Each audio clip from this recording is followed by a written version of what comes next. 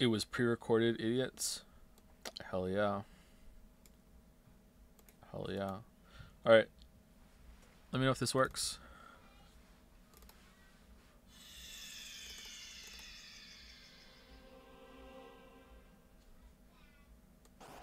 Witcher 2 Assassins of Kings was released in May of 2011, 4 years after Witcher 1 and 3 years after Witcher 1 Enhanced Edition.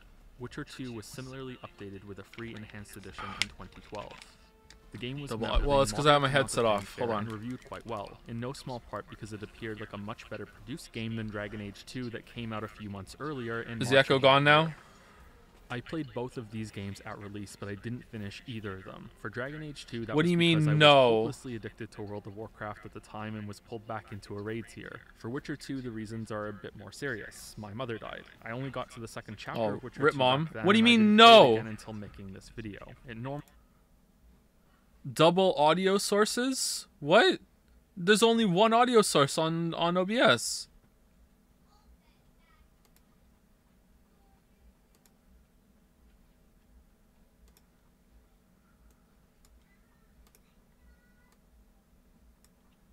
Sounds like the inside of a church. ROM video. Yeah, I know. It's a test video. Okay? I'm hearing it twice a few milliseconds apart. What?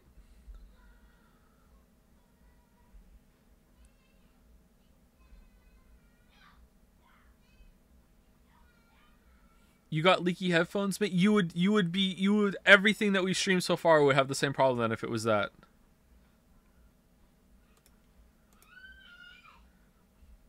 Is your microphone not picking up the audio? Then earlier in the stream it would be the same thing too. I do not have audio monitoring on any source on OBS. I just checked. I do not have it. Monitoring is off on both of them.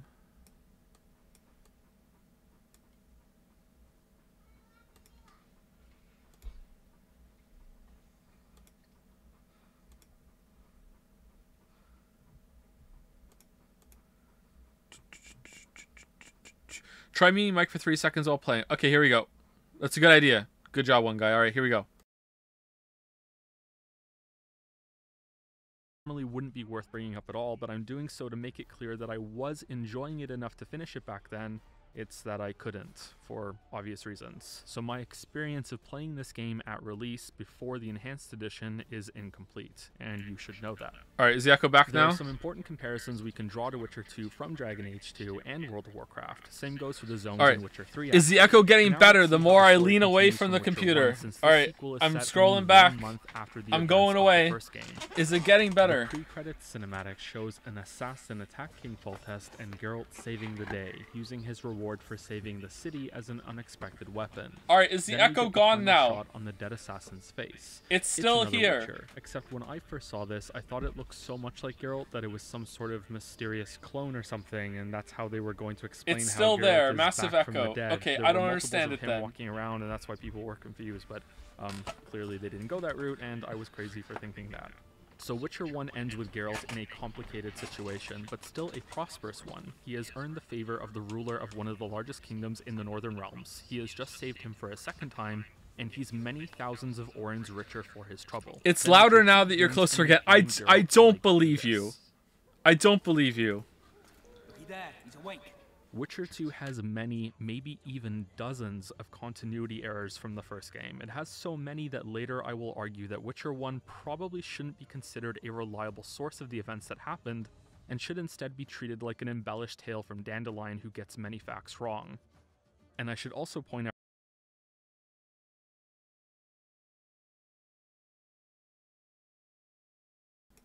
I don't understand. I don't understand.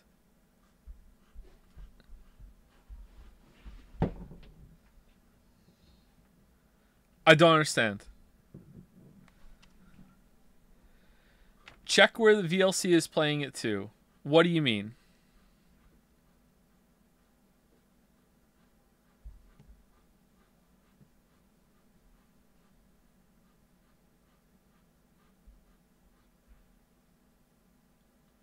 Why would that matter if the mic is... check whether it's your headphones or your monitors that play the same sound. But why would muting the mic fix it?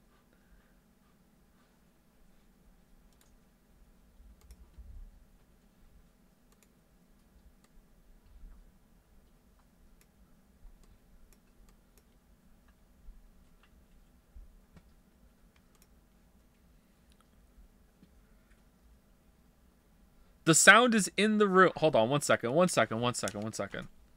me unplug. Hold on.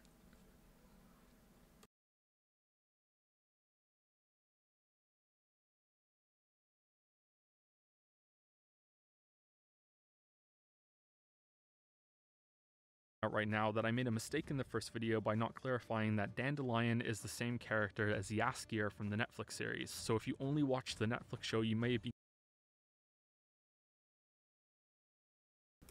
Okay, the only sound in the room is the headset. There's no other audio source in the room. The monitor is not playing a sound.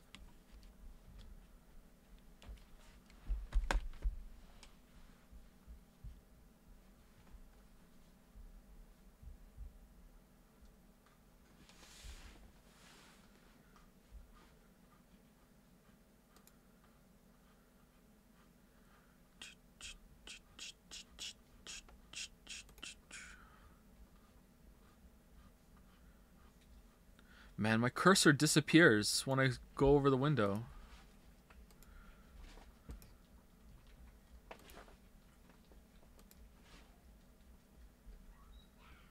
Okay, output. Automatic module. Windows multimedia device output. DirectX audio output. Device default. All right. There's only two options, default or the one that default is, but this time we're choosing it. All right. This time we chose it. Is it for the right reasons? Let's see. I'm confused when I started talking about... All right, is there a fucking echo now? Jaskier is a much better name for that character in my opinion, but in the games and the translated versions of the books that I read, that character is named Dandelion. I believe the more it's direct worse. translation is Buttercup. All right, I'm gonna unplug. Let's leave that. So because the I'm gonna games and the unplug the books call him headset. that, we're gonna call him Dandelion for the All rest right, of this video series. I can no longer hear it. Do you still hear the echo? To be clear, there's no way that this is intentional. The idea that Dandelion is the one Yes. telling the story, and that's why there's No. so many continuity errors No. and mistakes between the games. But Mario? I'm proposing it as a way to allow Echo the is trilogy gone. to exist more elegantly with the reality that was CD Projekt's limited budget with the first game, plus them not knowing how big No the series echo would now. grow, or Okay, if they would cool. have the chance All to right. make a sequel at all. Never mind one of the biggest games and most celebrated games of all time. I DS those lines way too hard. I don't understand. No, yeah, I turned it off. Here, it's back now. Echoes, but I don't understand the issue. Boomer, yeah, I feel like it.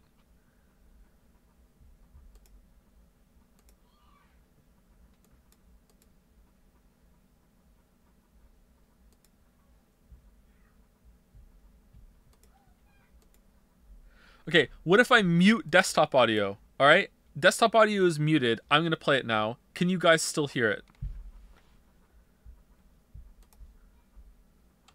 This is a very understandable problem, and I'm willing to accept and even propose this software. All right, it's going. Can you guys hear it? Only the echo. Okay, I'm now gonna unplug the headset. Okay, can you still hear the echo?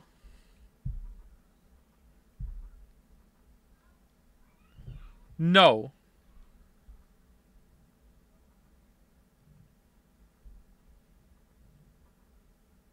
All right. You can choose to go through. Is the echo still gone? Start in the prison, recount the events of the day, and then It's end the in mic prison in with an headphones. escape There's sequence. no mic in my This is the headphones. closest the games ever get to the storytelling style of the books. There's no Fragmented, microphone full of on my changes in perspective headphones. With so many time jumps that are frankly unnecessary, but still entertaining. It's fixed, really you good did it. stuff, It's and I not. think it works I well can't here, hear too, by it. Cutting out some of the downtime that would happen between these sections, and also granting the full city siege a holistic It's quality not. that would I have can't- required way more work if every part of it was to be seamlessly linked. That's The staging grounds, the attack in the streets, the dragon's ambush, finding a way to open the gate, and then the final section when Oh, Kratos Echo's is back! assassinated, because the title of this game doesn't mess around.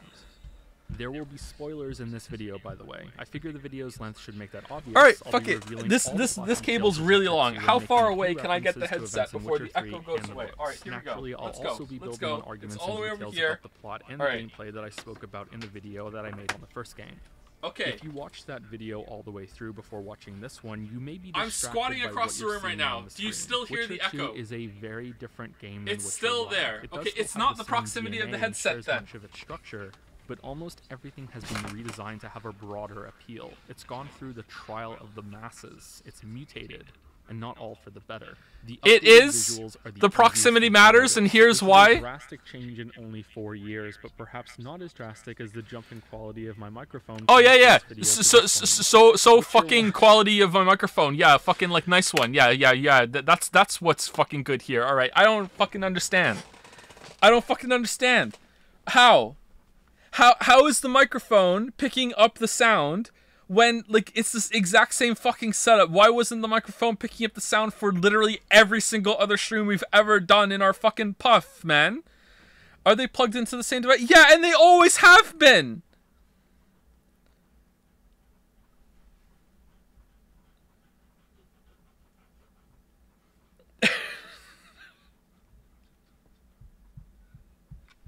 Try YouTube. Alright, let's try YouTube. Alright. Let's try any sound whatsoever. God of War, almost a masterpiece. Are you playing on YouTube? Here we go. Bruh. God of War is greater Oh my than god. the sum of Now I hear the echo. Holy shit. Or is that just a bad old microphone? Alright, is there an echo? Maybe it's just the bad fucking microphone. Hold on. It's so loud. Is there an echo? its parts. It doesn't have the best combat in the game, nor does it have the best exploration or Mega Echo? What do you mean Mega Echo? Is that the last boss of Echo the Dolphin? Yes, there's 100% Echo. Okay. Alright, I don't know what to do then. I don't know what to do. I already kind of didn't want to do this.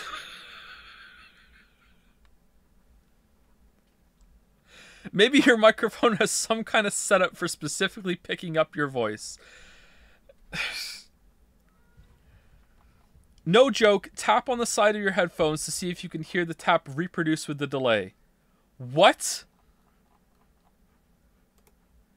Like right now? Lamayo got him? What? No, I don't hear anything. Only when you can hear the tap.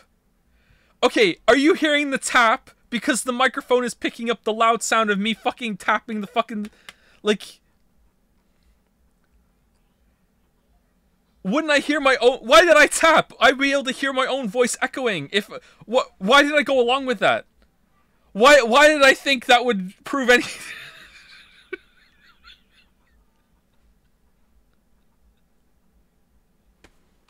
Check OBS for what? Check OBS for what?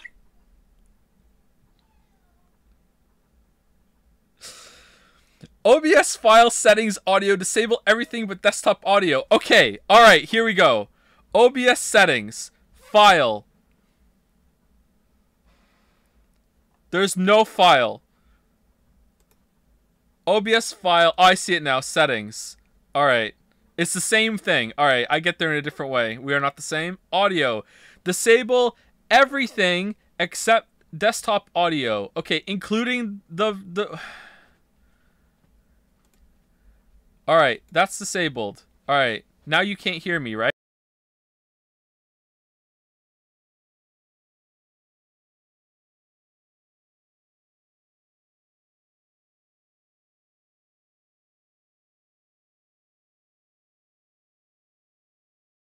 story. It might have the best visuals and overall quality in its presentation, but that also comes at the cost of some performance problems. Essentially, I'm saying that I can think of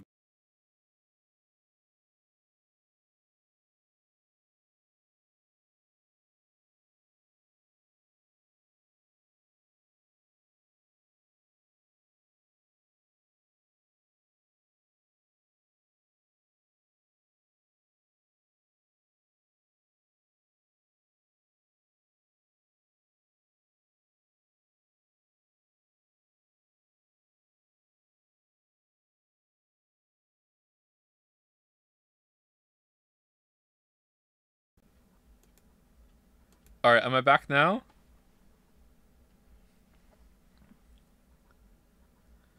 Do you think it's possible only in lefty?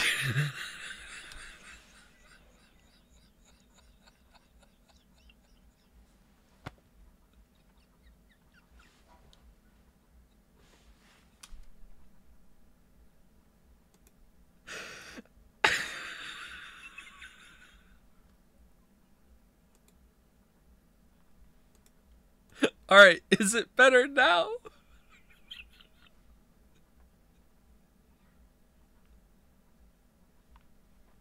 All right. Is is the echo still here? Games that individually do every part of God of War better than it does. But I can't think of another. Yeah, all right. Okay. All I can think of is if I unplug the Elgato, will it just magically fix itself? That's all I can think. All right, let's see. I'm fucking crying. All right, here we go. Where's the fucking USB cable? All right. All right. The Elgato is unplugged. All right, here we go.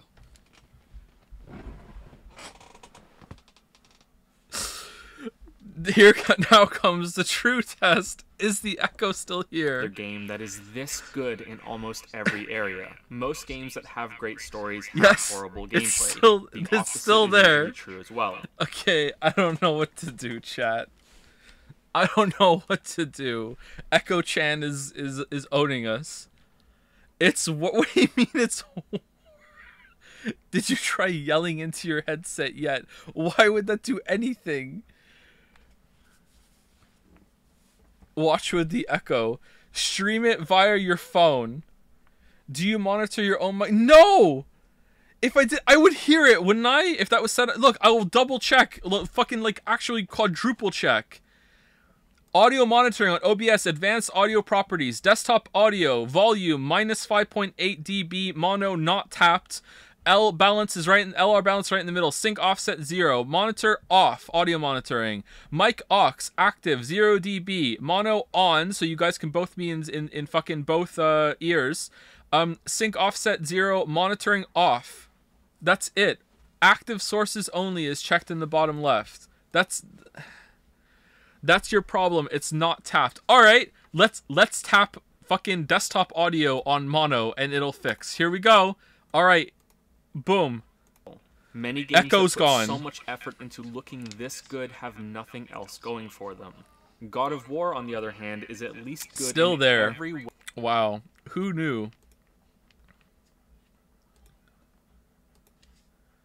It's not worth. First time chat. Wow.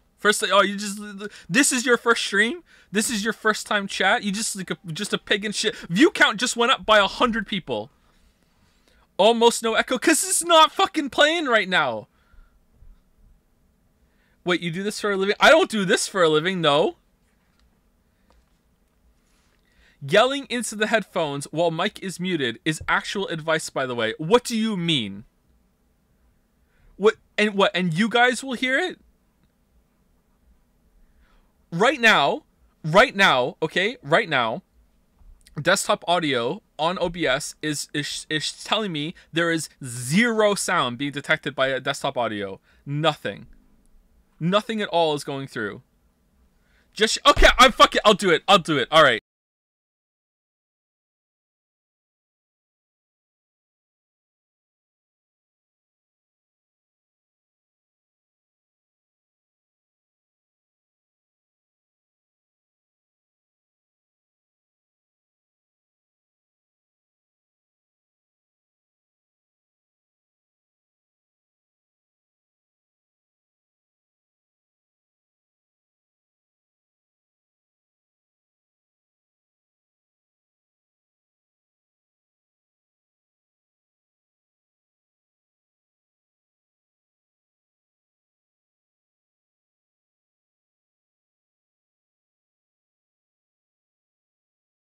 All right, none of you said banana, so you couldn't hear me. All right.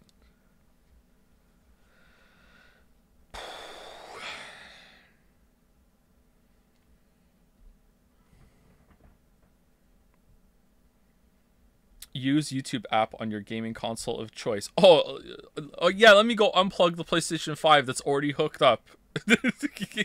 And go get the one I prefer. Connect your headphone in a different way. Why? Why?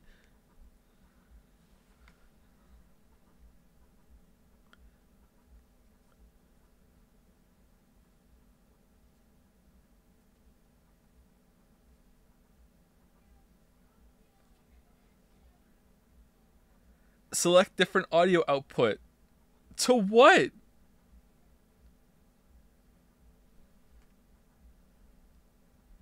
Go to the Windows sound control panel, maybe. Alright, I'm going. Alright, now what do you want me to do? I'm there.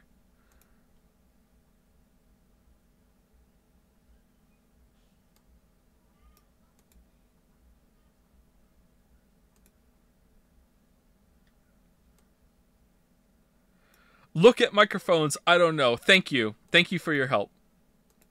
This helped.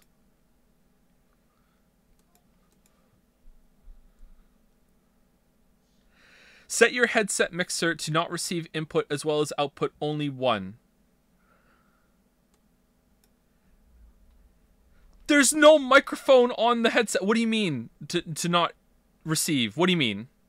Disable anything audio mix if it's on. The only things that are on are the output device that I use for the headset. That's it. And then the analog USB, the Focusrite USB. That's it. Those are the only two that are on.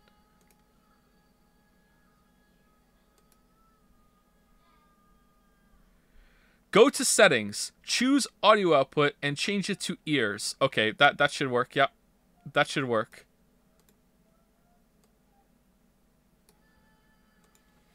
For fuck's sake, Google it, not listen to chat. Google what? There's an echo on my stream. What do? I don't even know the problem.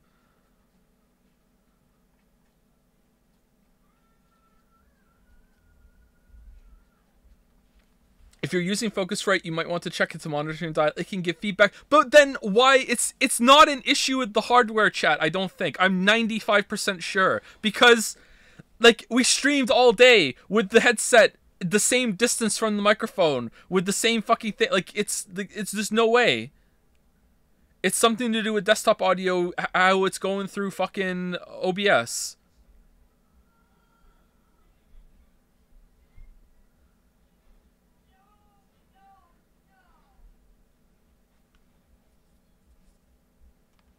The distance thing is copium. It really is. It really is copium. I checked the Focusrite anyway. Check what? Check what? Lol, just Google said the chat. Lamio. What headphone brand are you using? It's a Philips something. Philips 50mm vented neodymium drivers. Oh man, that's a bad one.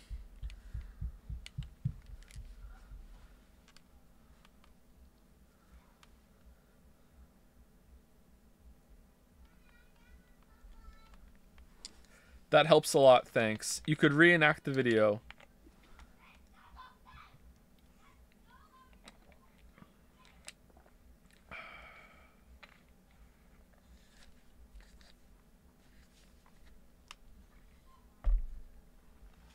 Try using audio output capture instead of audio input capture in OBS. I don't know where that is, but let me look and see if I can find it. Are the headphones open back? Yes, they are, but the microphone is not picking up the sound from the headphones, because if it was, this would have been a problem for the past like 2.5 years that I've had them. It is not that.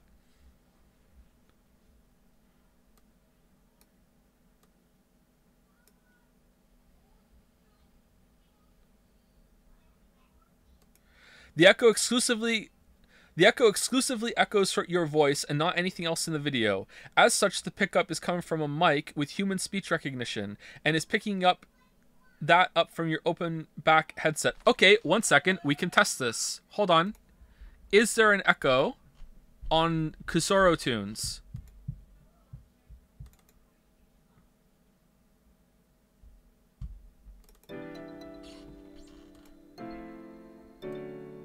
Do do do do do do do do do do do do do do do do do do do. There's no echo.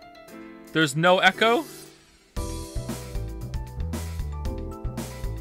Hard to tell. What do you mean it's hard to tell?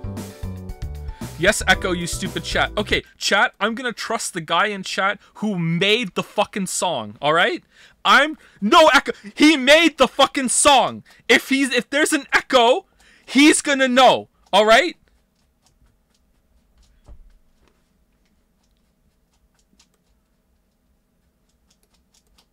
He's like...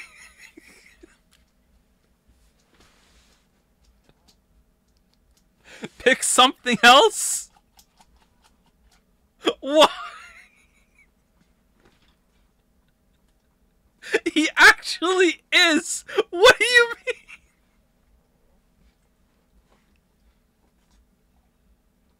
The guy is in the chat who made the song, and he's saying it sounds off, and you're all like, no, you. All right, here's a different one.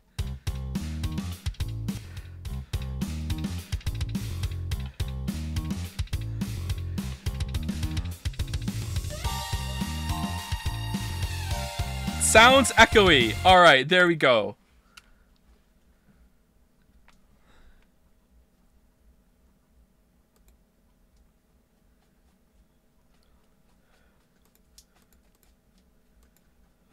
Fucking hell. Fucking hell.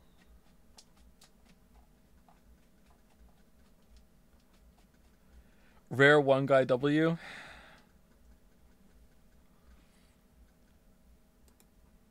I'm not seeing a way to, like, in audio settings in OBS, I'm not seeing a way to change anything when it comes to input or output at all. Is it not in OBS? Are you sure there's no echo filter on the desktop audio in OBS? I don't know how to set that up, so I don't think so. Try covering your headset. We did this already.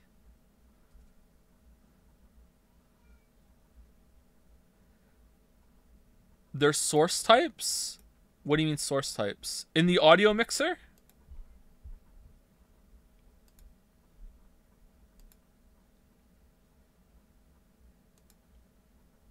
Oh, wait, hold on. You want that? No, I looked at that already. There was no change there whatsoever. It's like if I go to source type for window, it says like window VLC.exe, and then it's capture method automatic, and I can go to bit BLT Windows 7 and up or Windows 10, and it just says on automatic, and then it's window match priority, and then capture cursor, and then multi-adapter compatibility, and that's it. Add a new source in OBS, select VLC video source. Mute all other audio sources in the audio mixer. Enable monitoring on the one VLC video source in the audio mixer. Okay, and then?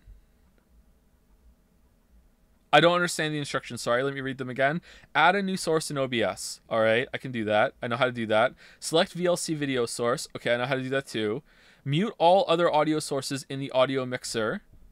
Okay. Enable monitor. But then I'm going to have to play it in OBS. Isn't that the same thing? Or is that just the audio test you want me to do?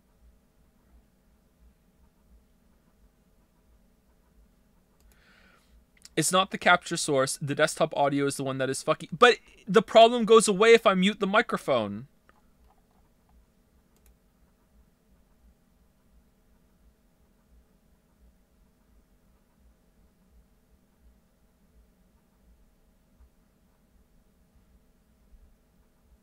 No, it doesn't. Yes, it does!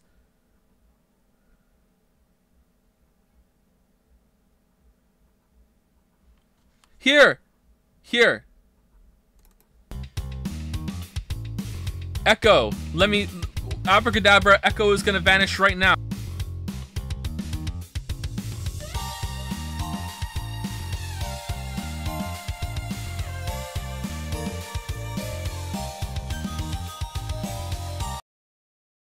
What do you mean it sounds the same?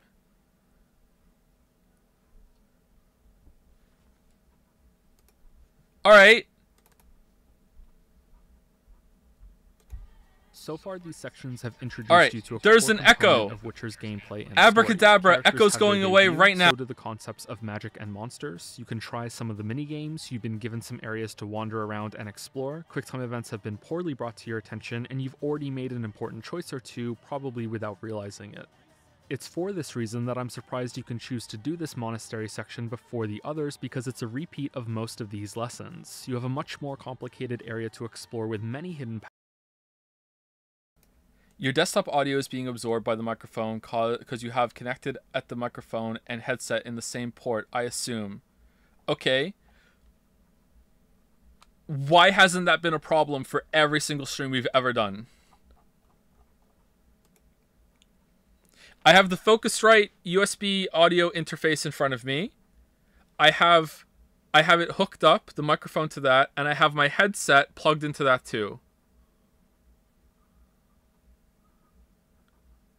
Did you use desktop audio until now? Yes. Not for PlayStation 5, because I couldn't, but every other stream we've ever done on PC, I've always used desktop audio.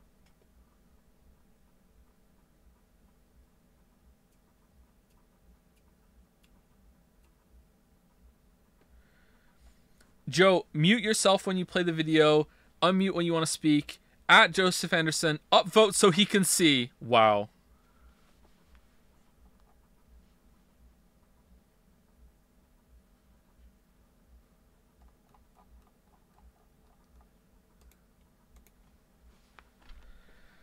Try seeing if a PC game has the echo. That's good. What I understand is, why does the fucking microphone, when it's muted, fix it? What game could we play to test this problem? Where is Witcher 3? Where is Witcher 3? Where is Witcher 3? Where is Witcher 3? Where is Witcher 3? Where is Witcher 3? Where is Witcher 3?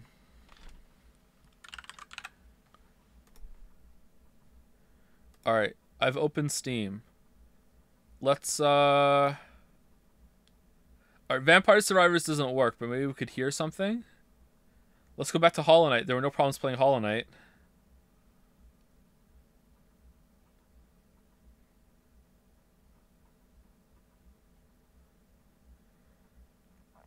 Check which source you're muting when muting the microphone. I'm muting the mic aux in OBS when I'm muting it. I'm just pressing the button in the audio mixer in OBS. Something with speech so we can hear if there's an echo. Oh, for fuck's sake. Alright.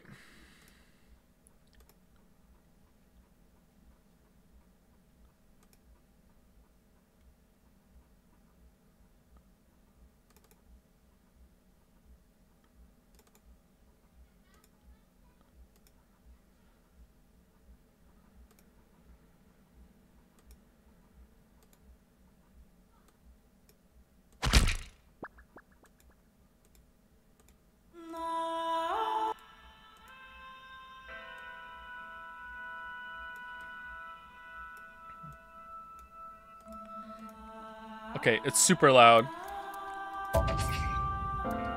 It's so loud.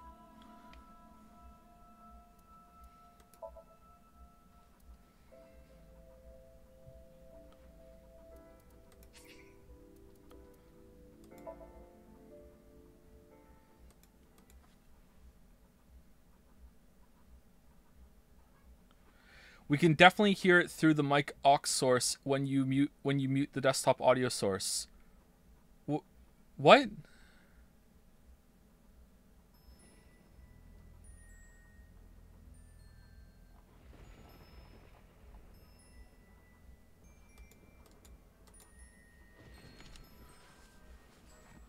Test this game for 30 hours. All right. Raise the volume, it's really low. Sorry, wouldn't want to ruin the experience for you.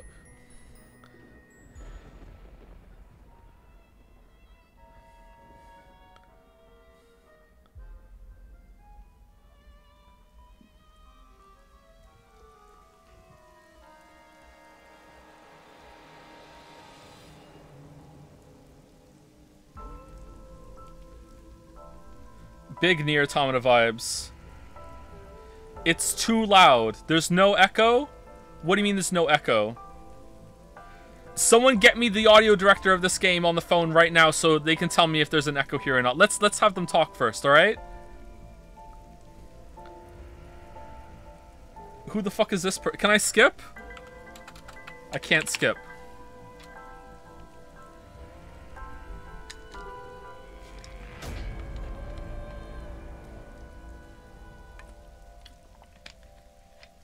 You think chat is going to be convinced by the audio director?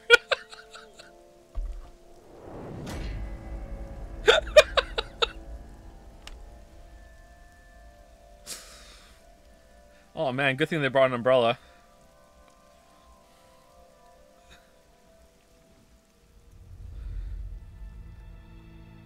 Alright, Monokuma, show up and fucking talk. This has gone on for 37 minutes.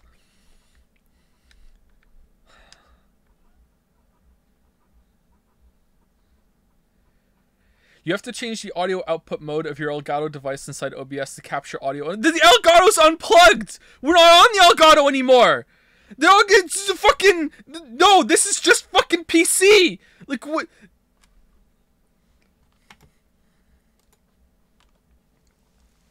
Talk game.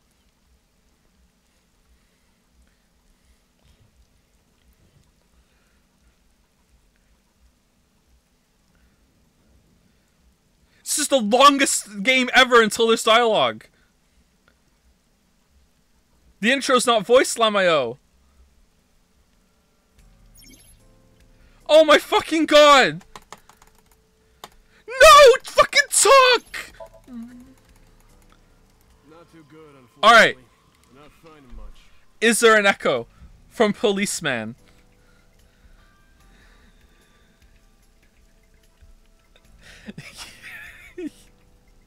No! Definitely yes. No. Can't hear shit. Okay, let me turn it up. Alright, it's turned up. It's so loud. Here we go.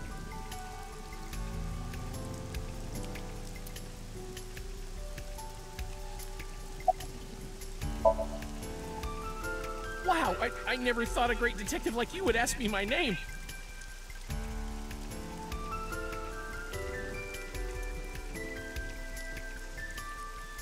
Yes, echo. Alright, then we can finally turn this shit off. Alright, it's turned off.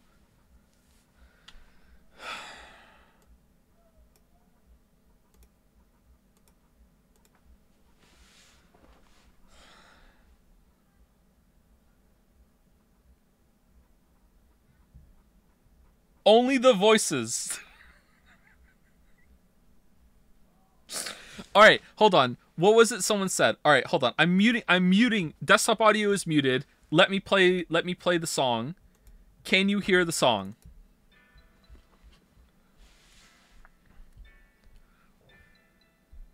No. Yeah. Barely. Okay. Tell me, can you still hear the song?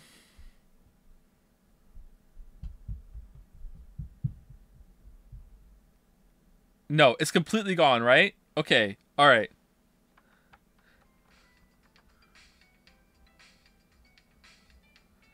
Okay.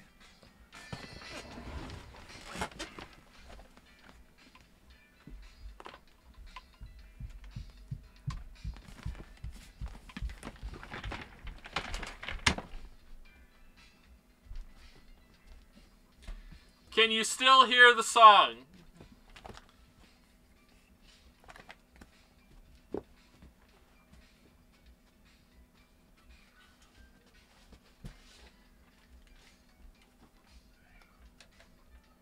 Okay, can you still hear the song?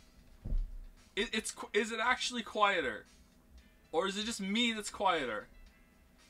Yeah, I don't understand it. I don't understand why the microphone is suddenly picking up the fucking headphones. I don't get it.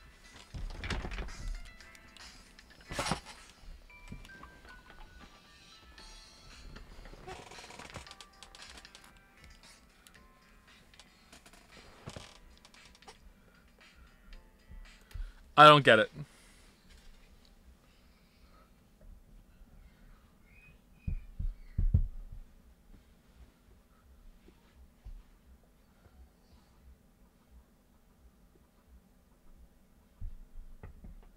Can you increase your noise gate? You think I have a noise gate?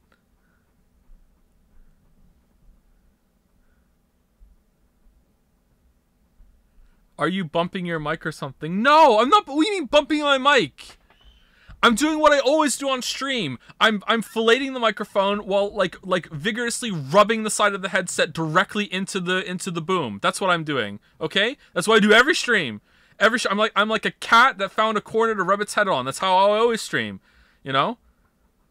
The headset must be an inch next to the microphone at all times. Like that's how I always like.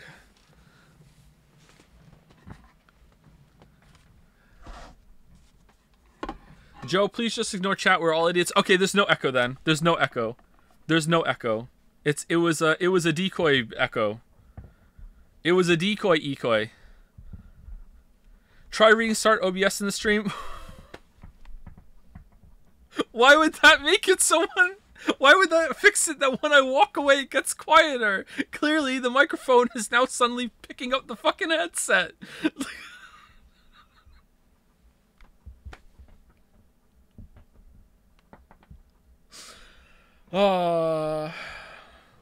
Pinned message? What pinned message? This guy had it. Alright, I trust you, chat. 1 second. Let me mute the microphone so you can't hear it.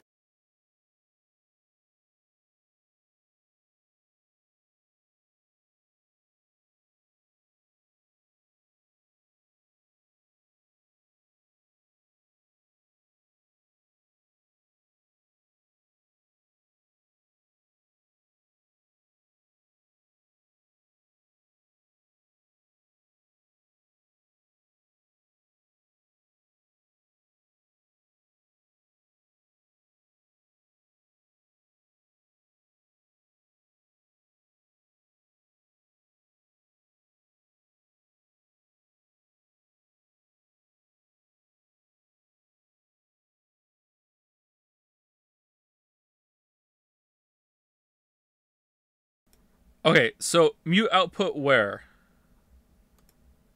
So mute output and then monitor it.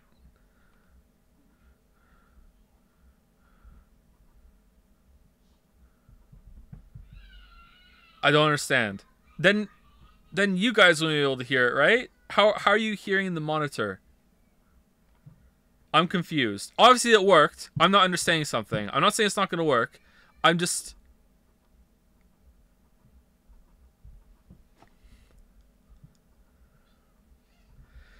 Just trust to it. I don't know how. This is not a lack of trust.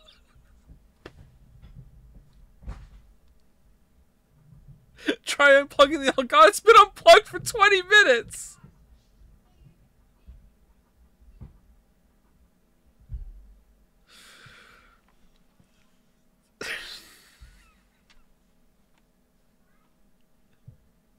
Plug it back in then. Replug the Elgato. We're not using the Elgato. Alright. Mute the thing. Just no, then you guys are still gonna hear it because it's coming from the microphone. Even when it's muted, you're still hearing the echo. Like you'll hear the echo right now.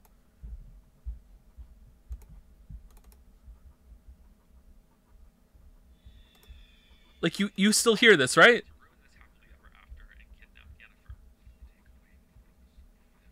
Yeah. So the desktop audio, the output on desktop audio is muted right now, and you're still hearing it. Someone posted a diagram. All right, cool. Where's the diagram? Here's a diagram of what I think is going on. PC in and out, and then they're touching. Okay. All right. How do I make them not touch anymore?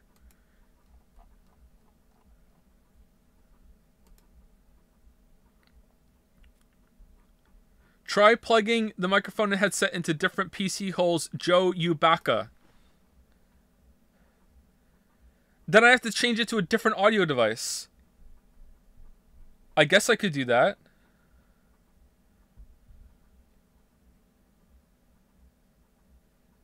Where am I going to plug it in? Alright, I'll try it. Fuck it. Alright, bye.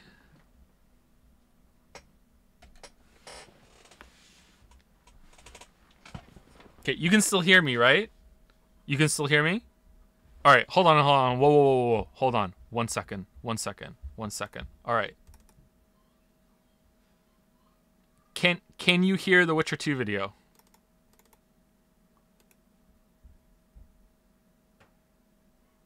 No?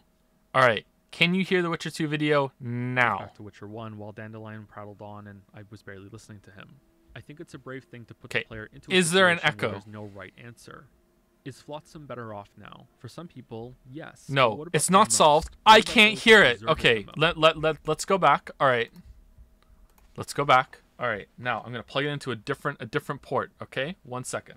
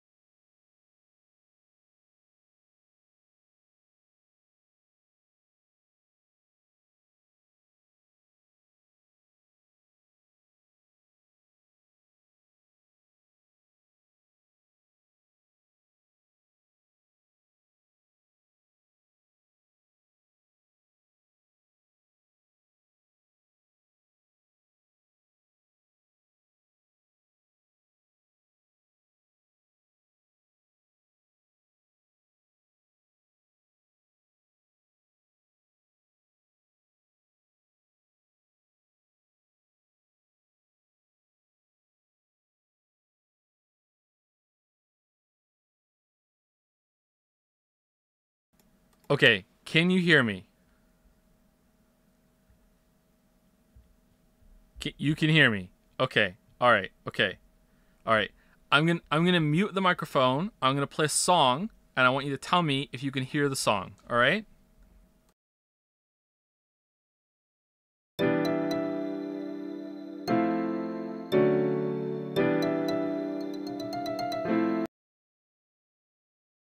Okay. Now, the microphone is plugged in. My headset is plugged into a different source than the microphone source, okay? My headset is currently plugged into the monitor and the sound is coming out in my headset through the monitored output in sound settings, okay? So this is different, all right? So I'm going to play it. Desktop audio is muted on OBS. Can you hear the song?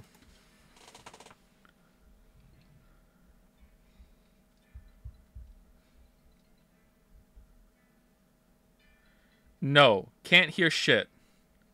Slightly, faintly. Very quiet. So not like an echo. Okay, so if I put them both, like a little sound is obviously going to happen. All right, now I'm going to put them both on. All right. Is there an echo?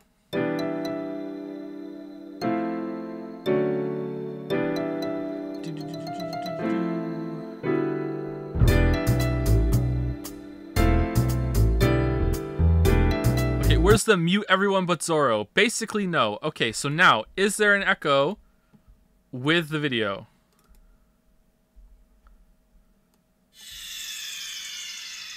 Meet up with her afterwards since Shillard saves her if you don't. He was the Nilfgaardian speaking to Foltest if you've forgotten. He wants to sign a treaty with her and she clearly doesn't want to, but because Geralt killed her son and the castle town has fallen, she feels like she has no choice but to make a deal with the Nilfgaardian devil.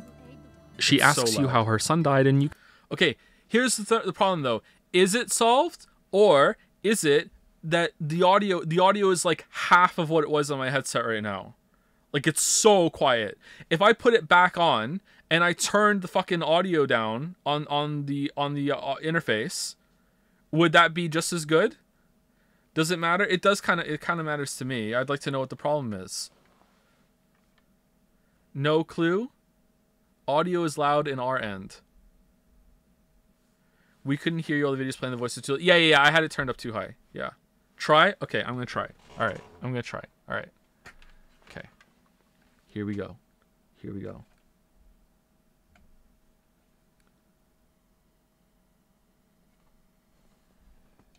Whoops. I just turned direct monitoring on. All right. Wait, what's that button do? Nah, just kidding. All right, so I don't hear shit.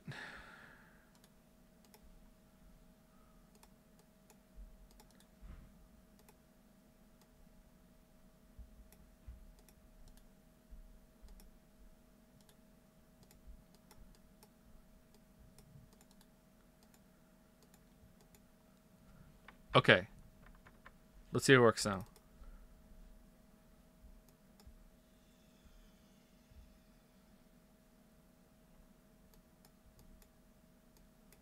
Witcher 2 Assassins of Kings was released way.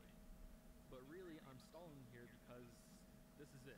The whole game has been like a slowly ascending roller coaster, clacking as it's very quiet. It's turned down very low. on this moment. Or if you're a millennial, This is where the bass drops. We've had a few choices and consequences so far, but they all Is that a little bit better? the same narrative line. If you picture that being drawn along, this is where it splits open like a vein flooding through a capillary network. This is why we have to go beat. The echo is back. I don't understand then. I don't get it. It sounds like it's something else. I don't fucking know. All right, I'll go back to the old setup then. I don't get it. I don't get it. You know what else is weird? Maybe a setting change. I remember when we used to stream before, I used to be able to turn my audio down as low or as high as I wanted, and it didn't matter to you guys.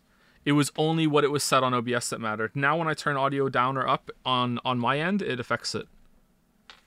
Joe, I'm not fucking with you.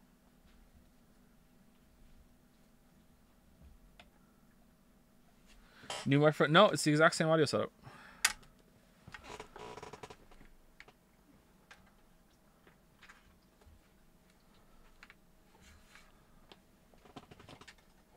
Okay, where the fuck is this?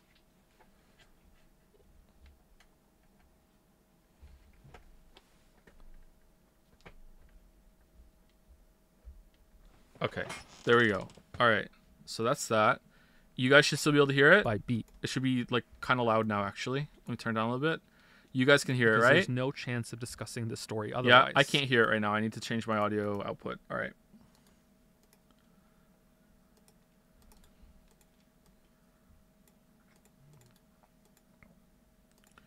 Okay, and I can hear it now. All right, there we go. I can hear it. You guys can hear it. Let's start God of War and see if we can get it done.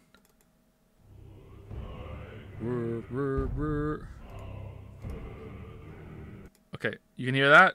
You can hear the brr, brr, brr, brr. Yeah, no video right now. I know, it's fine. Don't worry about it. Let's test with the Witcher 2 video some more, actually. Okay, so let's get the audio right.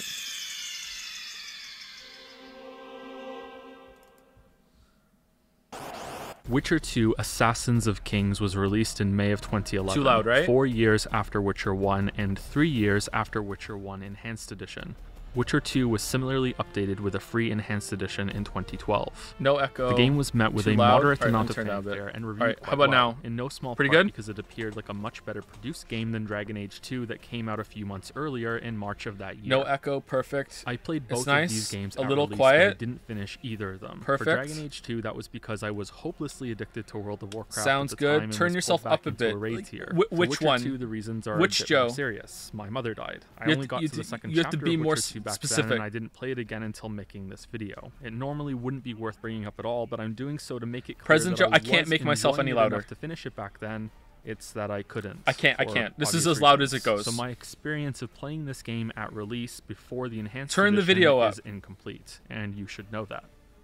There are some important comparisons we can draw to Witcher 2 from Dragon Age 2 and World of Warcraft. Same goes for the zones in Witcher 3 actually, but for now let's see how the story Okay. continues from Witcher 1 since this sequel is set only 1 month after the event. All right. Here we go. Here we go. All right. All right. God of War is greater than the sum of its parts. Oh, man, It doesn't have old the best microphone combat in a sucked. game, nor does it have the best exploration or story. It might have the best visuals and overall quality in its presentation, but that also comes at the cost of some performance problems. Bad Mike. Yeah. All right. New one. What do you mean new one sucks too? New one is like, it's fucking what most professionals use. It costs like fucking like $600 or something. Every single person in every single podcast uses this fucking microphone. What do you mean? New microphone sucks too. What do you mean? I'm using it right now. Okay. All right.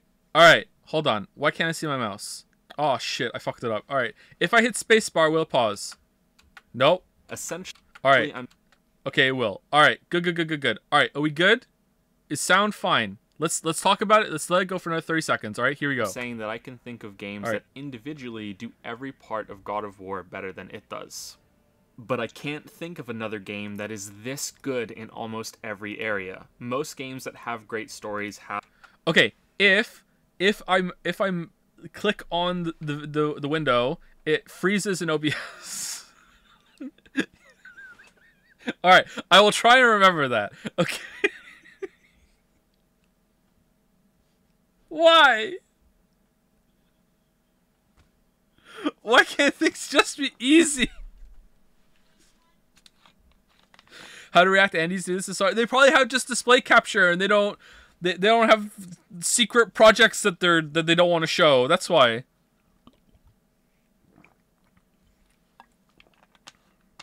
Oh man.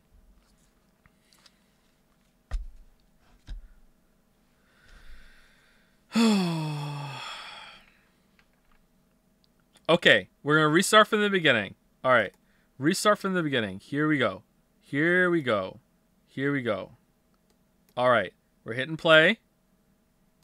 Full screen. Tablet OBS. All right, here we go. God of War is greater than the sum of its Oh, parts. man, banger It doesn't opener have line. the best combat in a game, nor does it have the best exploration or story. True. It might have the best visuals and overall quality in its presentation, but that also comes at the cost of some performance problems. Essentially, I'm saying that I can think of games that individually do every part of God of War better than it does. But I can't think of another game that is this good in almost every area. Most games that have great stories have horrible gameplay. The opposite is usually true as well. Very true. Many games that put so much effort into looking this good have nothing else going for them. So I've never finished this game, so I've always felt a little bad about using this as an example. Am I right though? Like I played it for a little bit, and it just felt like more of a tech demo than a QTE simulator, you know? So I felt kind of like, yeah, whatever. That was more of a visual kind of thing. Yeah. Dude, just be lucky that it's working. All right. All right. There's no subtitles. We're not even watching on YouTube. All right. I'm not putting on times 2 speed. No. God of War, on the other hand, is at least good in every way that counts and may even Oh, be man, it's all great fucked in more up. Okay, categories it's good now. than it isn't. That's a pretty big achievement, and it makes the game easy to recommend. I agree. But there is a big caveat that I want to lay down before I can spoiler warning the rest of the video. The amount of attention that both gameplay and story received during God of War's development Good cuts. may end up being a huge negative for some players. In this way, it's lesser than the sum of its parts. True. If you don't like third-person action games with enclosed melee combat, it's unlikely God of War will change your mind. Likewise, if you don't enjoy stories in video games and prefer mostly gameplay, there are long stretches of walking and climbing sections in God of War that have you doing nothing. Yeah, it's a Sony exclusive, yeah. Only minor Man, look how input from different you Freya when concentrating looks. Holy crap. Wow, they really made her look really like angry and haggard in Ragnarok, huh? Like, wow, look at the difference. Damn, they pulled that off quite well. Screen and many unskippable cutscenes, a cardinal sin in video games as far as I'm concerned. I got a lot of shit for that line, but I stand by it. I thoroughly enjoyed Cardinal both sin. of these sides of God of War, but I know some of you watching may only be interested in one of them. This game may not be for you because of that. If you've played the previous 3 main entries in the God of War series, I think this one is worth going through for the story alone, even if the gameplay is something you merely tolerate. So there's my usual bare bones review as an introduction. Spoiler warning is on the screen. God of War is best played without knowing its big grabbing moments. the spoiler warning. If you are stopping the video to play it yourself, my parting words of advice are to not play it on Give Me God of War mode. Still the true. game is best played on hard or normal. Yep. Still true. Yep. Good job, past me. I can enhance her for you right now if it so pleases you, son of a bitch. God of War joins the rank. All right. So here's a weird thing about this video, and I don't understand it. Again, it's audio issue. Okay. When I was making this in Adobe Premiere, the lines from the game were as loud as I was, and it sounded fine. But then when it went on YouTube or whatever, it was like so fucking quiet. I don't know what happened with that. Like it was fine on playback. I was like, oh, like I got it right. But yeah, oh well. I don't know what the fuck happened, and it's always bothered me about this video. Audio, I know, right? Of other games like Tomb Raider, Prey, Prince of Persia, and Doom. Games that require you to include the year they were released with the titles so everyone knows which game you're talking about. Oh man, that line aged so well. Reboots or sequels. There's also a tendency Look at the shot. for games to Look at the drop shot I'm gonna the do right now. numbering after Ready? the Here you third go. one and go for subtitles. Boom, boom! instead. Oh man, such a In good God shot. of War's case, it should be obvious, and yet there were many debates leading up to the game's release about continuity from the previous games. This culminated personally for me when I went to buy the game at the store. The guy at the register asked, Alright, I will ruin something for you right now, okay? Alright, this took me, this part here took me like, it took me like an hour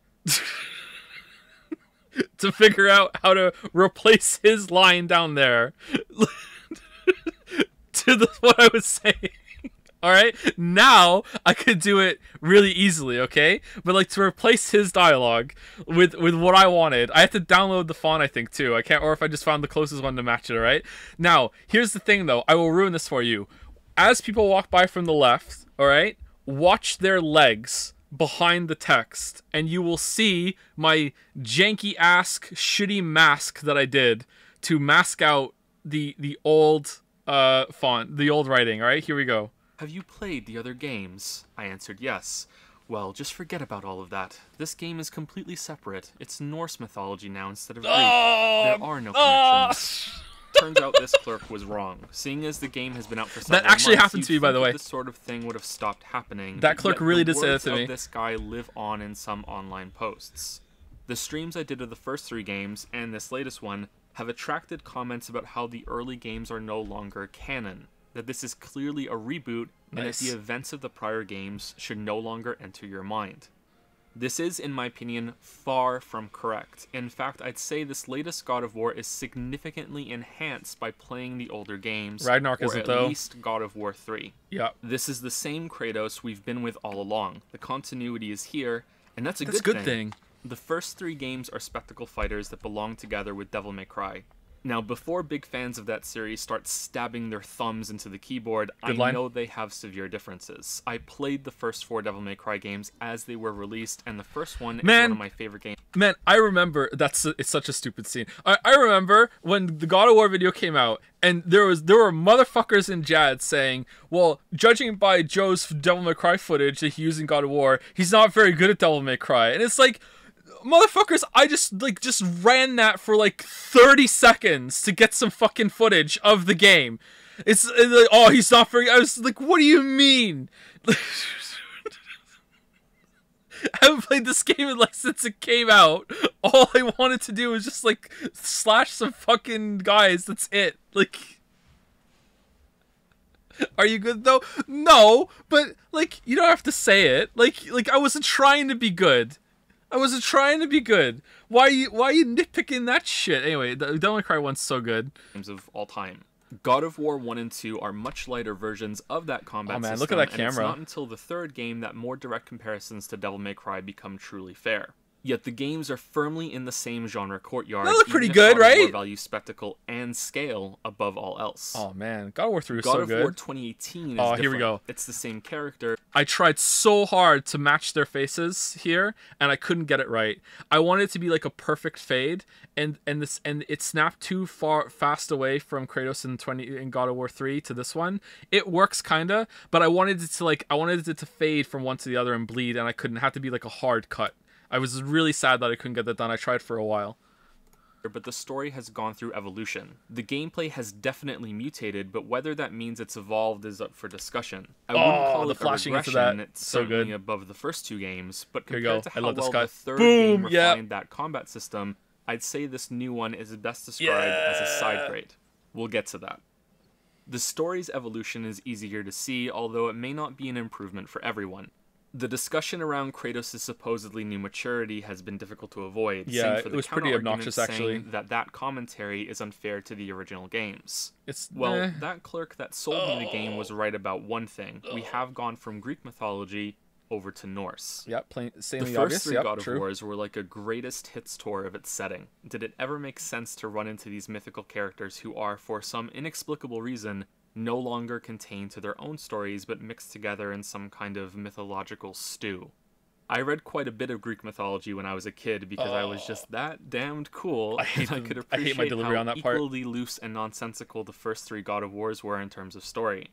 It's not so much about structured plot. These stories were originally told orally and thus have no recorded origin. They were told and then retold and naturally changed along the way. Arguably, that's part of their charm. It made them inevitable victims or beneficiaries of alterations in both style and content.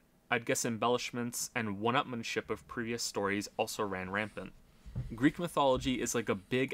All right, so I forgot about some of that. I like the comparison of like making like a greatest hits album of everything like mixed together. I think that's a pretty good way of describing it, actually. Good job, past me. I like that. I don't like my delivery there all that much, but that's a pretty good way of describing it. album of songs made to fit one Ragnarok's theme, not like but that. with a different artist guest starring on each track. It was more about contained scenarios and the epic emotional payoff at the end of them, rather than a sweeping continuous tale. Kratos embodies that in his simplicity in the first three games, but that does not Nipple mean shot. he is a character without any depth or meaning. It just means he suits the setting he was placed into. It's pretty He true. isn't just a bloodthirsty monster that kills indiscriminately. He cares deeply about his family, to the point that, in terms of plot, he is controlled by guilt more than rage. But that doesn't sweep away the fact that, for the majority of the game, anger is what powers the Kratos engine. The more complex side of him is rarely shown, and when it is, it feels more out of place due to how much time we spend in kill, kill, kill, blood, blood, blood mode. You could argue Lots that of the cuts setting there. is more the story than this character in the first three games. It's not until a few scenes at the end of each game and the last quarter of the third game This that character Kratos is is weird. shown as more than just our anchor being dragged through this mythology. Get it? Anchor, and he's in the water and he's being dragged through. Yeah, get it? Yeah, see? I do this all the time, and I feel like most of it's lost on people. Logical ocean. I should note here that I haven't played Ascension or the PSP games, so it may be different in those ones, and I can only judge the first three numbered games. God of War 2018 is mostly the opposite. The Norse mythology setting is important, but compared to the original trilogy, it's like a backdrop to serve as a stage for a story about Kratos. Kratos is the greatest. It's like a backdrop to serve as a stage for a story about Kratos and his son Atreus. There are fewer appearances from mythical characters in this one, possibly to the game's detriment, but it feels far more cohesive than the boiling pot approach of the earlier games. Norse mythology was originally told orally. It was told and retold and therefore carries with it the same qualities as Greek mythology. Variations were encouraged and sadly, not much of it was written down and is really lost forever. Okay, there are a few gaps in my knowledge. So quiet. However, it has something that the majority of mythologies do not, an ending to its own world. Now, before you start quoting the Book of Revelation at me, remember that Ooh, Dark Ragnarok Souls. is quite different. First, the word is quite possibly one of the coolest ever created. Ragnarok. You can just taste it as you say it. Second, it's a final True. It is world-altering a cool battle word. where every character shows up and slaughters each other. Rivalries are partnered off and permanently resolved. Almost everyone dies. This may not seem like a big deal, especially since the rest of the Norse stories follow a similar contained scenario with contained payoff as Greek mythology, but along with Loki being a regular catalyst that sets off the conflict in many of the tales, Ragnarok is always there. It's looming, it's coming. A small detail here, or part of the ending there, or rolled up into that boogeyman monster that's waiting at the end of the imaginary book that will never hold all of these stories. There's a little more glue that binds Norse mythology together. So I like the description, but I always thought it was a little too much of a run-on sentence. It's a little too long. Like it's a good way of describing it, but I wish I had cut that down just slightly a little bit. I don't know. Maybe it's fine, but I feel the effort in my voice when I say that. All right. So watching this back already has made me think that like what's the read on it, chat? Did Kratos change the course of Norse mythology, or was that how it was always going to be, and it's just that it was like told kind of in the wrong way? Because it feels like there was a huge amount of effort put into the Ragnarok story, the game Ragnarok story, to show that, oh no, the prophecies were just kind of weird. It's like, oh yeah, Loki did, quote unquote, give birth to Fenrir and the World Serpent. It's just that he did it in a different way than it could be a misconstrued prophecy sort of thing. It kind of feels like they really wanted it to stay somewhat true to the events, but it's just that it was misunderstood, I guess. I don't know. In the first game, Mimir says that Ragnarok comes faster because of it. Yeah, but they've never gone through it before, so how would they know? Like faster than foretold. But a lot of the I guess it was always meant to be that way, because it's just the prophecies were wrong and they were just, fake decoy prophecies all the time. Seems that way. Huh. Why the fuck doesn't Kratos die, by the way, if the prophecy said so? Because it turned out it wasn't Kratos at all. It was Odin instead. You can add this to how the Norse gods are far more grounded than the Greek. A large part of the appeal of both families of gods is that they're fallible. They're not calm, all-powerful, and all-knowing deities. Did Gumfuck not tell you? They this reflect prophecy some of is the worst out of date. qualities of mankind and can be just as selfish and capricious. Yet the Norse gods have always struck me as the more human of Freya the looks two, so different. or if human isn't the right word, more mortal. There's brutality in how the gods are treated in both Norse and Greek mythology, but it's the Norse side that always struck me as having the deeper, more lasting ramifications on the gods for that brutality. Outside of the games, that is. The games versions of the gods are about even in this respect. Are these the only reasons that Kratos is different in this game? Absolutely not, but it's clear that there was a deliberate change going from one setting to the other, for all the environments, the gods, the monsters, and Kratos himself. It's more likely that these changes were thought up first, with The Last of Us being such a clear source of inspiration that I won't bring it up again for the rest of this video, and then the setting was settled on around the same time as an appropriate migration. Everything has been shifted from the extravagant, exaggerated Greek myths to the still mystical. So that sort of thing is actually not that hard to do, but I guess maybe it's comparable to anything that. I'm not really good at video editing, but if you do get good at expressing yourself in any creative way, at a certain point, nothing is really hard to do in terms of technique, and it's more, well, there's some things, but it's mostly thinking of ideas and getting yourself there and putting the work in. So to me, the hardest part of doing that was actually finding a good clip that worked. Do you know what I mean? Like having it be one cut that begins with Joel using the axe and then ending with Joel using the axe, like, and matching it together. The matching part wasn't the hard part. The hard part was finding that and having the idea. You know what I mean? So the other match cut I really like is one in the Subnautica video where I go above the water, and when I dive back down again, I'm in a different area, and it looks like it's very hard to tell that it's changed to a different clip because of that. Everything okay? Just right, what are we doing? We are watching back my God of War 2018 video, and at this pace, it's going to take us 7 hours. So let's get back to it. But while not humble, but humbler Norse ones, That's a good Kratos shot. is slower, more limited, and is now capable of fatigue. This could be explained by him getting older. The game even takes at least one crack at him about that. You didn't hurt your back, did you? I did not hurt my back. So But quiet. that doesn't make much sense for a Greek god when you think back to Zeus and his siblings in the previous game. I think it's more likely, and better suited, if this new realm is dampening him in some way. The rules are different here. Sometimes that can make him powerful if he can defy them, other times it makes him weaker when he can't. So Ragnarok has explained this now, that he lost a lot of his powers when the Greek realm blew up, and that's why he's lost a lot of his magic, but he still has a lot of powers, so I still think that kind of explanation or kind of read on it works. That sometimes he is very much ready, he can go, you know, Super Saiyan, and sometimes he can't, you know? But he has lost a lot of his magic. I wonder what else he's lost. What's your favorite video that you've made? The Witcher 3 video. Mostly it's like gravity is stronger in the Norse realm compared to what he's used to.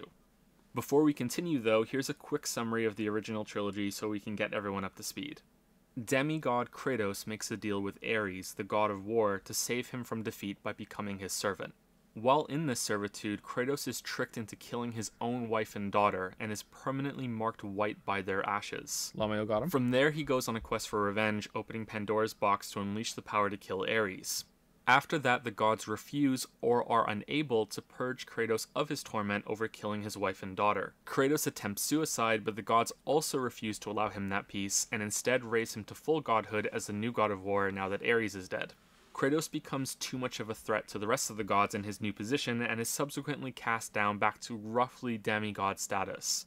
Zeus lays a trap which Kratos stupidly falls for when he channels the remainder of his powers into the Blade of Olympus. Yeah, it was pretty dumb. Zeus, who is Kratos' father by the way, the guy had a real bad problem of keeping his lightning bolts in his pants, then kills him, and after being saved by the Titan Gaia, begins a new rampage throughout all of Greek mythology over 2 games, killing titans and gods alike.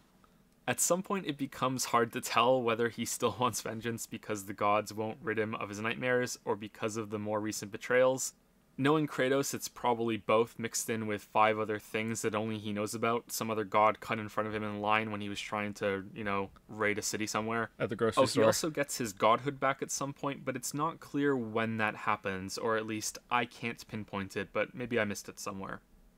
Ultimately, Kratos destroys the world, and I'm not exaggerating. The oceans flood after the death of Poseidon. look how more epic the this is than spirits of the Ragnarok's damned are ending. let loose from hell after Kratos kills Hades. A plague is unleashed, the sun goes out, pretty much all life dies. After Zeus is killed in the end, this is the state of the world. Athena, who died at the end of God of War 2, was previously one of Kratos' only allies. She explains that she has ascended to a higher existence since that death and continues to help Kratos in God of War 3. Wait, who's At that? the conclusion, she demands the hope that Kratos absorbed from Pandora's box as her payment for this. Refusing, Kratos instead chooses to kill himself with the Blade of Olympus. Whether he does this out of a final act of defiance for the gods, or due to regret after realizing his revenge did not grant him peace, isn't clear. Again, it's probably both and some other things too.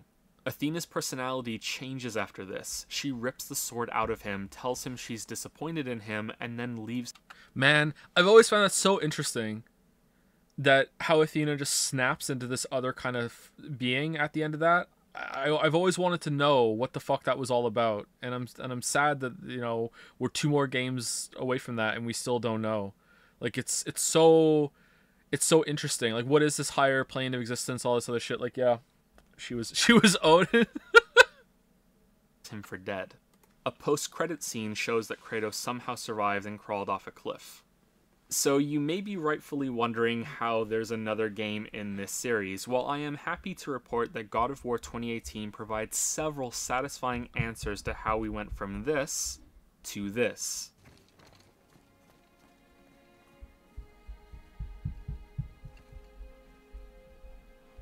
Look. Yeah, it doesn't. It's never explained. Of course it's fucking not. Now, instead of griping about this for 30 minutes, and let's all acknowledge that I could, I'm going here. to let it go. Because this new God of War is the first of a new series, probably a new trilogy. Let it go. He let go of the game fish. To be more contained than that, but I can't ignore the reality of this being the flagship of a new set of stories. I think and hope that the answers to the ending of God of War 3 will be relevant to some other twists involving a larger story that includes Athena and this higher existence that she speaks about. This first game was sharply focused on Kratos and Atreus. The next game will pan back and increase the scope of the story. However, I want to make it clear that the games absolutely do have to provide answers for these questions. Too much of the foundation from the original trilogy is used and called back for only some parts of it to be connected. That's not allowed. You can't just take some of it. It all has to come back. Against the rules. Is not playing fair and is a cheap mess if these questions are not answered. Hiding Athena Number here. One. Number one, waifu number Kratos one. Survive being impaled through the torso with the blade of Olympus. The power of hope was released from this wound, heavily implying that Kratos was killed. The blade of Olympus, in almost the exact same way, killed him before, and he didn't survive. Not to mention the size of it, the blood loss, and the huge scar. So I should have made it clear there that, like, he didn't survive because he had to like go to hell and claw his way back out of hell. He didn't survive, but he did come back somehow, you know what I mean? Like, he had to be resurrected or whatever. So I should have made that a bit more clear there, I think. Are left on him in the most recent game. Did the Blade of Olympus simultaneously kill him and give him back his godhood since it was still stored in the sword, causing him to regenerate? That would be kind of cool. Question number 2. Waifu 2. How did Kratos get to the Norse mythology lands? Was he taken there, or did he fall into the ocean at the end of the third game? Kratos can't die by his own hand. I see your pedantic correction there, chatter, and I will play my Uno pedantic reverse card. Athena pulled the sword out of him, therefore Athena did the lasting damage removing the sword. Therefore, ergo, Athena would have killed him, and therefore he could have died from that. And was carried there by chance. If so, then that brings us to question number 3. Why are the Norse mythology lands unaffected by the damage caused to the planet during the third game? The oceans flood, the sun is extinguished, plague and the souls of the dead are everywhere. If the Norse lands are in a different realm, physically separated from the Greek lands, then that should be explained, as it is a good answer, but then it ties back to the second question. If that's the case, how did Kratos get there? Something like this. Rise is better than Hifumi for sure. Only one of these call me senpai. All right, so let's talk about that then, real quick. So apparently, in an interview, Corey Balrog, who's the director of 2018, said that he views all of the different mythological realms as being on the same planet, and they are like different countries, and that each of the mythologies reigns over their own country, and they only have power there. I think that's complete horseshit. First of all, Tyr has to use magical powers to realm hop. I don't think Vanaheim and all the other places are on the same planet either. Although I guess it could be, but I don't see that at all. I don't see how that could even be a part of the world tree if that was the case, and the world tree holds the fabric of reality together. But even if we do accept that, they are all on the same planet, there would still be like significant fucking damage. Like, I can accept, okay, the sun doesn't go out, it's just the sky is permanently blackened. All right, so there's like this huge wound on the world that like has like no one can die there. There's no sunlight there. The sea is flooded there. Like, how the fuck does that work? Did it last for a little while? And they can answer those questions. They'd be like, okay, after like, I don't know, 100 years, like it calmed down. You know, it got better. I don't think he meant literally world. I think he did. I remember reading it. I have to read it again. I think he said that it's like a different country, and in different countries, and like Kratos could just walk to Scandinavia. I'm pretty sure he said that, but maybe I'm misremembering. Yeah, I don't like this, and I still think they explain in a comic how he got to Norse realms. Apparently, it doesn't explain much at all. Just kind of like, oh, he got on a boat, but yeah, I don't buy it. This is sort of hinted at in the game itself, but it needs to be more clear. This doesn't have to be done purely for the sake of answering questions, but also because it can make things more interesting. Other lands with other gods are shown in God of War. How are they linked? Are wars waged across realms? Are there a set of even mightier gods that Yeah. reign at a higher Ooh, level look at the than green. these gods limited to each realm? It's really Is that where interesting. Athena went and is projecting herself from? If only. Answering questions is good. Please do it. Don't make me have to rant for 30 minutes in the next God of War video. I'll do it, goddammit, but please don't make me. I probably won't. Returning to Kratos after this recap shows us how much this character now makes sense. This isn't a new version of him. He has changed, but it's a reasonable progression on this same character. His most important line that shows this is about halfway through the game. After Atreus kills Modi, Kratos forcefully says, Forcefully. There are consequences to killing a god. Kratos is no more deep of a character in this new game. In fact, he's still on the simple side. Yeah, true. He has no plans, no ambition, no Has no grand grace. desires or thoughts or conflict waging within him. This is now a character that has accepted a new place with what appears to be a great amount of serenity. He only has one goal: raise his son to be better than he is. Unless the game is being misleading by not showing us some other secret life Kratos had away from the cabin in the woods, this is all there is to Kratos in this game. Alright, so does that hold up? So we saw a little bit of flashbacks with his life with Faye, and it still seems like his life in the early part when Atreus was born, he wouldn't even hold his son. It seemed to me that he was still like, you know, I'm holding back, I don't really want to be involved, I'm going to be bad for him. And he's just trying his best just to live a normal, quiet life. As the game goes on, like, the conflict develops for sure, with him being like, okay, I need to raise my kid and I need to get him to be better than me. I don't want him. I see a lot of myself in my son and I don't want him to make the same mistakes I did. But at the beginning of God of War 2018, he still seems to be almost exactly the same as we saw him when on the boat ride in Ragnarok, where he's like, I'm staying away from him. I don't want to be involved. I'm just going to be a negative influence, I think. So I think that mostly holds up. He must still live with the guilt he has from killing his wife and daughter, but now he really is living with it instead of being tormented by it and spurred to vengeance. He understands that anger is a weapon he can wield, but has now tempered that with patience to serve as an example to his son, even if that patience does slip sometimes. What are you doing? Now his guard is up. Only fire. Yeah, look at the difference. Only fire. When I tell you to fire. He's the same Kratos as before, with a new chance at a family and the realization that revenge reclaimed nothing for him. Honestly, that Kratos there in that scene shouting at Atreus is probably closer to the Kratos in God of War 3 than it is to the Kratos in Ragnarok. Like holy shit, like he's still, that's pretty out there considering what he is now. Obviously, he must have achieved some measure of peace to have loved Atreus' mother Faye and to have another child at all, but we don't get to see that. His life with her is only teased at, likely to be brought back briefly in a later game, but unnecessary for now when it's all about this journey with Atreus. Thank God I called something right. However, that's only the character. Got everything else wrong. One character, one part of this story. How much of the rest is different from the previous games? Well, absolutely everything. Like Kratos himself being a foreigner to this land, someone who played the first games will have to adjust and maybe reject all of these changes. Damn, look at this gameplay. Well, except for maybe one thing. Ooh. Which is a good place to push story aside for a bit and dive into gameplay. This is going to be complicated because many of my gameplay comments are also relevant to the story, since gameplay and narrative are well mixed in many sections of God of War. This is for basically better like, and for worse. Please excuse my scattered thoughts. As you can tell from the footage playing, the new God of War has made some drastic changes from the previous games. The camera is now close behind Kratos. The right analog stick controls both your view and turns Kratos around. Camera seems There's little identical to focus on Ragnarok. chaining combos, and your mobility is much lower. I want to state something plainly right now. Different does not mean bad. He's just gonna in say it. almost every case. The issue gets murky when speaking about sequels. You can experience it for yourself right now by imagining your favorite series.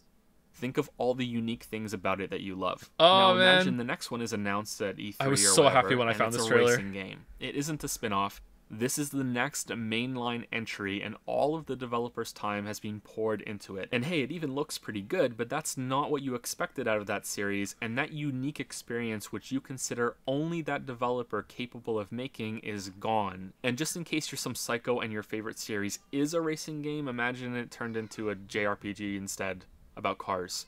Actually, you might think that's awesome. Never mind about that. Spectacle fighters aren't exactly raining from the Sensible sky, and chuckle. God of War being changed from that to something else, no matter how good it is will understandably put some fans off. There's also the fear that success of this game may lead to other spectacle Man, look at this fighters shit making gameplay. similar Wow, he doesn't know how to changes. play. That is Series pretty shit, fans though. have every right to be disappointed, just as much as people who greatly It's prefer just pressing this new buttons. combat system have every right to be pleasantly surprised.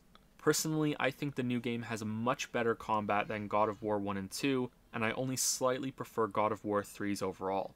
Combat in the older games was about juggling a few things at once, responding to the hordes of enemies around you, your Ooh, position colored within each text. fighting arena, and trying to I play don't do as that anymore. actively with your moveset as possible. This last one adds a skill cap higher than most will reach in the game, and that's half the point of it. For me, I'm more of a reactive player than a proactive one, at least until I get comfortable with the game. God of War 3 provided the most amount of tools to use within these three categories, and also made weapon switching and ranged attacks much better integrated than before. The key things to take away from this limited summary are, outside of scripted events, you usually had many options to deal with each situation you found yourself in, and a wide view of the fighting arena at all times. The new God of War has many options during combat as well. It's a very good system, it's almost great, but the main difference think it was a outside little of too hard the on, obvious actually. change of perspective is that it's mostly a reactive system. It's pretty great. At first this made it better for me since that's what I'm drawn nice axe toward. throw. I think many others are also the same. I'm But still like there's this, little actually. room for experimentation once you get comfortable. You cannot express yourself through these combat mechanics, and the flashiest moves of all are scripted runic attacks that activate with one button press instead of capping off a combo. Yeah, that's a good point. The older games can also be played just fine in a reactive way. You can dodge, block, and parry enemy moves and then counterattack as much as you like. However, you can also venture into trying to string together new moves when you're ready between those moments. The option to find more fun is always there. The option to find more depth is always there. The new game doesn't really have that. Let me explain a bit since I think I'm coming across as too negative right now. God of War 2018 gives you several offensive and defensive options. So some people have disagreed with that point quite strongly, and they've like linked me videos of like people doing like crazy combos and shit. And like when someone links me people playing Devil May Cry at a very high level, or playing like Elden Ring at a very high level, or Dark Souls at a very high level, when they're like Soul level 1 or Rune level 1 or whatever, I look at these things and I'm like, I'm really, really impressed, and that's far above my skill level. When I see people playing God of War 2018 at that level in those videos, I look at that and I go, I think I could do that. You know what I mean? Like, or I'm already kind of close to that. Maybe the very, very top of the top end, you know, is above, you know, but I feel like that's proof that the combat system doesn't let you string things together as well as those other games. It's not that I'm good, it's that the combat system doesn't have enough when it comes to stringing moves and shit together. There's a section later, I think, where I'm showing myself fighting in Tyr's Temple, and I'm doing like throws and putting things together with blocks and dodges and shit like that. And I just don't know, I just feel like it's too limited to really, really fully express yourself. And Ragnarok does this better for sure, but when it comes to trash packs, I still don't think it's all the way there. I don't know. Can I sit on this if I don't want spoilers for Ragnarok? I wouldn't do it, no, because we're probably going to be talking about Ragnarok in relation to the video, yeah. Like, God of War 3 is just, like, high-level God of War 3 play. Like, look at my God of War 3 footage that I had there. Like, that was my only time playing the game, and it looks alright, but I'm not playing very well. Like, I'm just getting through the fights, and it's the kind of game that's, it's very hard to lose a fight in those kind of games, because that's not really the point. The point is, you know, you get through it and then you have fun string all the combos together. Whereas in God of War 2018 and Ragnarok, it's actually pretty easy to lose a fight. And it's more about getting through it, I think. Yeah, I don't know. I've always felt kind of bad about that point, though, because people like so strongly disagree with it. They're like, oh, no, it does have a lot of depth, you don't get it. I'm like, I don't know, sorry, I disagree. I think it's fine on the reactive end, but the proactive end, it needs way more. At any given time. This is all fantastic. Light attacks, heavy attacks, dodges, and blocks. There are also modifiers within those types. Hold down the attack buttons for different attacks, a quick step dodge and a slower roll if you dodge again quickly, and timing your block in order to parry an attack. You can also modify your attack buttons to either use runic attacks or enter aiming mode and throw your axe. Surprisingly, aiming actually matters in this mode, and you can hit vulnerable parts of enemies to activate a higher damage throw, or you can freeze them in place. When the axe is gone, you can use your fists to fight, which has their own moveset, as well Pretty as cool. another weapon to switch to later. You can kick frozen enemies into walls to shatter Already them, showed the or blades, into other though. enemies around you. There's also a stacking buff on your weapon as a reward for landing many hits in a short time frame without receiving damage yourself, and you can also get Atreus to fire arrows and use his special ability. There are some combos, and you can even keep some enemies airborne for a while and make them question their life choices, but after a short while it feels like you're using the same few attacks in the same few ways over and over on the same few enemies. There is a spike in potential after you get the second weapon set, but I know the game's perspective and mobility are limiting what the player can do here. Kratos moves too much like a guy with a turret for a head to feel flexible during fights against large groups of enemies. That's true. I think it It's still not feels that that way those in fights are ever Ragnarok. bad, it's just that they have problems and are never as good as the smaller fights, especially when compared against the game's best bosses. Yep. The Same game thing is then. at its peak when you have to use as many of your moves as possible in a way that begins to feel like a seamless dance. And there are even moments during some of the best fights that reward experimentation, like throwing your axe at Modi when he's flung into the air, or knocking a Valkyrie out of a charged attack. Learning when to charge up a heavy attack of your own to break through a guard, and being ready to chain a dodge out of an attack. These are and shield into an slam moments immediate now, which I axe really throw. like. Or shield bash. The game definitely does reach into greatness when you can get into this dance mode with all of its options.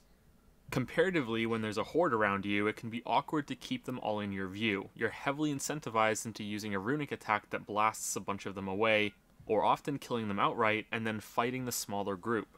The fire and forget nature of those runic attacks and how their cooldowns aren't all that long means that combat can often become the same routine at the start of every fight. At a certain level, against most enemies, cycling through all 4 of your specials is enough to end battles before they begin. Yeah, and I have to spec This into it in section I'm Ragnarok for writing that. would read much differently if the game had Probably a better good compromise, enemy but now variety, runic but I attacks feel also kinda hope I useless. wouldn't have been completely swayed by that. Ah, it's the other kind. Variety is so important. Nice. More creative enemies would have gone a long way to keep things.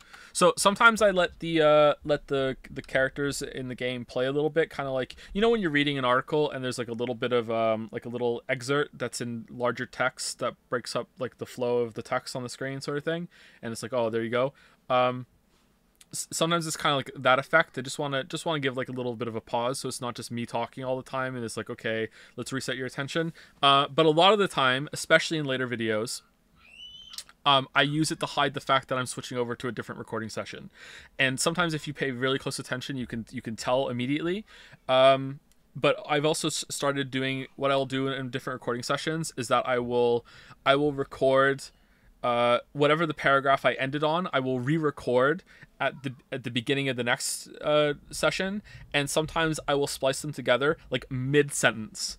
So like in the middle, sometimes the audio editing is kind of weird. Sometimes I could even do it in the middle of a word. You wouldn't. I didn't know you could do that, but like you can actually match up like the shape of the sound wave, and I can do it mid sentence. And sometimes I will smush different takes together like that, and you really can't tell. Like even I can't tell when I listen to something back. So let's say I say a sentence and I stumble, and I really like the first half of it, but I stumble on a word at the end. Sometimes I will take the next take and I will remove the first part and I will just replace it like that level. But sometimes in I think it's in Prey. In the Prey video, there is a super obvious change to a different recording session that I think even had it even had like a little clip sandwiched between it, and you can still really tell. But yeah, that's my intent with those kind of like, hey, I'll let the game talk for a second. It's either to make a joke, it's either to give a little break in the video, or it's to hide the fact that I'm switching over to a different recording session. It's fresh, especially if they required usage of more of Kratos' abilities. I think the challenges in Muspelheim go a long way to prove that. Having enemies that can only be killed with finishing moves or knocking them off ledges, Yeah. or can only be damaged when certain other enemies can be killed first. They should spread these out These throughout are the simple world, ideas, man. but they're enough to be a temporary fresh Why didn't they do that? twist. It's a shame that they couldn't be sprinkled throughout Yep. the whole game. Actually, it's a double shame that the challenges have to all be gated off in another realm with all the loading time to get there. A Doom-style altar system with the rooms being spread throughout the game here and there would have been much more fun, with this realm being a place to visit if you want to try them again later.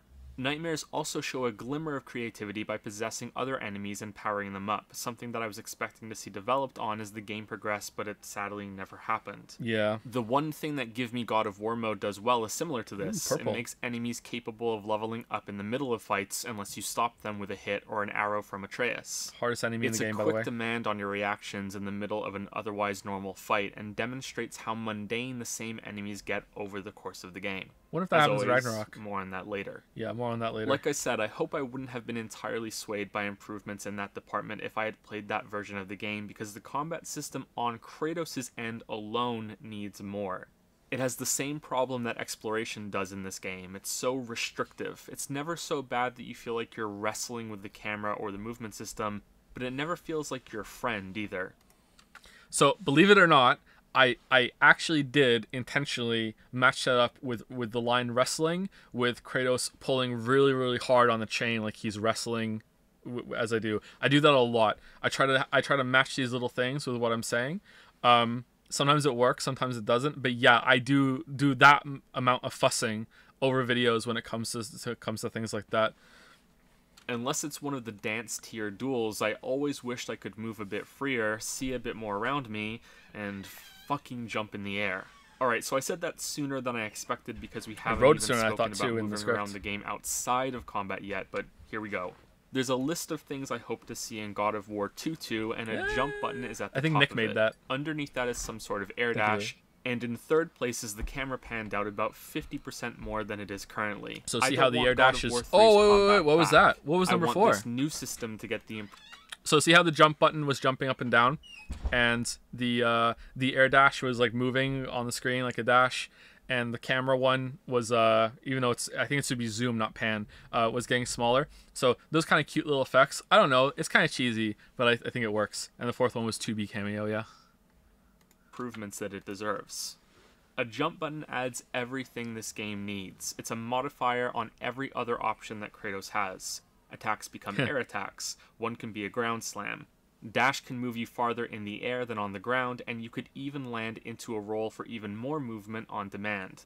The aiming and throwing function could be different in the air. Maybe it could even default to being chains only so you could fling yourself while airborne, and it can also open up the possibility for attacks that can only be avoided by jumping. It adds something to all three of the most important areas: offense, defense, and mobility. Nice. As an added bonus that we will go into too much detail on later, it's a great step toward fixing the game's exploration as well. Yeah, we got none of Moving that. the camera Yep, back I know. shouldn't be an issue for aiming throws because the game already zooms in sudden and tight on Kratos' head when that's activated.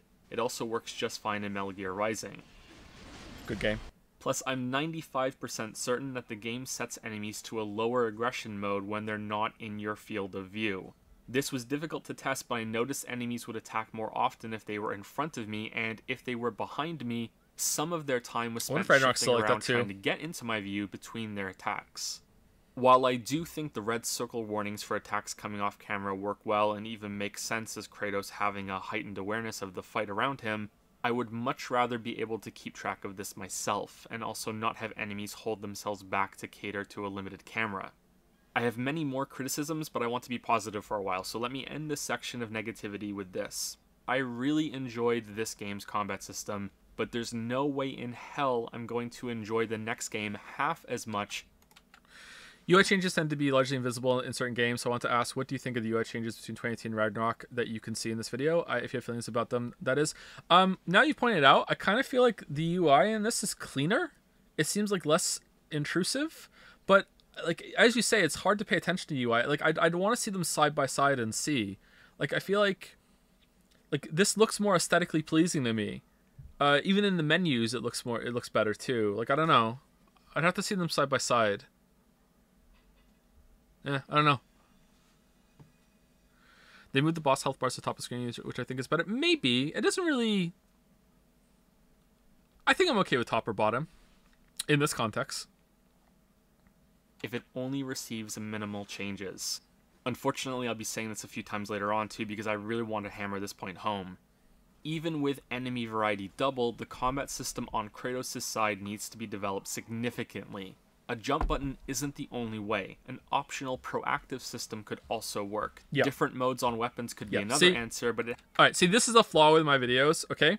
Is that, like, this is a part where the video should have been longer. Like, sometimes I go on for too long, but then I feel like I've already belabored the point, and I don't want to go into yet another example, so I'll put this kind of line in, and I'll be like, surely everyone will notice this fucking blink and you'll miss it line where I said, it doesn't have to be a jump button, it could be something else instead. And then later on, I'm like, why the fuck is everyone saying I just begged for a jump button and nothing else? I clearly said in the video in that one line in 3 hours that someone could have just glanced away and fucking just missed because they fucking had a phone call or something. You know what I mean? Like, I need to make sure that when I'm saying something kind of contentious, that when I say it doesn't have to be that way, it could be something else instead, that I need to labor that point a little bit more than just one throwaway fucking line. But then I feel like, oh man, I feel like I just keep talking about this. Let's move on, you know? Like, so yeah, once again, to say it really clearly, it doesn't have to be a jump button. It could have been something else instead. I don't know what, but some other mode you can activate. The spear kind of works that way, but weapon switching is kind of yeah, they did some development on the shield, but I don't think it was enough. But it should have been. It totally fucking should have been a jump button. it Yeah. has to be smoother to activate than the awkward pauses that are Whoops, currently in sorry. the game. Forcing yourself to stop attacking until Kratos switches stances may look cool, but it's the game feel equivalent of waiting for everyone to get off the subway before you can get on. Oh, true. In comparison to all of that, there are many things that are so well done that they deserve some gushing. The Leviathan axe is one of the coolest weapons I've had the joy of using. Do you know how in the hard it game. was for me to It's a say simple Leviathan concept axe when I was recording the executed script? extremely well. From how fucking quick hell. the game is to respond to throws and how it comes rushing back to your hand. It's a superpower that isn't absurdly strong, but carries enough fantasy weight to it that The it's immediately Leviathan understood. actually just I can't Details say here it. are wonderful. How the axe wiggles a bit before returning to you when it gets stuck into something. How it turns back in an arc in the air if you call it back early instead of simply reversing direction. Oh, we never got The game that also upgrade again. cheats in your favor by finding a return path through any nearby enemies for a little bit of cheeky damage. This can lead to some really entertaining moments where you think, oh shit, I missed. Or did I? And you get to feel like a badass that pulled off something clever, even though the game was just doing it for you. God of War is brimming with moments like these. Brimming, that's another Joe word I say too much. 2018's atmosphere, even in these clips, feels a lot better than Ragnarok to me. It's weird. Okay, so I agree with you, and I agree with you, and here's why. All right, here's why. In Ragnarok, you see so much more of the world, and the verisimilitude, there you go, I used a big word, is damaged because the attention to detail didn't didn't match the scope being increased. So the problem is that in God of War 2018, you are isolated on purpose. Kratos has purposefully picked a place where he's going to be left alone. He wants to be a hermit, and it makes sense that you're not seeing many people, not seeing much life, and the world is like this mysterious, big, dangerous place, and you're trying your best to just go under the radar and everything. Now, in Ragnarok, you're not doing that anymore. In Ragnarok, you are like going to these places. You should be seeing all these towns and everything. And Svartalheim kind of does that, but it doesn't really match. It doesn't feel authentic. Whereas it still kind of feels like you're in 2018 land again, and that doesn't work now anymore because the theme and the atmosphere they're going for is completely different, I think. I don't know if that's my end thoughts on that. I would drill down that more on writing and note taking, I think, where it'd be like, okay, like, why is it that the emptiness didn't really bother me much in 2018? In fact, it probably added a lot, but it really bothers me in Ragnarok because it feels like Ragnarok has already happened.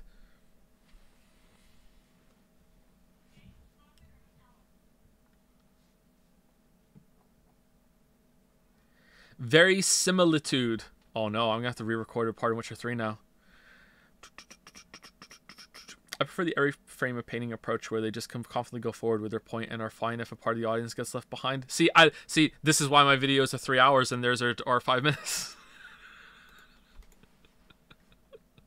In its gameplay, toying with an enemy by repeatedly juggling their face with the floor. I should have more seeing and confidence. I feeling should. the axe bounce off an enemy's head with an I'm impact working on that it. staggers them.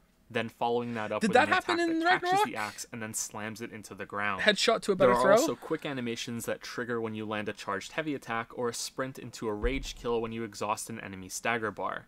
I can see these being a source of annoyance for some people, but I enjoyed both watching these and using the short period of invincibility as a way to push damage during fights. Yeah, I use that a lot Here in are Gaming some God of more. War. Throwing your axe at trolls to interrupt their attacks, harpooning nightmares and flinging them at other enemies, 300 style punting draugrs off ledges, Oh, that was from the pulling stream. off a string of perfect parries, Why does the game look better weaving there? between both Magni and Modi to dominate both as they focus attacks on you, seeing Atreus combine his attacks with yours by jumping off your back and shooting his bow, and the brutal slaying animations on the bigger enemies that never quite reach the ridiculous heights of the previous games, but still act as a bloody exclamation point at the end of a fight.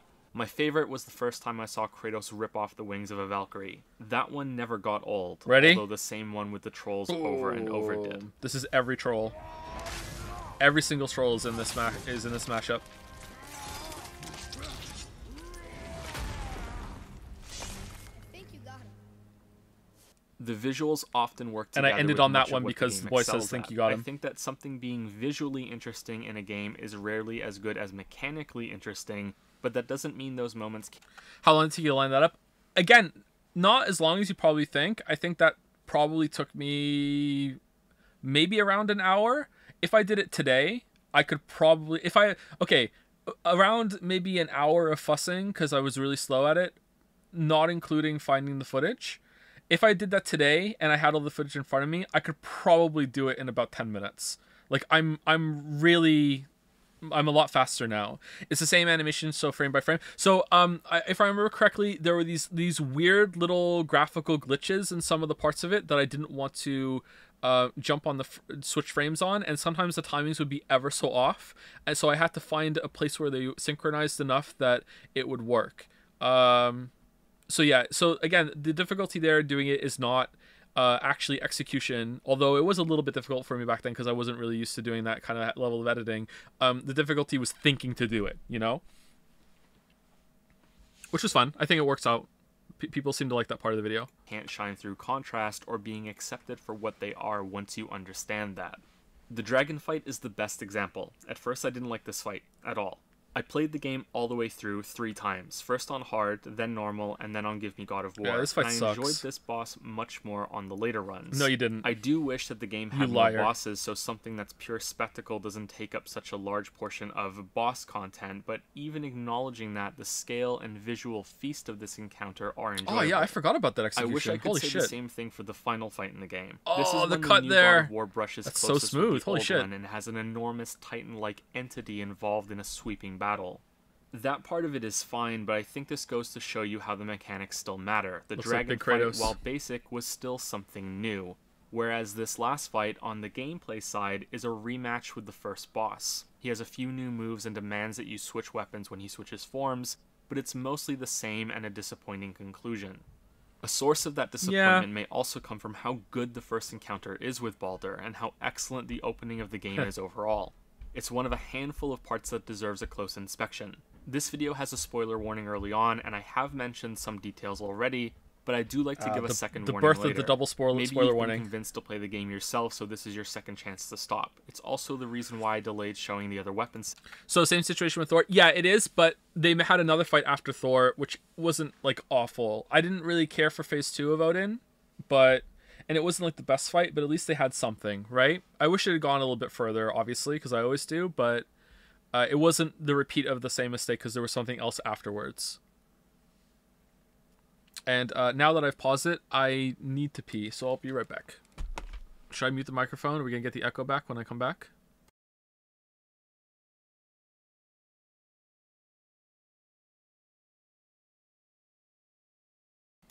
Gonna leave it paused. You know, don't want to miss anything.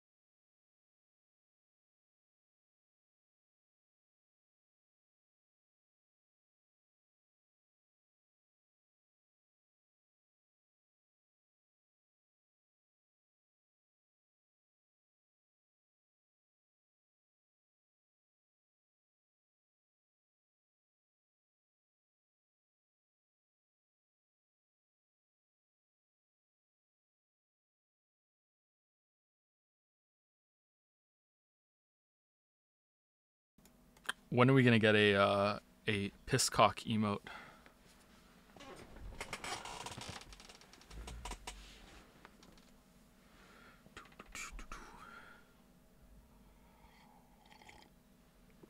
That's Bikoi. How would you compare and contrast Virgil in DMC3 and Boulder fights? What made the former work better than later? I can't remember those fights, actually. I've only played DMC3 once, all the way through, shortly after it came out. I think Devil May Cry 4 was the one I played a little after it came out, like a year later. DMC3 I played at release. I can't really remember it all that well. I haven't played it again since. Well, I haven't played it all the way through again since I played a little bit.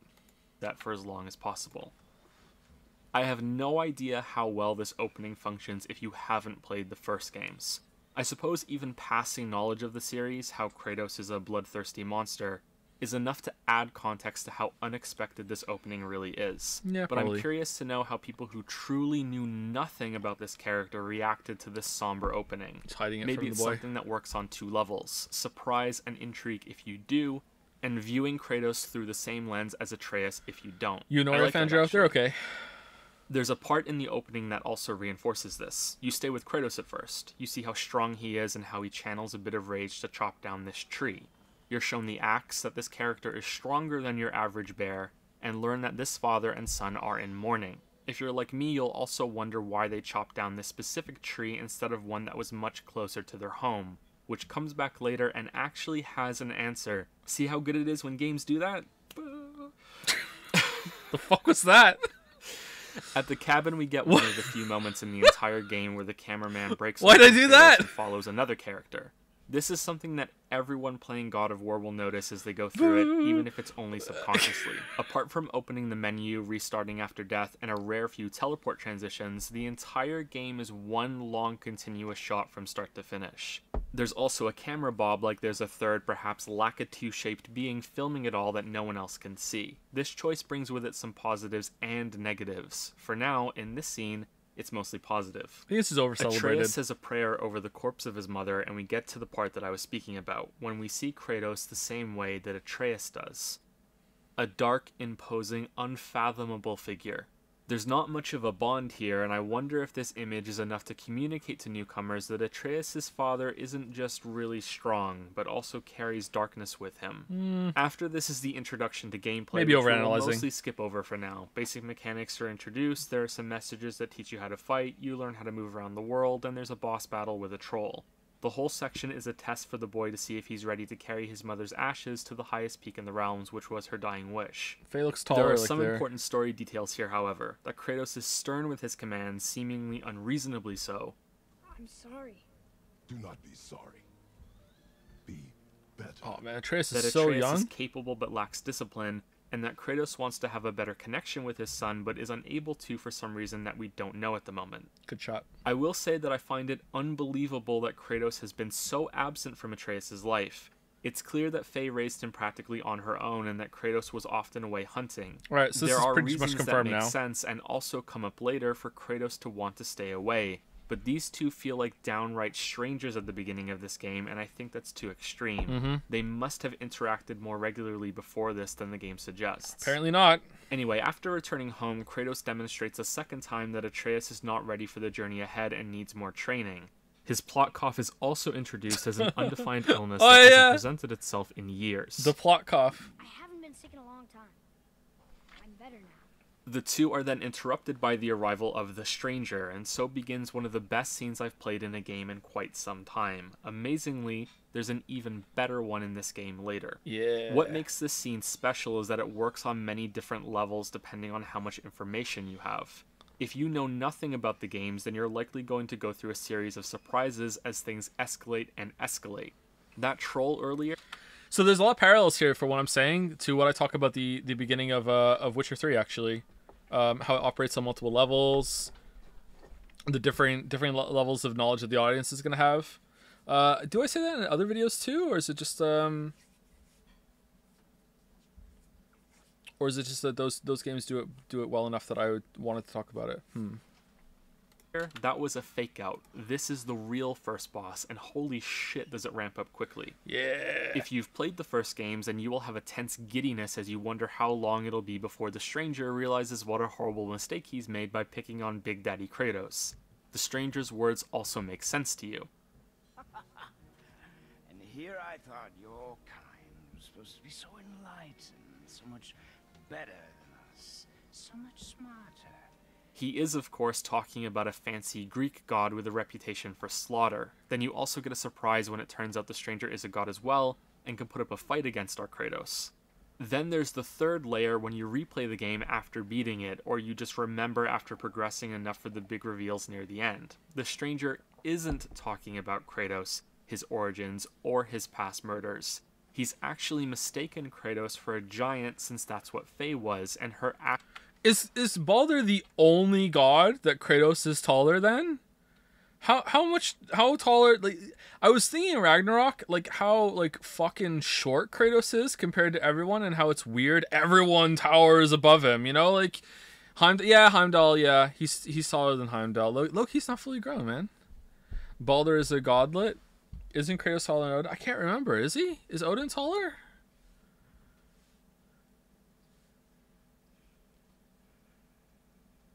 Huh. I really like this still, by the way, how it works on multiple levels. ashes are what's brought him here for a confrontation. The tree we chopped down earlier was the last of a set that had a shielding effect on the forest. The Norse gods can now sense the giant's presence, and this guy, Baldur, is the one that's come first to get any important information they can out of him. He thinks Kratos... I never agreed that Baldur thought Kratos was a giant. Majority of Greek gods are bigger than Kratos. No. He doesn't think he's a giant because he's taller. He thinks he's a giant because he's sensed a giant in the area. He's not... Baldur isn't here for Kratos. Baldur's here for Atreus. Baldur just doesn't know that Atreus is the giant. Baldur just knows that there is a giant in this house. And then when they open the door, it's like, oh, okay, this is who I'm here for. And so when he's saying like, oh, you're so enlightened, so much better, so much smarter, what he's actually talking about is, oh, the giant race is meant to be so much better than us, blah blah blah blah blah blah. When you don't know, that's why he's there. So it comes across as, oh, he's a Greek god, you know. I think he figures it out later. Is a giant because he's carrying Faye's ashes and has no idea who he's really dealing with. There's also another cool detail in this scene that is easier to miss your second time through. Kratos takes quite the beating in this fight. The two gods have a Princess Bride style back and forth as they take turns revealing power levels as they smash each other through trees, rocks, and even an entire mountainside. In my opinion, this fight is stronger than the one at the end of the game because it's visually impressive while also being somewhat mechanically engaging early on. It's not stellar in that regard, but the game is just starting, so I think it's enough. Mm-hmm. But that's not the cool detail I want to speak about. Kratos hides Atreus in a compartment underneath the house before this fight begins. Later on you learn this is the same place he stashed his old weapons.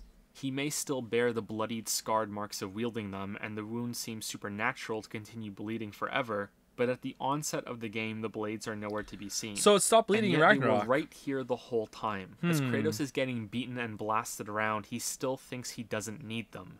There was always at least one level of powering up that he was holding back throughout this whole encounter. A fact that carries weight when the game slows you down and makes you feel how exhausted he is when this battle is finally over. Fiddle Winter for you. Kratos knew his life was in danger, but it's not until Atreus is close to dying much later that he resorts to using the blades. This scene is engaging on multiple levels and continues. I don't think they actually bled in God of War 2018. They were just... No. Oh, I really disagree with that. Like, at the beginning of the game, like, before he even has the fight with Baldur, like, those bandages have blood on them, man. Like, I really do think that they're bleeding still. Am I wrong? Am I off here? Why would they be red? I think the wounds are still bleeding. Could be wrong, I guess. Continues to entertain with deeper meanings on second playthroughs without feeling contrived. It deserves every bit of praise it has received, and I applaud everything about it. Prove me Yes, sir. It's a shame they couldn't stick the ending, though. After this is another section of exploring, fighting, and the occasional conversation with Atreus. You leave the area by climbing through the rift that was opened during the fight with Baldur. Remember this, it's very important, and we'll come back to it later. How did this happen? Look how fucking. Aside from broken mechanics, the only thing I can call bad in this game is its pacing in both story and gameplay, and one awful section about 2/3 of the way through the game. Right now, that's not a problem, as new things are being introduced at a good rate. New enemies, new moves, new characters, and development with Atreus. But that doesn't mean other lesser problems aren't already rearing their serpenty heads. Moving through the levels in God of War is one of the most disappointing things about it. True. This can be taken in many ways, and we'll likely get to all of them in this video. Yeah, we do. What I want to speak about specifically right now is how you have little freedom in getting around. I hope the reason this was chosen was a mix of the more restricted combat and to improve performance for the game's impressive visuals. I hope the reason wasn't so they could have these find the urn puzzles scattered around, since they knew the line of sight of players was limited to certain areas. It totally was, wasn't That it? would be a terrible reason. I wouldn't think it was a possibility at all if it weren't for Blizzard taking away Flight for a whole World of Warcraft expansion just to put their stupid jumping puzzles all over the world. Sometimes developers can make strange decisions like this. Alright, so I also got some pushback about this from people saying to me like, oh Joe, you clearly didn't really play World of Warcraft all that much if you think that. The reason why they took the flying mounts away from World of Warcraft is so you have more sense of exploring the world and all this shit. And blah, blah, blah. Like, no motherfucker, that's what they said. They said that, but that's not why. They wanted these fucking jumping fucking stupid puzzles in the fucking thing, and to slow players down a little bit so you would have to like spend more time playing the game and you wouldn't unsub. Like trust me, I fucking played that game a lot, alright? So much. And it was like, oh, fucking Star Wars Old Republic MMO comes out and has these jumping puzzles and all this shit, which was actually one of the only good things that game did. The story's pretty good too. And all of a sudden, like, Blizzard's like, oh, we could do that too. Alright, here we go. Like, absolutely. Absolutely. Some games can get away with limiting player freedom, but they usually have to put in more effort into making it tolerable than God of War does. The game is like a stone of integrity that earns a new crack every time it looks like I should be able to climb something, but I can't. Or that I should be able to make a jump, but there's no prompt. Or that it refuses to let me fall off an opening. When I think Ragnarok was a little better about this. Viewing the environments as actual places that you're moving through, and instead see them. All right, let me clarify. I think that Ragnarok was a little better at not making you frustrated with those kind of things. It did happen, but it was a little better. But it was not better at all when it comes to freedom of moving around. Because it's the same thing. It's just look for prompts and everything. But I think it was better at hiding moments that you could be frustrated with. It's not completely gone, but it was a little bit of an improvement.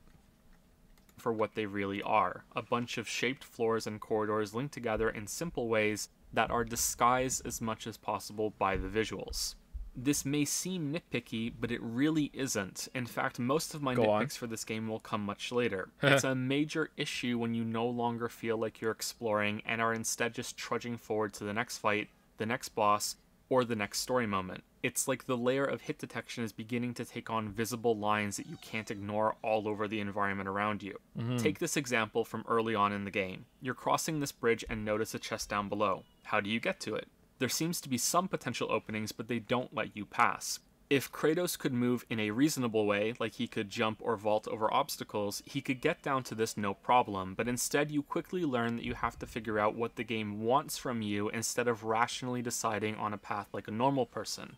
What makes this instance worse is that you have to make a leap of faith and continue on hoping the game will allow you to get there later and that you can't find the opening yet. This is doubly bad because sometimes you can pass over points of no return and lose your chance to explore something until you come back later. Ragnarok didn't have any of that. Which is a whole other chore of an issue considering how tedious it is to get around God of War's world.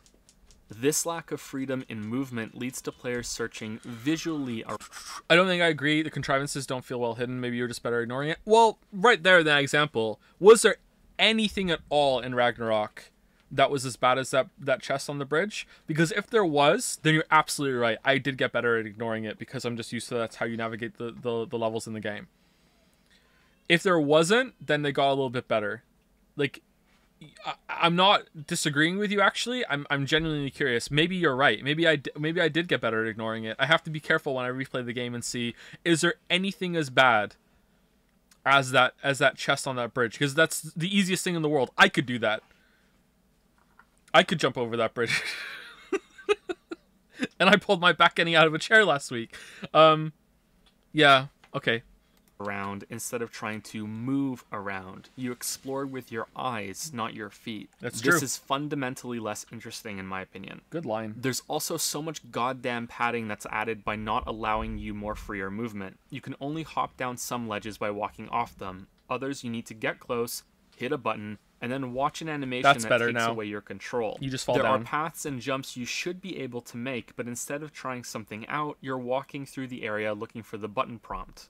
And why the fuck does kicking down a chain as a shortcut to an earlier part of the level always make Kratos start to climb down it, and force you to hold up to climb off again if you didn't want to go down right now? These shortcuts are meant to be unlocked to connect areas, and it makes perfect sense to use them right away even if you don't want to go back to the previous area right now. I try not to say this sort of thing often because it usually comes across as disrespectful, but how on earth did this make it into the release version of the game? True! Kratos is capable of jumping. He's also quite the accomplished climber, and I don't mean this from the previous games, I mean in this one. Look at the advanced level shit he is doing on screen right now, and then explain to me why he can't climb up this wall of boards to the top. Instead, you have to send Atreus up there, then move the platform, then go all the way back down, and then jump across a gap to kick down a chain that Atreus could have already done for you if he wasn't occasionally demoted to a brain-dead zombie child when the exploration demands it. I understand that a deep exploration system wasn't a priority for this game. I also understand that the freedom found in something like Breath of the Wild isn't a reasonable expectation. Breath of the Wild. Games like Uncharted and the new Tomb Raider titles do a better job at catering to exploring, allowing players to experiment with different moves while still restricting them within the boundaries of their levels like God of War does. It could be acceptable if the game decided to go below that standard and focus on visuals and combat instead, but forcing you to solve problems because of arbitrary limitations like Kratos refuses to jump over a pit for absolutely no reason other than it wasn't scripted, so go figure out what the game wants, is never going to be a positive. This even negatively impacts combat when there's a short jump in an arena that could be interesting to incorporate into fighting, but Kratos refuses to jump over it. Or that you can't roll through gaps like this, or that you can't quickly move between high ground and low ground for some advantages against certain enemies. I'm coming. I think it says a lot that the sequence at the end of this early area, right before you meet the witch in the woods, has you trailing Atreus as he chases a boar through a tight chasm, and it doesn't feel much different in terms of... Bro, there's literally a very good paraglider mod for Skyrim. Why not use that instead? What are you talking about? That was Breath of the Wild. How funneled or restricted you are than most of the game. It's in this section that we are introduced to a central character and a central problem in its story, or rather, how the story is presented. Oh, it's the you boar follow guy! Some simple instructions in the form of button prompts on the screen as the witch attempts to heal the boar. You cannot proceed until you do this, but hilariously, you also can't fail. No matter how many times you mess it up, the boar continues to live and the witch repeats her orders. Please, keep a steady grip.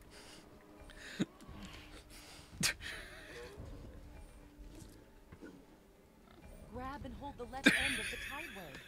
Father, please. I have no idea who this type of thing is for, especially considering what the rest of the game demands on you in terms of combat.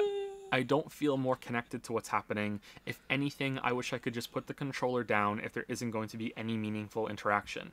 Same goes for what happens next, and it's this that is the much larger issue. For all intents and purposes, this is now a movie. You hold forward to follow the witch and Atreus.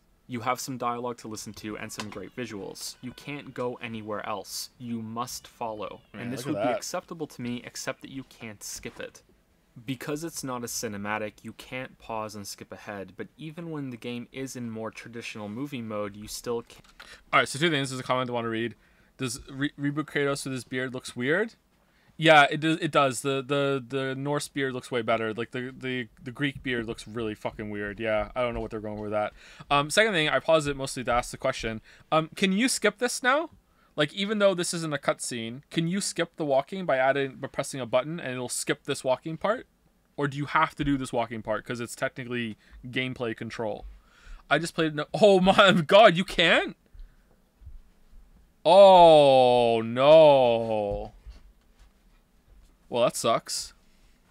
Beards or not, I have a beard. I agree. Can't skip.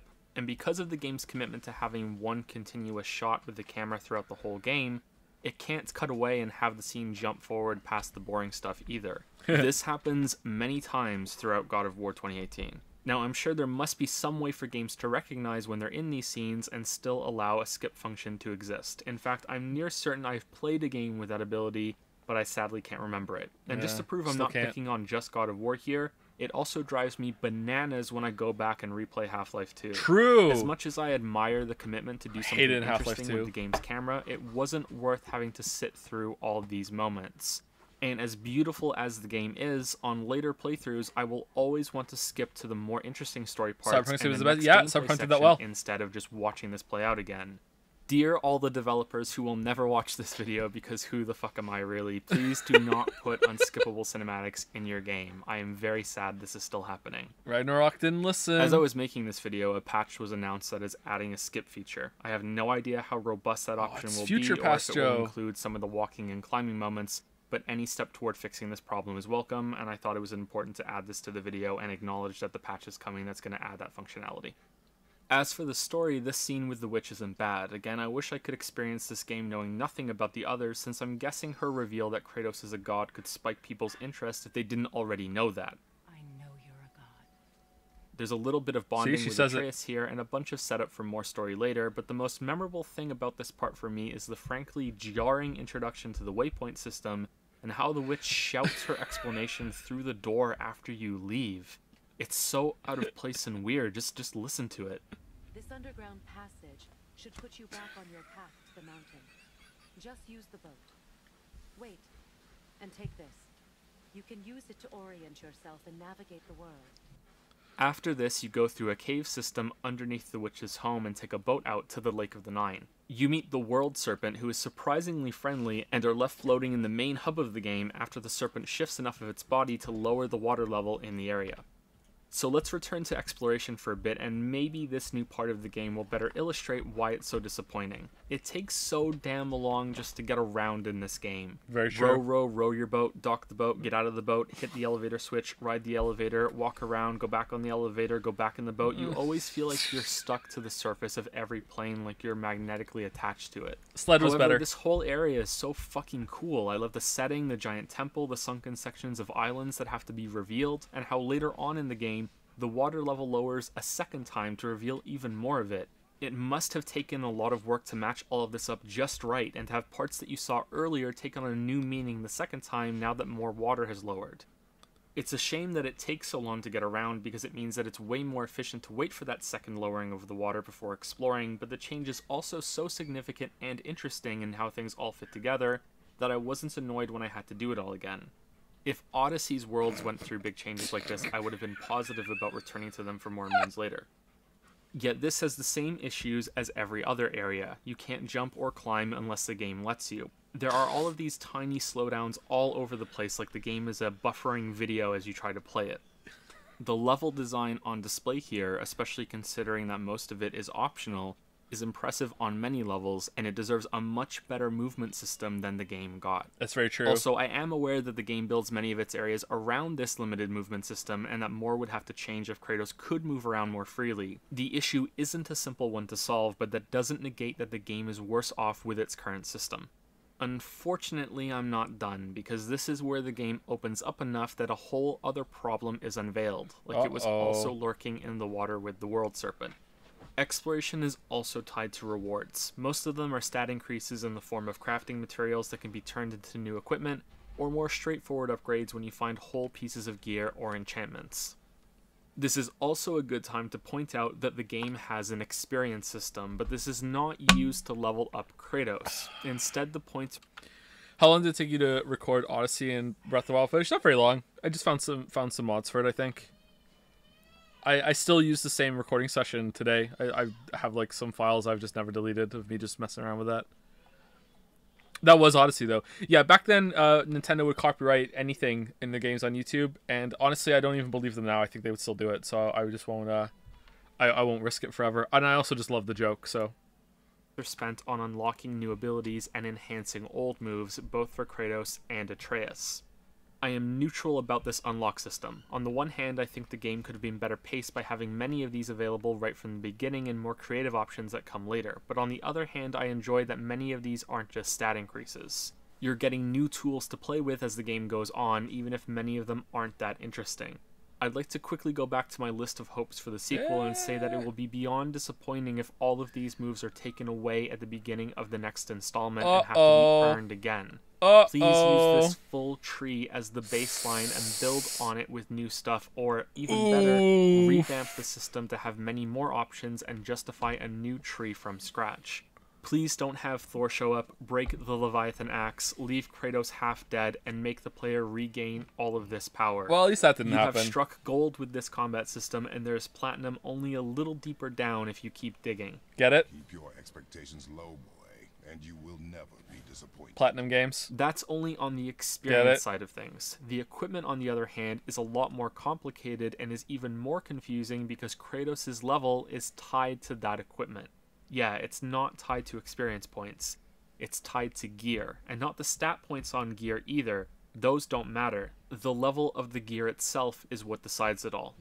Leveling systems are not inherently bad, neither are increases in power. I can point to 3 in this game that I enjoyed very much. The Idun apples, or Ythun apples, I'm not sure exactly how they're pronounced, Horns of Bloodmead, and the Drops of the World. Now it's XP based. Nope, Ragnarok seems to use the exact same system. I don't know if it's as we'll get into it later in the video. I think where we're gonna talk. Well, maybe we do it now. I can't remember. I did some combat analysis of how the stats work and the level works, and it's pretty jarring how much level matters. I don't know if it matters that much in Ragnarok, but it's the same system. World tree. These lead to increases that are permanent, immediately understandable, and are not ever required for progressing through the game. It's also one of the rare times that a lack of a decision can be a positive. There's no slowing down to consider how to spend your resources or fretting over what's the most efficient use of materials. It's just, boom, pick it up, you got an upgrade. Meanwhile, Boom, any stat upgrade system effect. requires time to learn and is going to get in the way of playing the game, Yeah. unless you're the type of person that considers it playing the game. I've said this before, and I'll unfortunately have to say it again many, many times after this. Names for stats don't always mean the same things across games within the same genre. Health can be called just that, or HP, Why or did I vigor, put or the even black stamina bar? in some games. There's no standard, Why and did I it do will that? always slow you down. I don't like it in God of War. I don't like it in Oh, that's why. Neo. I'm far more accepting of it in a pure RPG that has character building. I didn't want to say Dark Souls for the whole video. That's why. That's why I put the censorship bar over this. I forgot about that. Okay. But God of War is an action game. Even then, I would tolerate it as long as it doesn't get in the way of the player progressing. Unfortunately, here's where things get specific. If you explore enough of the Lake of the Nine on your first visit, you will find one of many rift tears in the game. These are more difficult fights that would have been perfect places to put the fun Muspelheim challenges, but never mind about that. My first time here, I opened a rift and was immediately rumbled by enemies much higher in level than me. This can be signaled to you by both the level number, the color of their health bar, and a skull next to their names. Very accurate. These enemies were so much higher in level than I was that they would kill me in one hit. Naturally, this made me curious to find out how damage is calculated. If you've watched all of my videos, you are now thinking, oh no, please don't say it's like Breath of the Wild again. It's like Breath of the Wild again, sort of. It's not as bad though. My test subjects this time were 2 revenants that spawned from a rift near the central temple. I experimented on them on all of the difficulty settings, crafted many sets of armor with different stats, Yeah, I'm not and doing this came to Ragnarok. a few disheartening conclusions. This took In the like interest a of whole fairness, day. I want to state up front that stat numbers were difficult to control in a It precise took a whole way. day for me Gear to with do this. specific stats isn't easy to get, and therefore I'm going to go into rougher numbers than I'd like. It doesn't influence the results too much, though. Only First a off, day. the threshold- Only a day of being in this room, switching gear with a fucking notepad in front of me, writing down what all of my gear was, all of my stat levels, all of the damage numbers, setting a baseline to set up like, okay, how much damage did I take? Looking at the fucking like it was a long day. It was so bad. I'm not doing it again. I'm not doing it again. No, fuck this. I will check to see if level matters, but I'm not doing like armor and stat increases in defense to see if it's subtractive again. I don't give a shit. for being one-shot by an enemy seems to be 4 levels below it. Even on the easiest setting, no matter how much health and defense I could get at that level, it would kill me in one hit. It may be possible that an extremely high defense rating could tank it, but you run into an issue since higher stats come on gear with higher level tags. This will increase the average of your gear and will push you over another level, which prevents the enemy from one-shotting you. I'm going to take a guess that when you're below 4 levels from the enemy, it just doubles the damage again, it deals. $1 million. So theoretically, you should be able to survive if you could get high enough stats, but that's probably not possible. This confused me at first since I would barely increase my defense and try to take a hit, survive with a lot of health now, and then I finally realized it was because my level was higher and I was no longer so low the enemy would instantly kill me. Nice. The defense rating Not was so secondary to that. Alright. I proved this by having the exact same health and defense rating at level 3 and level 4. This was so hard to do. I died. At level 4, this was after so hard to adding do. gear that had stats that had nothing to do with health and defense, I lived. Once you're within that Goldilocks zone, defense is then used through a rough subtraction system to reduce incoming damage. I say rough because it must be affected by difficulty modifiers or fractions somewhere. Going from 138 defense to 142 reduced the attack by 3 damage. When I increased it again by another 4 to 146, it reduced it by 4 damage, but a second hit at the same stats showed a 5 damage reduction from 4 defense. So I'm guessing there's a breakpoint or a fraction being carried over somewhere in these calculations between hits. Look at that. The way this system works means that stats How can you not understand that? Throughout the game. Level rating is all that matters. So if you have something that's a higher level, even if it has lower stats, you should put it on. You want to put on the highest level gear and enchantments as possible because the reverse is also true for enemies. In these clips, I'm now level 7 and these enemies are level 3. I'm the one that has the 4 level advantage and look, they can barely hurt me. Same for this Dragon's Breath being irrelevant with enough gear. Oh wow, that's huge. When you start getting close to max level, stats can matter a bit more, but that's at the end of the game when you'll be able to comfortably stay in a good level range with all enemies, or completely dominate them through level and stats alone. The worst thing about this is that you will be unable to realistically get through some encounters without the right gear. You can still skill. I'll be real, I just tuned this part out when watching the video the first time. I'm tuning it out right now and I made it!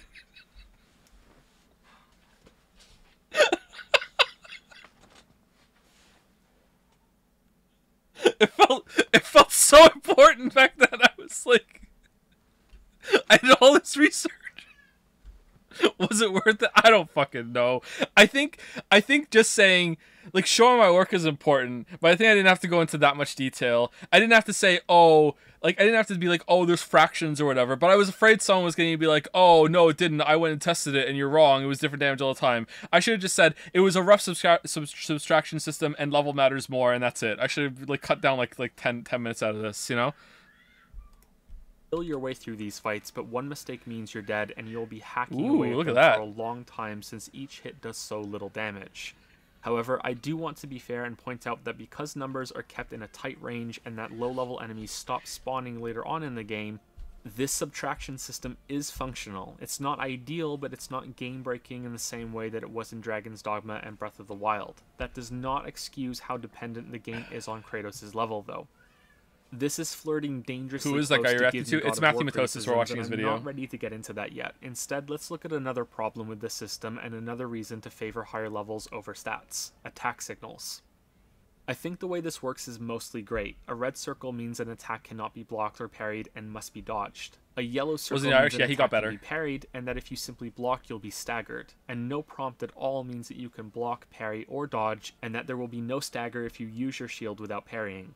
On the surface, this may seem like a new version of a QuickTime event, but these prompts do not require the same timings across all enemies, so there's still something to learn from the attacks on every enemy type.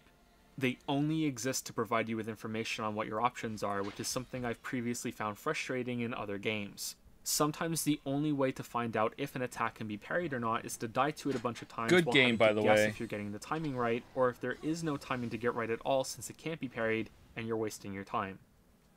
So what's the problem then? Ooh. Well, even if you played the game, you may Oh, not that's have a noticed bad that these audio warnings change are there. determined by your level. Oh, that was even bad. the Valkyrie fights are affected by this.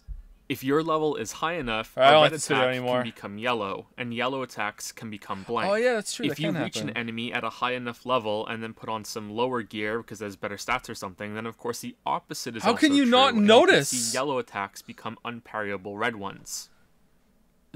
Hold on, whoa. So, minuscule echo that only some people could hear. Like completely obvious change to a new recording session that made me cringe. I don't hear anything. I don't even know who we're fighting. I don't listen to your video show. That's true. We listen to it now. This is how much gear matters in this game. I don't like that. I want to be the one who gets better and masters the game's combat. I want to not do the it. character I am controlling by putting on better gear via crafting or grinding. It has its place. I though, understand Joe. if you disagree with me, but I think kinda this is do. the type of thing that could be solved quite easily with the difficulty option that removes these equipment dependencies. Yeah. Not just in God of War, but also many games like it. As with most things, there is a balance to making this work, and it wasn't found here in my opinion. Little canker throat wouldn't know proper weight and balance if it were dangling off his chin. Continuing the game, we begin to climb the mountain where Faye wished her ashes to be scattered. Along the way, we meet a dwarf named Sindri, who is the brother of another dwarf we met earlier named Brock. The blue one is your brother. I didn't bring him up until now so I could introduce them together. These two have disowned each other and provide much of the game's humor with their attitudes and the dueling blacksmith routine. More on them later because, like much of the game, their story feeds into the main narrative.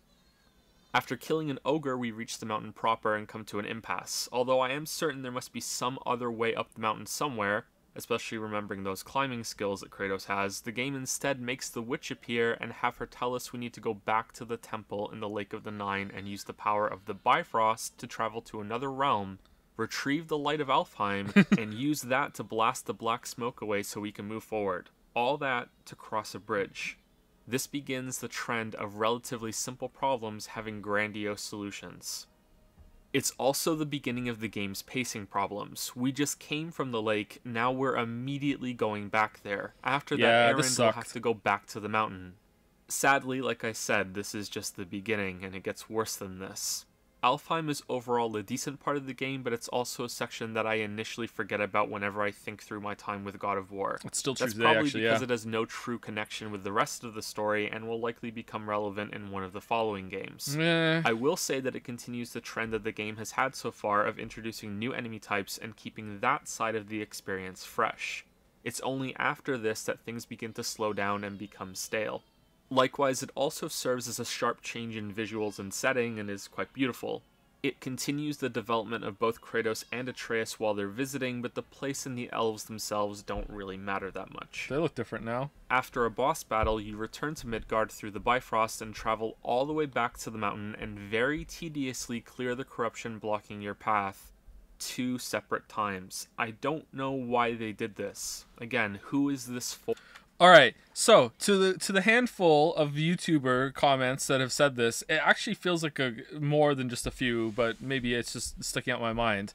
People come into me and say, "This is for loading, you idiot. It's hiding loading." And it's like, no, it's not, because you can go up and down the fucking bridge freely, willy fucking nilly, between those areas when the fucking smoke is gone. It only needed loading the first time? What the fuck are you talking about? Why are you like, oh no, it's for loading, you're a fucking idiot. How do you not know this when you're a game critic? No. Or, I'm tempted to let this play in silence for the whole duration to make this point, but I won't. Along with the protracted climbing sections, I don't understand the goal here aside from padding. I can see that maybe some of the climbing could look a bit interesting or provide an easier way to link some sections of levels 2 videos together, in one. but much of it goes It was on really for important way for me to too show the long. whole This thing in the section video. Here, like many others in this game, makes me wonder if the developers were afraid of having too short of a runtime, which is ironic considering that, if anything, the game is too long. That's true in Ragnarok 2. Oh, still not done. Wow, this goes on for a long time. What the hell? I should note that there are some story beats that I'm skipping over for now to speak about later. During this mountain climb, you fight that dragon we spoke about earlier, get gifted some fancy mistletoe arrows and a source of lightning magic from Sindri, and then reach the mountain's peak. Holding down the aiming button and getting Atreus to fire arrows at things is now a common occurrence for some of the more puzzle-like parts of the game. Sometimes you'll need the elven magic, sometimes you'll need the lightning. I'm neutral about these, and I don't think there's anything really interesting to say about them, so I won't waste your time trying. At the top of the mountain, both the plot and world of God of War expands. You find out that the stranger from the beginning of the game is the god Balder, and that he is hunting you with Thor's sons Magni and Modi. You also find out that he's still alive after you broke his neck earlier. Also that someone is imprisoned on the top of the mountain, the self-proclaimed smartest man alive, Mimir. He tells you that you've come to the wrong place if Faye's ashes are meant to be scattered on the highest peak in all the realms, because that's not in Midgard, but in Jotunheim. Luckily, there's a portal nearby that can take you there. Unluckily, the rune to activate it is no longer able to be carved. Giant's finger scraping the sky, that's the highest peak in all the realms.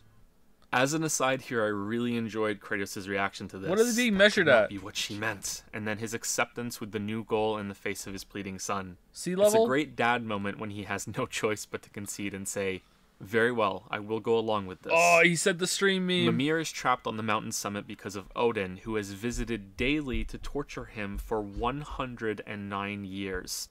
Mimir would prefer death than to continue going through it, but settles for something in between when he makes a deal to help Kratos and Atreus.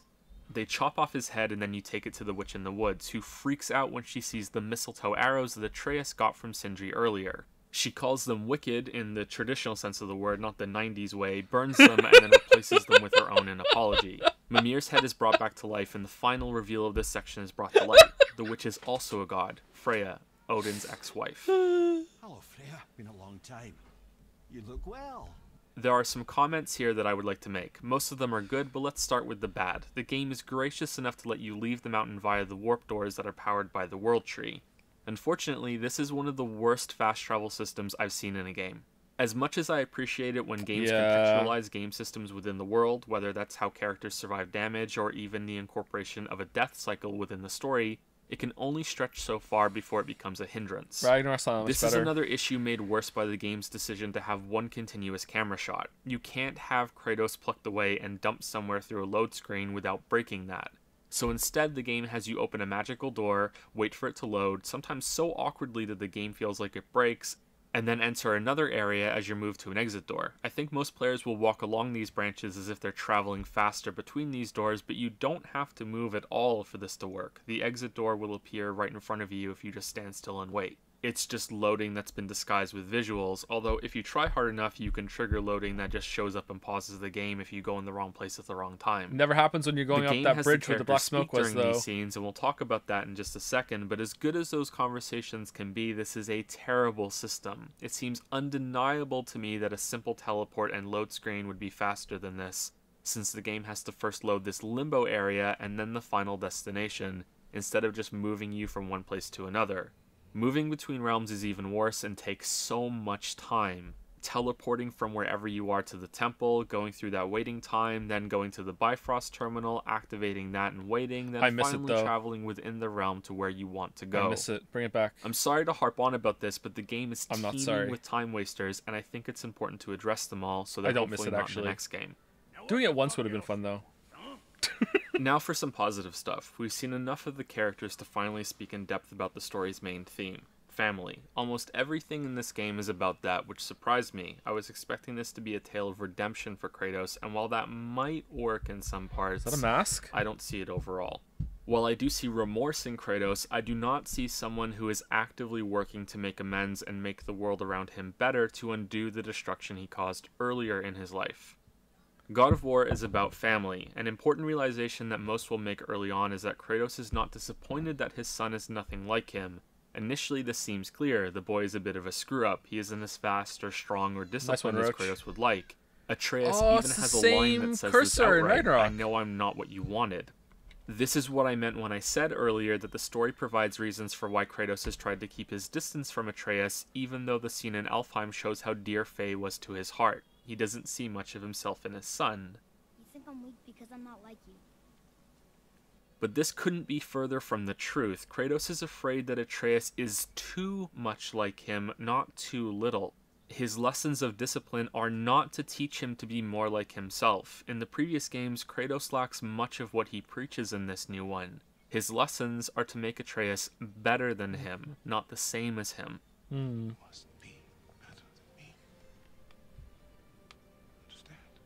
Atreus has the blood of a god within him. Every god seems to have their own special superpowers, and Kratos' incredible strength, regeneration, and weaponized rage. Atreus is shown a few times in this game to have inherited that same power, along with a few that haven't presented themselves yet, and no small amount of the arrogance that Kratos has extinguished within himself. We'll soon see how deeply Atreus really is riddled with that. Do something about it or shut up already. My guess is that Kratos did not want to have more children, that Faye was a surprise that charmed him out of his life of exile, and that Atreus was born without much deliberation. The ending supports this at least. Atreus is not Kratos' grand plan to make amends for his past actions. He was content to stay mostly away and let Faye be the greatest influence on him, and now he's been forced to take over because she's dead. You have to remember, and if you forgot, the game will remind you, that Kratos killed his own father. There's actually a really awkward Curb Your Enthusiasm tier moment in a side quest when this is brought up. Oh, for fuck's sake. He killed his own father? Kratos does not want... So that joke cost me, oh man, at least $1,000, maybe as much as $4. Like, that joke cost me quite a bit of money from the copyright strike that they wouldn't take down. It was in deliberation for so long, and they're supposed to hold the funds when a copyright strike is being argued, and they're supposed to reward it to whoever wins the copyright strike at the end of it. And like, I confirmed that with YouTube support and everything, and I still have never gotten that money ever. There's like, I don't know, like 3 years ago now, like never ever. Directed by Corey Balrog. I've always wanted to do a meme, and I've just never gotten around the time to do it. I've always wanted to do a meme where this scene, but in the sky, it's that video, that music. Are you big enough with the singing cowboy in the sky?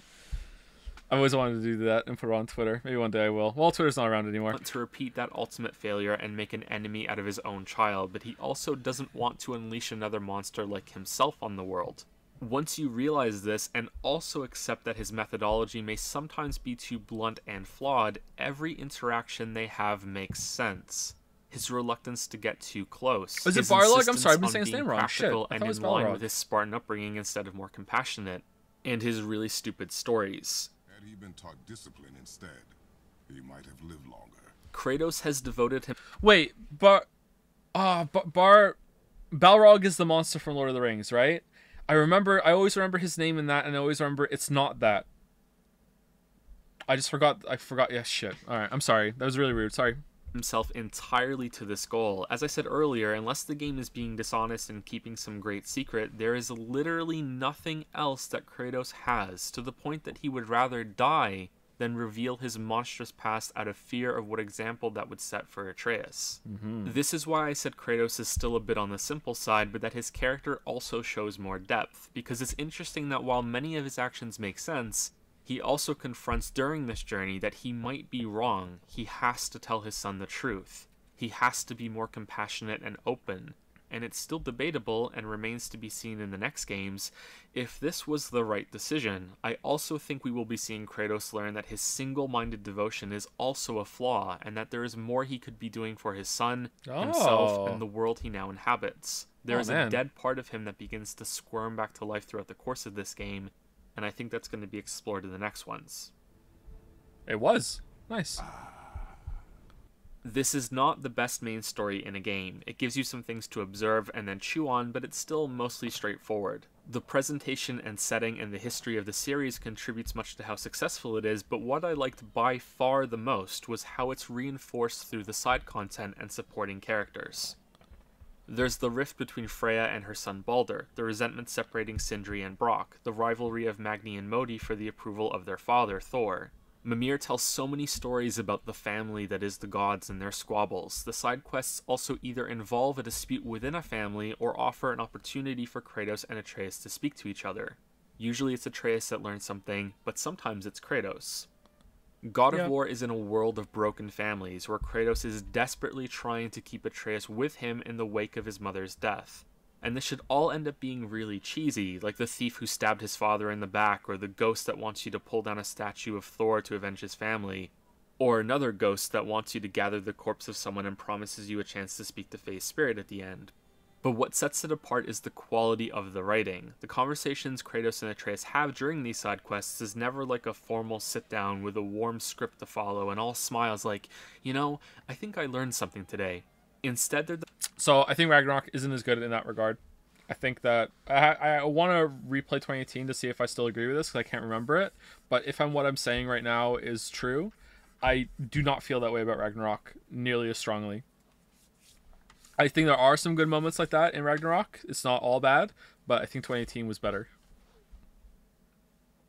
the moments when Atreus shows some maturity and preemptively tells his father that he understands something, and that he should know because he gets mad at him sometimes too, which triggers Kratos into a surprising moment of insecurity and has him demanding what times Atreus gets frustrated with him, and the roles of father and son are momentarily reversed. Just imagine the Kratos from the first 3 God of Wars getting insecure about anything. When are you angry? Use a naked woman to open a door, by the way. When? Or when the two put the souls of a group of soldiers to rest, and Kratos shows compassion to the spirit of their leader, revealing some of his past to Atreus and demonstrating that leadership is far more complex and difficult than it may first appear. These side quests may not be that rewarding in terms of gameplay, but I was shocked by how naturally they feed into the main story and support that narrative. It feels more like they're optional parts or optional extensions of the main plot, instead of being filler stuff to do. It makes so much sense for games to do this sort of thing with side content, but they so rarely do. Ragnarok doesn't really do this as well, That's I think. not to say that all of the side content is at this level, but I say most of it is. Just like not all of Kratos' and Mimir's tales feed into the story, but most of them do. Mimir is my favorite character in the game, and I hope that he survives to continue waffling on in the next one and the one after that. It's another example of how strong the writing is in God of War, and that I didn't mind some of the slow traveling parts my first time through since I could listen to them talk. There were a surprisingly high amount of these conversations, and more that can be unlocked by finding lore objects in the world. Look, it's the world serpent. Yawning to his close friends. These conversations can also be paused when you reach the dock and resumed later when you get back to the boat, but I preferred to listen to them from start to finish. Mimir's stories can help show how different this version of Norse mythology is from, say, Neil Gaiman's book, which I read after finishing the game. But I also recommend boating around the lake early on before you get Mimir so you can hear Kratos' terrible stories that are thinly veiled life lessons for the boy. They end with either blunt disaster or an explanation at how easily it could have been avoided, or an even more blunt ending with characters making the Was that Game of Thrones? For a split second, I show American Gods before I show the Norse mythology book as a joke, for a treat, or as a treat.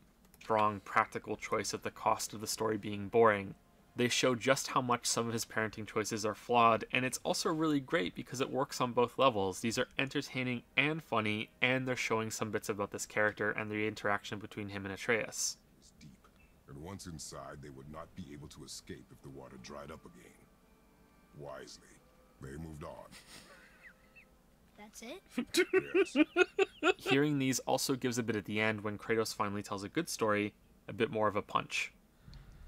Kratos is angry when he learns that Freya is a god for reasons that should be understandable if you played the first games. New recording I'm surprised session. he doesn't wipe away the protective mark that she gave him on their last visit after this reveal, but maybe he figures it's caused no harm so far, or maybe he's just forgotten about it. As you've seen from the footage playing, Mimir becomes a dangling head companion and serves really well as a commentator for the rest of the game. It feels much more fresh and immediate than a radio buddy calling in all the time to chat. Your first stop with him is to see the World Serpent, which plays out like that scene in Finding Nemo when Dory tries to talk to whales. Oh, it does, yeah. Should have shown it. No balls. I thought this was pretty funny. Jormungandr continues being a bro and gives you the necessary information required to proceed. He also eats a nearby statue of Thor because he hates the guy so much. Come Ragnarok, these two are destined to fight and kill each other. Maybe. The next section begins an increase in quality and marks the beginning of my favorite part of the game, which culminates in the best scene in God of War and one of the best scenes in any game I've ever played. Very true. It's unfortunately followed by a sharp drop in quality that's made all the worse by how good the game is right before. So another detail there is when Kratos is on the boat at the end of that clip, I timed it. I know that sometimes they're happy accidents. Sometimes I use a clip, and as I'm playing it, I'm like, okay, which slice of this clip do I want? Sometimes I'll notice something and it can relate to what I'm saying. So there, normally I don't lavish praise on games like that. So at the end of that clip there, Kratos, the lightning goes off and Kratos kind of looks like, what the fuck is this? And that's supposed to be like maybe the audience's reaction to me saying, I really like this part. And you'd be like, what the fuck is this? Joe doesn't like games. What the fuck? So like little things like that sometimes I can make something work in the context of what I'm saying. Can we rewatch it? I don't know if we can rewatch it. Let's see. He also eats a nearby statue of Thor because he hates the guy so much. Come Ragnarok, I these guarantee two are nobody got that. destined to Probably, fight but and kill I each did. other. So, you know. Maybe. The next section begins an increase in quality and marks the beginning of my favorite part of the game, which culminates in the best scene in God of War and one of the best scenes in any game I've ever played. What? It's unfortunately followed by a sharp drop in quality that's made all the worse by how good the Sometimes game they're is for right me. before that. We'll get to both of those parts shortly, but now is a good time to do the opposite of nitpicking. There are a bunch of cool small details in this game that deserve some attention and credit, so crit picking? Crit picking! Yeah. Critics picked out good moments. I think that's fake laughing. The reason why this is a good place to start this list is that effort went into timing Mimir's introductory speech here so it lines up with the giant's corpse appearing on the horizon just as he begins speaking about it. You'll see.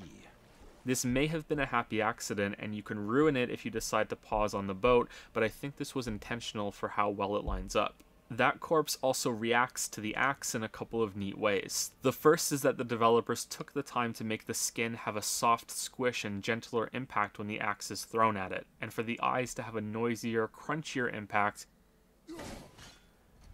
because they're frozen solid. Someone cared enough to do this, and I care enough to point it out, because I thought it was really cool. Very cool. Earlier in the game, in Alfheim, there's a part where a Dark Elf will burst from the wall and grab Atreus. This interrupts a conversation he was having with Kratos. If you know this is coming your second time through, you can stop and let them finish, and it actually has an ending, meaning this Dark Elf really does interrupt the conversation they were having. Similarly, I love how much is shown about Kratos' feelings when he doesn't hesitate to lodge his whole arm in the ogre's mouth to save Atreus from being mauled back on the mountain. There's quite a bit of this stuff in the game that's really impressive. If you do things out of order, the game often has an alternative line that acknowledges it. Later on, there's a clue in a temple that you can read to help solve a puzzle. If you miss it, solve the puzzle first, and then read the clue. Mimir quips that you didn't need the help. A timely hint for something we figured out ourselves. If you don't open lore objects before getting Mimir, you can take him to them and he'll have extra lines and insight. There's an upgrade you can find that helps when fighting Valkyries. If you find it after defeating them all, a line plays saying that it's too bad that you didn't have it before. Ragnarok doesn't do this as well, I think. I knew the game was going to be something special when it came to details right from the beginning. When Kratos carries Faye's corpse out of the house, he turns so the body is passed through the door at an angle without colliding with the frame. In most, this is sadly extremely rare. I guess like Red Dead Redemption 2 does that well, doesn't it? I remember that. Naughty Dog games do this too, but in most games it's like just straight through. Who gives a shit about some clipping, right? Yeah, sadly rare. I understand it's difficult, but yeah, really like that. Most other games that would have clipped right through, not in God of War.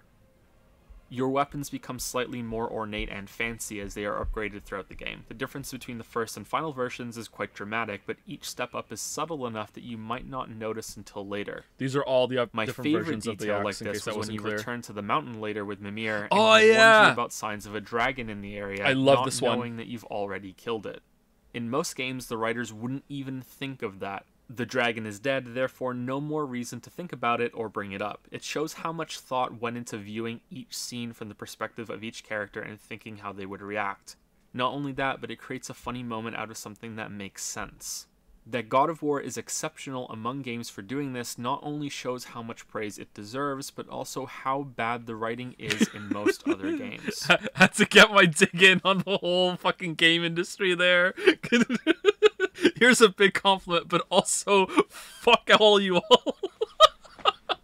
So fucking backhanded. I mean, it's true, but God damn it. I don't know if does Ragnar have moments like that? I don't remember one. Maybe there is one there. I don't think I noticed the dragon thing until I thought about it on the second playthrough. It's not perfect when it comes to these things, and we'll have a counter nitpick section later that will prove that, but there were many times the game shocked me by being prepared for something I did out of order or in an unconventional way. Aye, as an augurer, she was unsurpassed. Augurer. I enjoyed this section with the giant because it was visually captivating while also introducing new enemy types, an interesting if underexplored set piece with time manipulation on a platform, and concludes with the second best boss fight in the game. The execution is true to the concept. A giant died and crushed a settlement when it fell, creating a winding trail that you follow between both the corpse and the ruins of the village. This place does have perhaps the worst defender in the game for "are you seriously telling me Kratos can't climb that?" but the rest of it is more reasonable while being cool to watch. The Traveler enemy type is also one of the best in the game and feels closer to a mini-boss than the ogres you fight. They immediately demand your attention and can cut you down quickly if you don't respect their attacks. They require more reactive play, but we already spoke about that in detail earlier. They are still a good example of that, though. The fight against Magni and Modi is the opposite. It's a mix of reactive and proactive combat that shows you just how... So I think there I match cut Kratos' role, and sometimes, depending on the perspective, these have absolutely no effect. Sometimes I like matching different actions. There's probably been a couple that I've missed and I've forgotten about in this video because they don't have full effect. But usually, if I can, if I end a clip with the character doing a certain attack or doing a roll or doing a block or whatever, I will try and have them in that same position in the next one and see if the effect works out. And sometimes it does, sometimes it doesn't. Yeah, this is what I mean by fussing, and I never used to do that. Never used to really know how to do it, but now I do it quite often. How good God of War currently is, and how good it could be if it took this encounter as a foundation to build on. I want to be clear when I say this because sometimes people think I have a giant bias for difficulty. I'm not talking about challenge. This fight is one of the more difficult ones, and while I enjoyed that, it isn't what I mean here, especially since the majority of it can turn into a 2-on-1. Thor's sons can and will attack you relentlessly, but there are also plenty of opportunities to break them out of their combos and switch from defense to offense. I said it earlier in the video and it's worth repeating, learning that there are moments where a well-timed runic move or an axe throw can interrupt the big attack in a battle is wonderful, and if the series is going to remain mostly in a reactive system in the sequels, I hope they embrace this type of thing and try to do it more. There is something satisfying about getting in the zone with a long reactive battle though. Fending off this assault by both of these gods hits it really well. Sigrun, the game's best boss, is more committed to that idea, especially on Give Me God of War mode. There's definitely value in having a challenging series of tests to respond to attacks in the correct way over a long battle, going from failure to complete domination by the end. However, what Magni and Modi proves for me is that there is room to deepen this system. Even if it stays mostly reactive, having to think more about what series of attacks you do in the short time you have after countering a boss is something worth thinking about. Yeah, that didn't happen. There are many possibilities. Please explore them for the next game. I know that so many reviewers raved about everything, but please do not take that as a reason to not develop what you have here. I'm sorry to keep going on about it.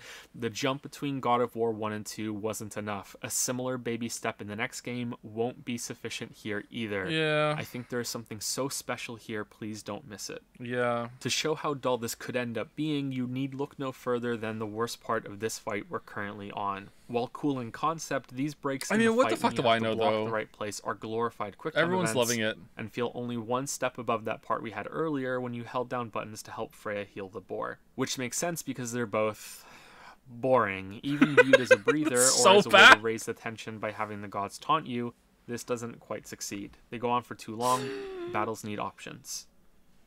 This fight ends with Kratos killing Magni. Modi seems shaken that this could be possible and then flees. Atreus, in response to how much the gods taunted him during the battle, becomes enraged, and then stricken with his plot cough. Kratos is of course troubled, but the sickness passes quickly. Next, you get part of the dead giant's chisel, which can act as a key to open many sealed doors throughout the world as long as you know the rune to open them. You may have already encountered a few of these while exploring. One nearby leads to an optional boss fight against a Valkyrie, and having... Man, so this is pretty good at re-experiencing the game, huh? There's a bunch of the stuff that I've forgotten.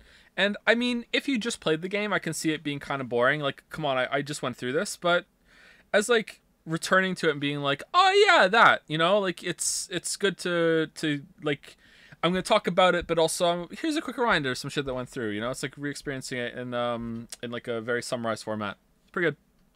Such a good boss fight so quickly after Magni and Modi is one of the reasons that this section sticks out so well in my memory. However, it may not be really fair to weigh that so heavily since you can skip this. You're probably meant to as well unless you've been fanatical about keeping your gear updated. Yeah, I didn't. The main path takes you back to Tyr's temple in the Lake of the Nine. You know, I think it best we just end it there, actually. I think I've made it clear how much I enjoyed the previous section of God of War, so you should understand that I am not exaggerating when I say this next part is now among my favorite moments in any game, because it's that much better. Ooh. The first half of this game is like a slow ascent that's been building to this moment. Gonna There's say a it flat churning out. jar of tension or lightning in a bottle that's about to burst. Kratos and Atreus are fugitives in the Norse realm. So far, they've managed to stay relatively low-key and have only private personal business to attend to that Norse gods should have no quarrel with. Yet we know the reputation of the gods. Freya's story, Mimir's story, and the other tales he will recite about Odin's meddling and Thor's wrath. Kratos just killed one of Thor's sons. Mimir says this in warning. This will not go over well in Asgard. I defended us. Nothing more. I fear no judgment. Judgment, no. But if vengeance is any concern. Modi comes back for revenge after we arrive at Tyr's temple. Note that, tying into the theme of dysfunctional families, he's more upset that his reputation will take a hit than he is about his brother being dead. This is shown even more clearly when Thor thrashes him when he reports the news. Atreus disappoints his father by succumbing to anger instead of remaining disciplined. He even attempts his own version of baby's first Spartan rage here. And then Big Daddy Kratos shows him how it's really done and sends Modi scrambling back home to Asgard. Kratos allows this and doesn't push the fight because Atreus looks to be near death on the floor. His plot cough has come back with a vengeance. What follows is the unraveling of Kratos' life and the world seemingly reveling in that. He has no choice but to take Atreus to Freya for help. A storm is beginning to rage while you row the boat, and my second favorite scene in the game happens right here. Not in some epic battle, not with some beautiful mythical backdrop, but in a dark, grimy elevator while Kratos is breathing deeply in anxiety, close to hyperventilating, and then begins to pace. Look, everyone that's playing at this point knows that Atreus won't die here. There's too much that's been set up and hasn't been explored yet. However, this tension that you feel along with Kratos during the scene is still real because there is so much else going on. Yeah. It's perfectly punctuated by someone blowing Man, the what a horn good scene. and calling the Forgot about world that. serpent as you ascend. The world is waking up around you. I turned up the You are volume not there so you could hear the only it. active agents in this realm anymore. Forces are gathering. You have attracted attention. There are going to be consequences. And so a scene that is normally terrible, where a character is close to dead but everyone knows won't actually die, manages to still have power, and a lot of power at that. Kratos, for the first time in presumably decades, just killed a god. His son is now dying in his arms. His past is swirling back to the present, and who knows what kind of response is being mustered as he's stuck on this elevator, waiting for it to rise. And what's waiting at the top? Another god. Something he has the deepest reasons to never go to for help, but he has no choice. Faye just died, her ashes are still warm, and here's Kratos already back in a new version of his torment, with Atreus' illness being his fault. The desperation in his voice is perfect in this scene. The boy has fallen ill! Freya! And this isn't even the best part. Woman, do you hear Despite me? the rough goodbye they had last time, Freya is eager to help Atreus. She explains that to bring him back from the brink of death, she will need something from Helheim. She warns that Kratos cannot survive the trip and that he will need something to fight the cold if he is to have any chance. That his axe will be useless. In response, Kratos says this. Then I must return home. Many different things come together in the next scene. Of course, if you don't care about the story, it will be boring no matter what. For me, even acknowledging the problems the game has with inactive downtime, this was the only part in the game that a drawn-out travel section worked because you steep in thought along with Kratos. He is reflecting on everything that has just happened, digesting that he's choosing to do what he's about to do. The state of the world continues to deepen towards stormy chaos. Whether this is brought about by the gods reacting to Magni's death, or the realm responding to Atreus being near death, isn't clear. It could also be caused by Athena, perfectly personifying Kratos' past returning What's the when blue? she appears on the boat. Very blue. Get out of my head. I think that Athena really is here, or at least, even if Kratos is the only one that can see her, that it isn't just a figment of his torment. Some projection or malady of Athena is presenting itself. This isn't a delusion. Like everything about this part, it works on multiple levels. Still Freya's might be. mother's promise will be relevant later because in the game we don't know that she's the mother of Baldur yet. This boat ride not only provides time for reflection, but also shows how close the gods have been this whole time. While Kratos has been with Faye and Atreus, one was always a short trip upstream. They have docks linked on the same river. And Athena's appearance will mean different things for those who have played the older games and those who have not.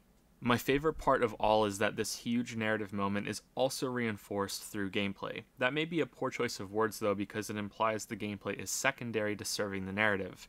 More accurately, both are feeding into each other, and it's for that reason that this gets pushed up to one of my favorite moments in all of gaming. It starts when you get off the boat and are attacked by Hellwalkers. At first this may seem out of place. So is anyone bored by the past like 10 minutes or so? Because I like doing this kind of commentary. I like doing the play-by-play with a lot of like heavy, like, here's what's going on. Like I'm summarizing it, but like I would say like the summary is like what, like 20%? Like I really like doing this in videos, but it is kind of a long section.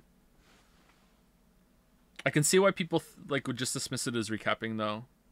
Almost like a bit of forced combat to appease people who may need some fighting after the boat ride. But the intent Some people are becomes saying yes, clear but most people after seem you like it. enter Okay. the house. We'll get to the story side of this in just a second. For now, recall how the game has played for many hours until this point.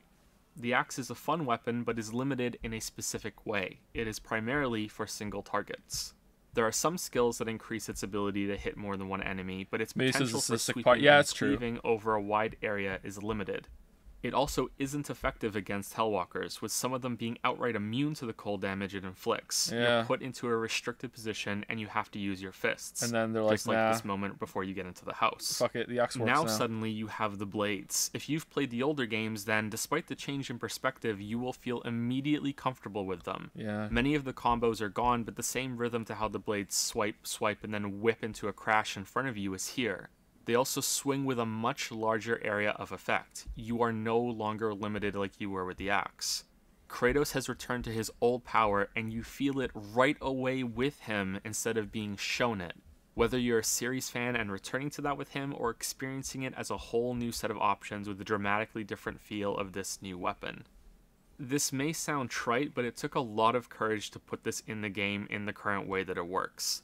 The blades come so late that many fans will have become upset by now. Yeah. Why has Kratos changed so much? Where are his Forgot about that signature too, yeah. chains? Why am I being stuck with only one real weapon? Why am I babysitting this kid? It led to this moment that is made all the stronger for how deep you're into the game when it happens. I am stunned that a AAA game took a risk like this. Okay, any moment in Ragnarok for that the was as good as that? The Thor battle I really enjoyed, but that was like a repeat of the Stranger. Was there anything in Ragnarok that came close to that? Getting the spear was cool, but it was more like it's a really cool weapon, not a really cool moment. Birger. I don't think there was anything that came close.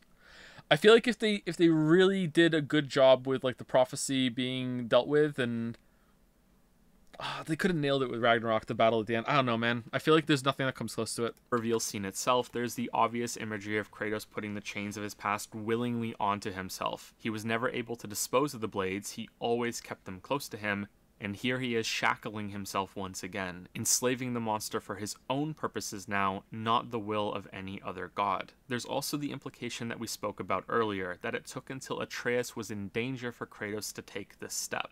His own life wasn't important enough, but the boy's is.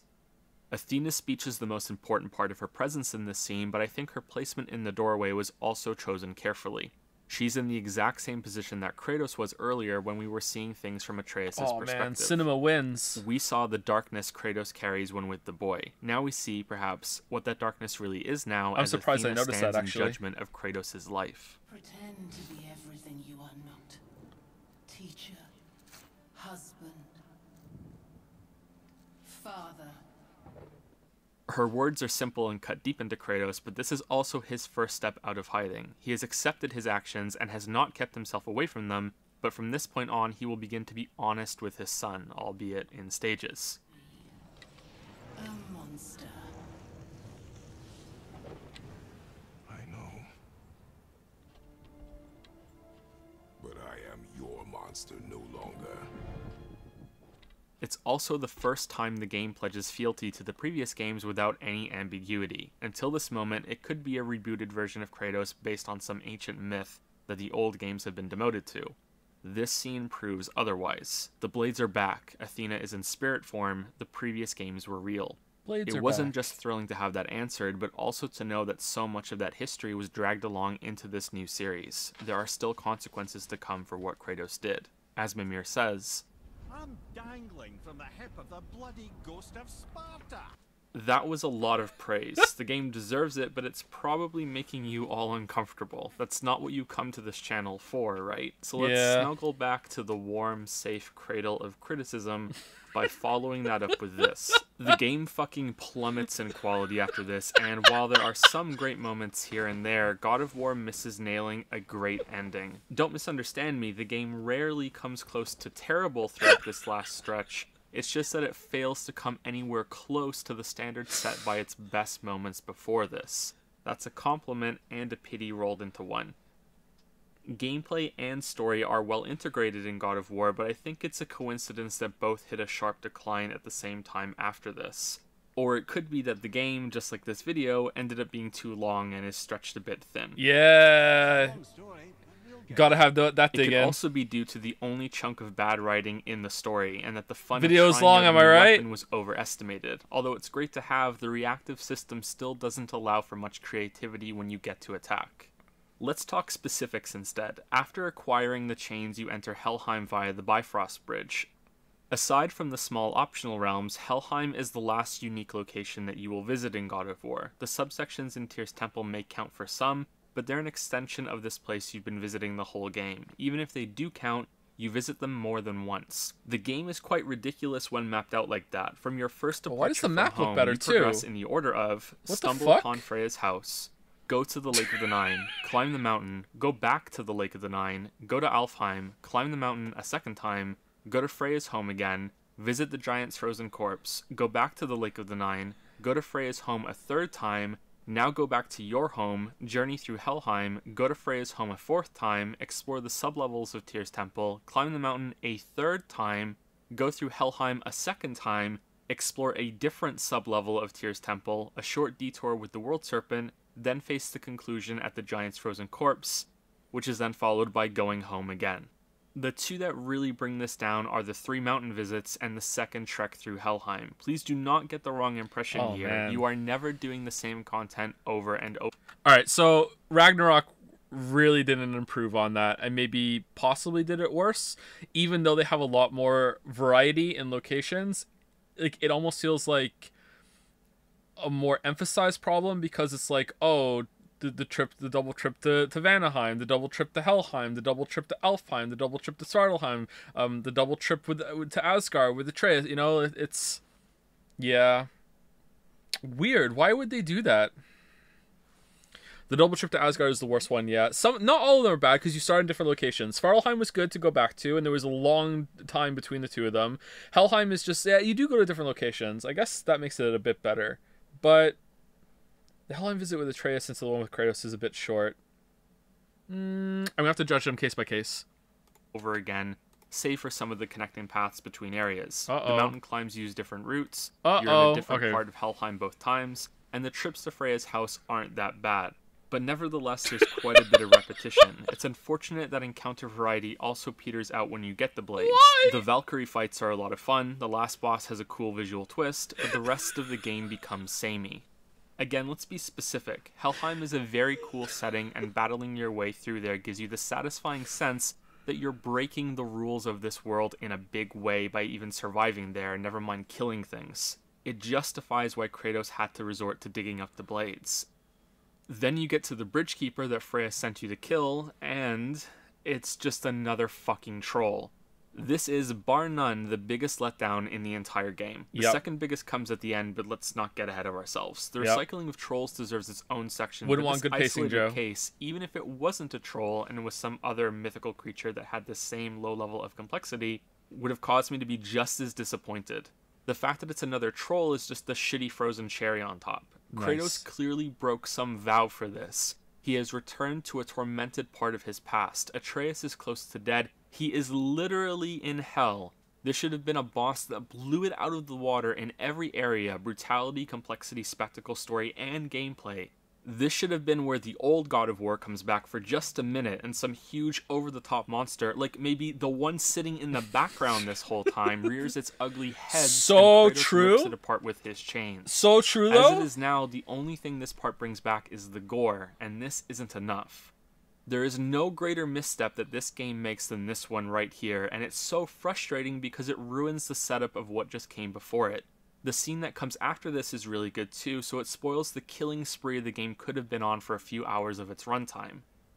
Should we talk about the trolls now that we brought them up? This is probably the best place. This issue isn't quite as clear-cut as many have stated it to be. Delivery on that line wasn't very good. The most common complaint I read about the game's use of trolls is that there are too many of them. This isn't true. All right, so this is why those lines are bad and I don't deliver them well, is because I'm acting. Because I'm acting like, oh, the script is just naturally going there, right? Well, here's the thing. The script is just naturally going there. As I'm typing it out, I am like, okay, there's an exit ramp here. I want to address it. Should we talk about the trolls now? Yeah, that's fine. I want to be conversational. And then when I like read it out, like the writing was authentic. It really was I want to do a little bit of like improv writing here. Here I go, boom, boom, boom, boom, boom, and I want to keep that in. But then when it's time to read it, it's like, well, it's already set in stone. So now I have to do a little bit of acting, and I can't act.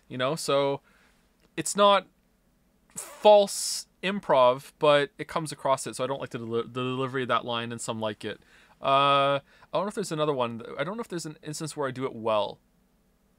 Have to watch all the videos and see. I think this is a case of people not explaining their issue as clearly as they could be, which is a problem if that's the feedback that the developers take at face value. Consider that, if anything, there aren't enough Witcher 2 trolls combats. in Yeah. the game. That's They're I a fun, do it well there, large I think. enemy that fills the same mini-boss role as the ogres, ancient soul eaters, travelers, and the big dark elf guys. Non-consensual Yet they troll don't fights. appear like those enemies do in the optional realms. The problem with trolls is not their frequency, but where they're placed, and we can draw a good comparison to the Valkyries to prove this point. After killing one Valkyrie, you are given a quest to go conquer 7 more plus 1 secret one for a total of 9. You know what you're getting into. It may be a mild disappointment that their attacks aren't more varied, but it's a hunt for Valkyries. Meanwhile, the roughly same amount of trolls you fight throughout the game is a huge letdown. You consent Not to the because Valkyries. of the fights themselves, but because you wish there was something else there instead. This is a little difficult to wrap your head around at first because the difference is so subtle it may sound identical. The feeling when a troll shows up at the end of an area is not, oh damn it, I have to fight another troll. It's, oh damn it, I wish there was a different boss here. The issue is not recycling. Okay, so I think that Ragnarok did this much, much better when it comes to the main story, but I do not think they did this.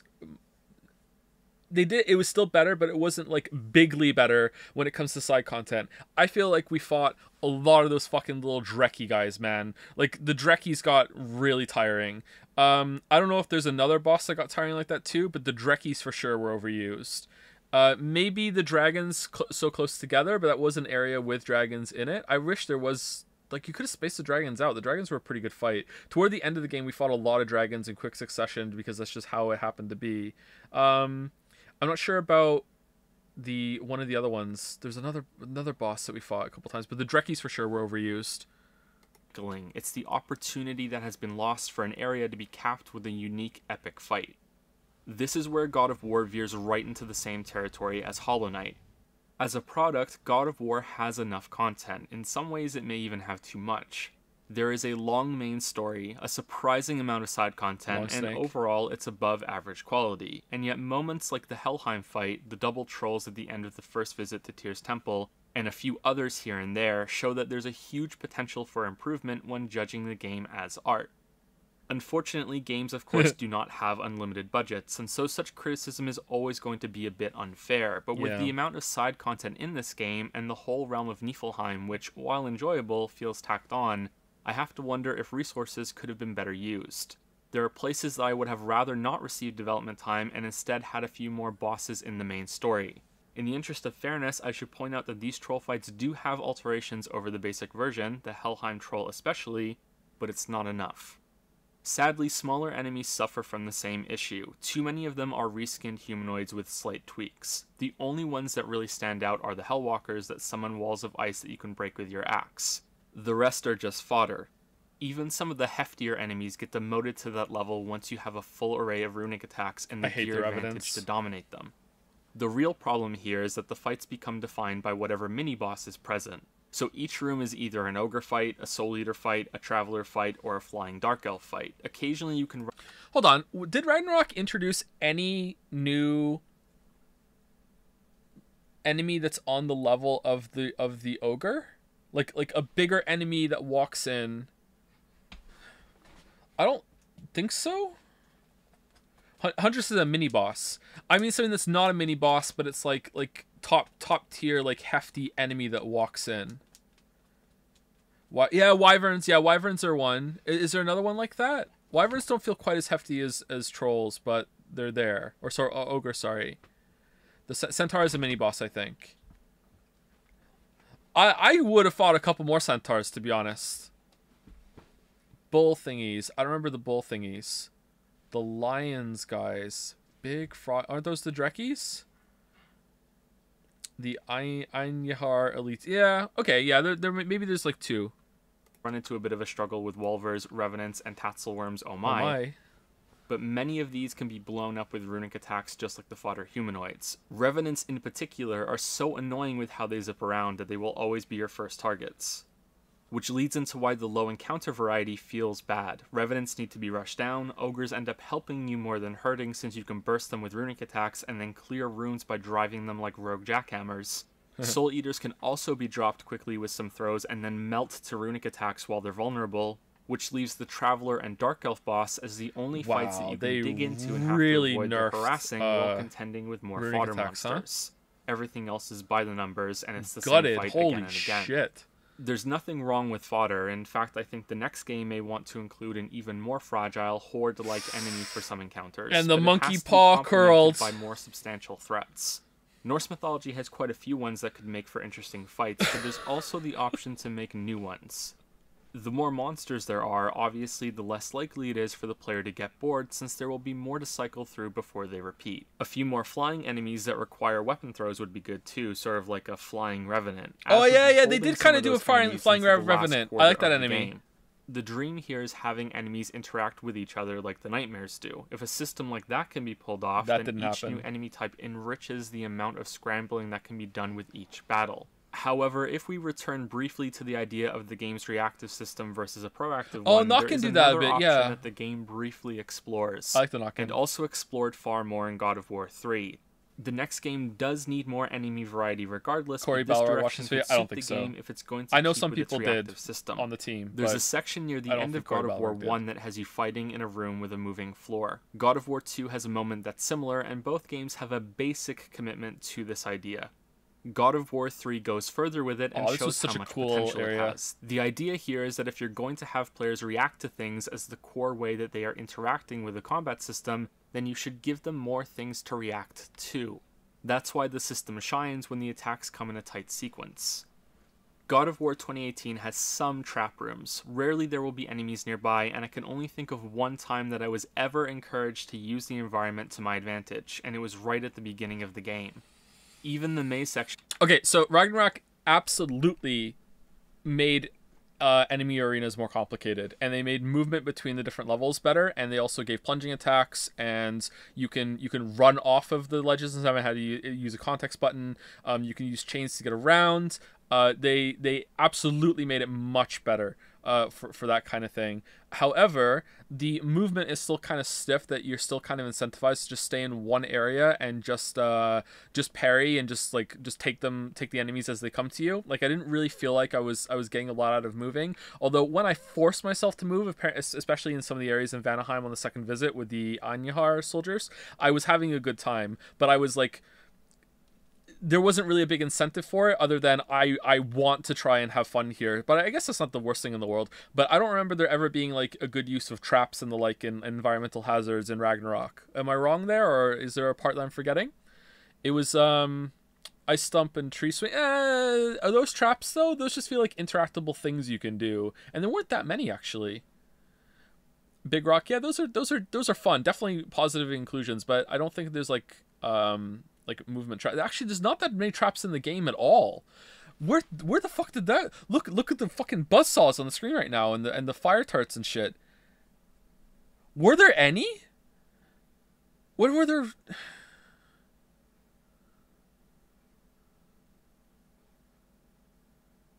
The plants, yeah. The plants don't really attack enemies though, but yeah, there's plants, okay. The plants that explode, the plants that shoot at you in Vanaheim. Panels that bounce your X. Those are things you can interact with, but that's like a trap for the enemies. I guess I didn't really use them very much. I'm trying to think, is there any poison area pull? Yeah, those are from the first game too.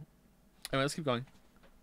In Niflheim, which have huge saw blades and crushing walls, don't involve combat. You have to awkwardly try really hard to use them during battles, and when I did, I found it very satisfying.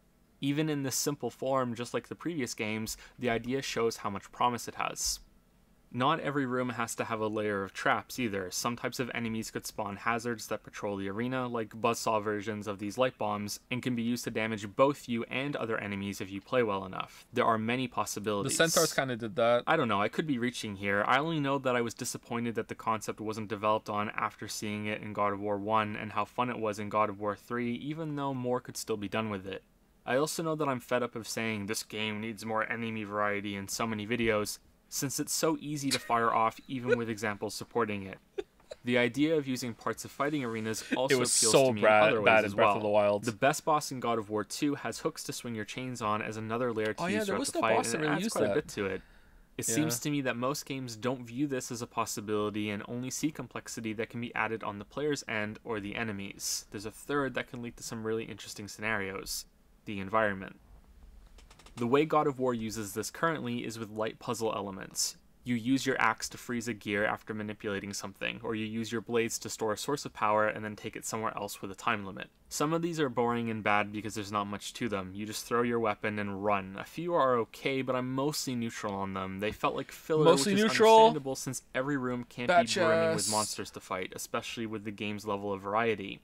I feel bad for games that are stuck in this position because you can clearly see how, with enough development, an entire Portal-style puzzle chamber room game could be built using these simple mechanics as a base. Yeah, that's true. More could be added, things could get tricky and demand a lot of thought, but God of War can't do that without becoming two games in one, and they're not even genres that go well together. Players will likely hate one of the two sides, so we're stuck with these light puzzle elements that are rarely offensive but are never good either. Oh, and real quick while we're here, I think it's funny how the game allows Atreus to use tunnels to avoid these. I think the devs realized with the first trap room that the boy can't be a part of this. That's why there's no traps, because Atreus is now too big to get through the tunnels. Ah, that's why. Scenario.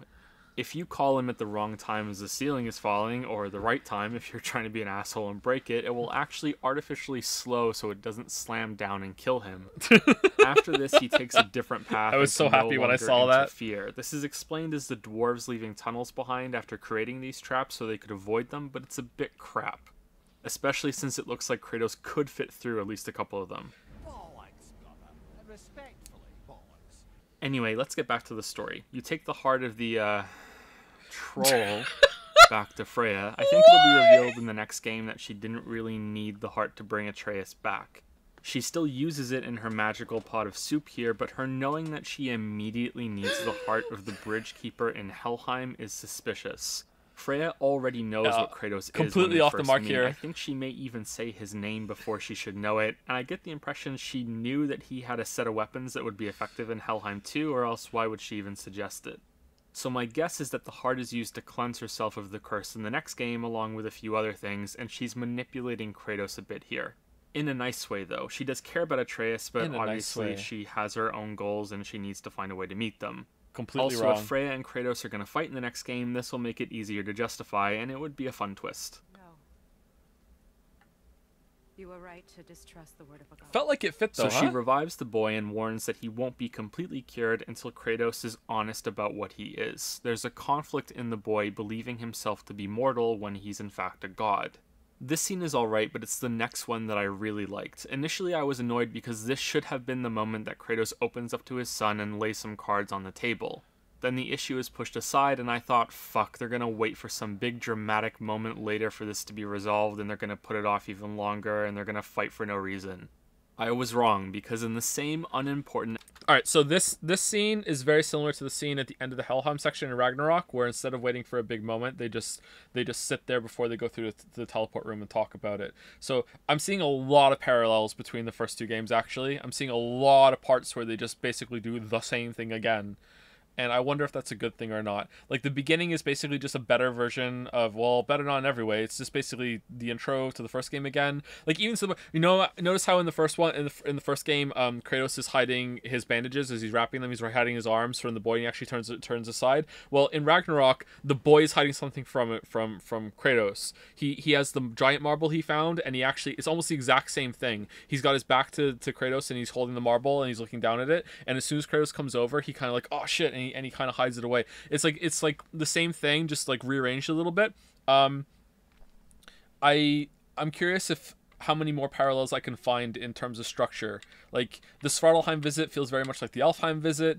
There's a lot of repetition. Not repetition. There's repeat visits to the different realms and everything. I wonder how much more there is I can find. Elevator area we were in earlier, Kratos finally starts being honest. I'm a god, boy. I haven't read this. No, I haven't seen that video. From another land far from here. It feels so much more genuine this way. It wasn't triggered by the next near-death experience with big sweeping music and Kratos holding his son close to him. It was the boy's insecurity breaking through Kratos' resolve and his love for his son making him confess on the spot. The kid has such a wholesome reaction to it all too. Can I turn into an animal? You can. An animal. I love the eye shift. This is also a nod to Norse mythology, since Loki can shapeshift. It's a kind reaction and one that clearly catches Kratos off guard. Initially, he seems reassured by it. It's a shame that it doesn't last. I mean that both for the sake of these characters and the story. What follows this section is Atreus' descent into godly corruption, and it is awful. I don't mean awful in terms of how Atreus is somehow evil or immoral. I mean it's awful because it's too abrupt, poorly written, and largely makes little sense. Welcome to the worst part of the game. Conversely, Tyr's Temple has very pretty visuals. The murals, artifacts, and central spinning ring things. Looks really good. Looks really good. I understand that you can't tell a child that he's a god and expect things to go without any problems, particularly a child like Atreus that knows many stories about the gods and now sees himself as one of them.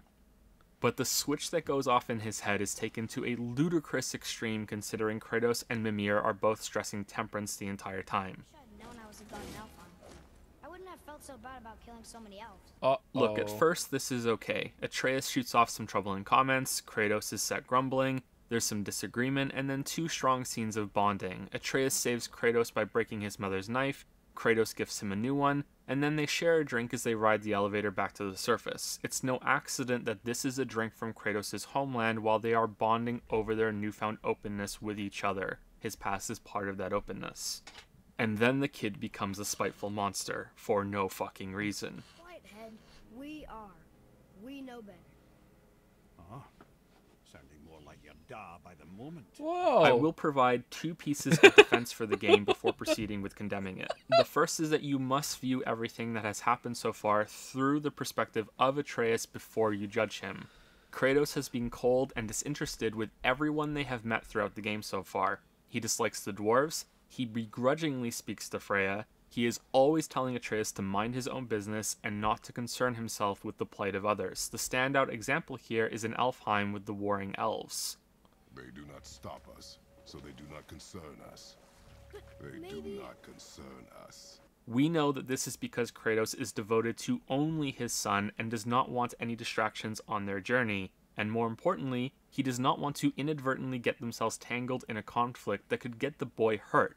Atreus doesn't know this, so he retroactively understands his father's actions as a god just as arrogant as the others, who thinks himself high and mighty and so far above the petty squabbles of the little people. We do what we please, boy. No excuses. It is his nature to do harm. Oh. That's just what Mom used to say about the gods. The lives of men mean nothing to the gods. I know, Father. Man, making some really good arguments in why Atreus will start acting out, huh? What the fuck am I doing right now? Anyway, I need to go pee again. I'll be right back.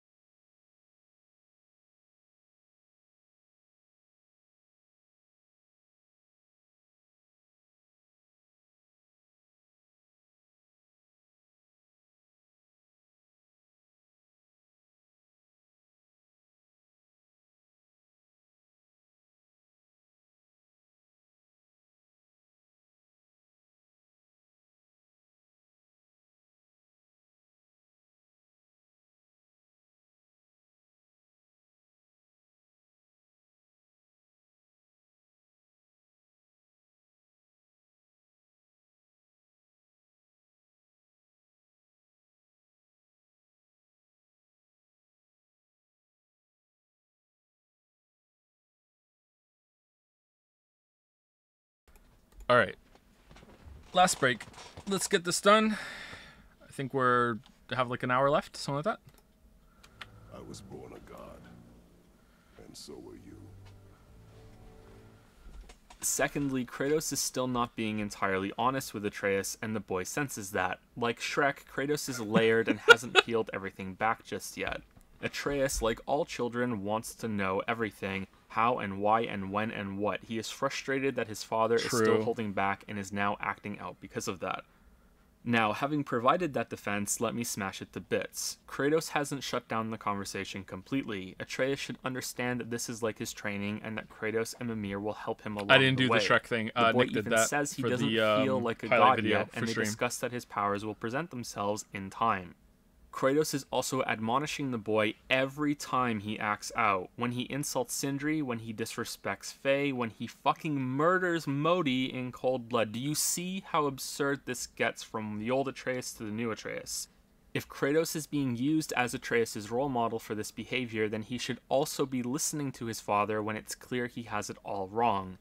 Him shouting the question, How do you know when Kratos says there are consequences to killing a god also doesn't make sense, seeing as Atreus was just with him when they killed Magni, who's a god. Remember what happened right after they did that?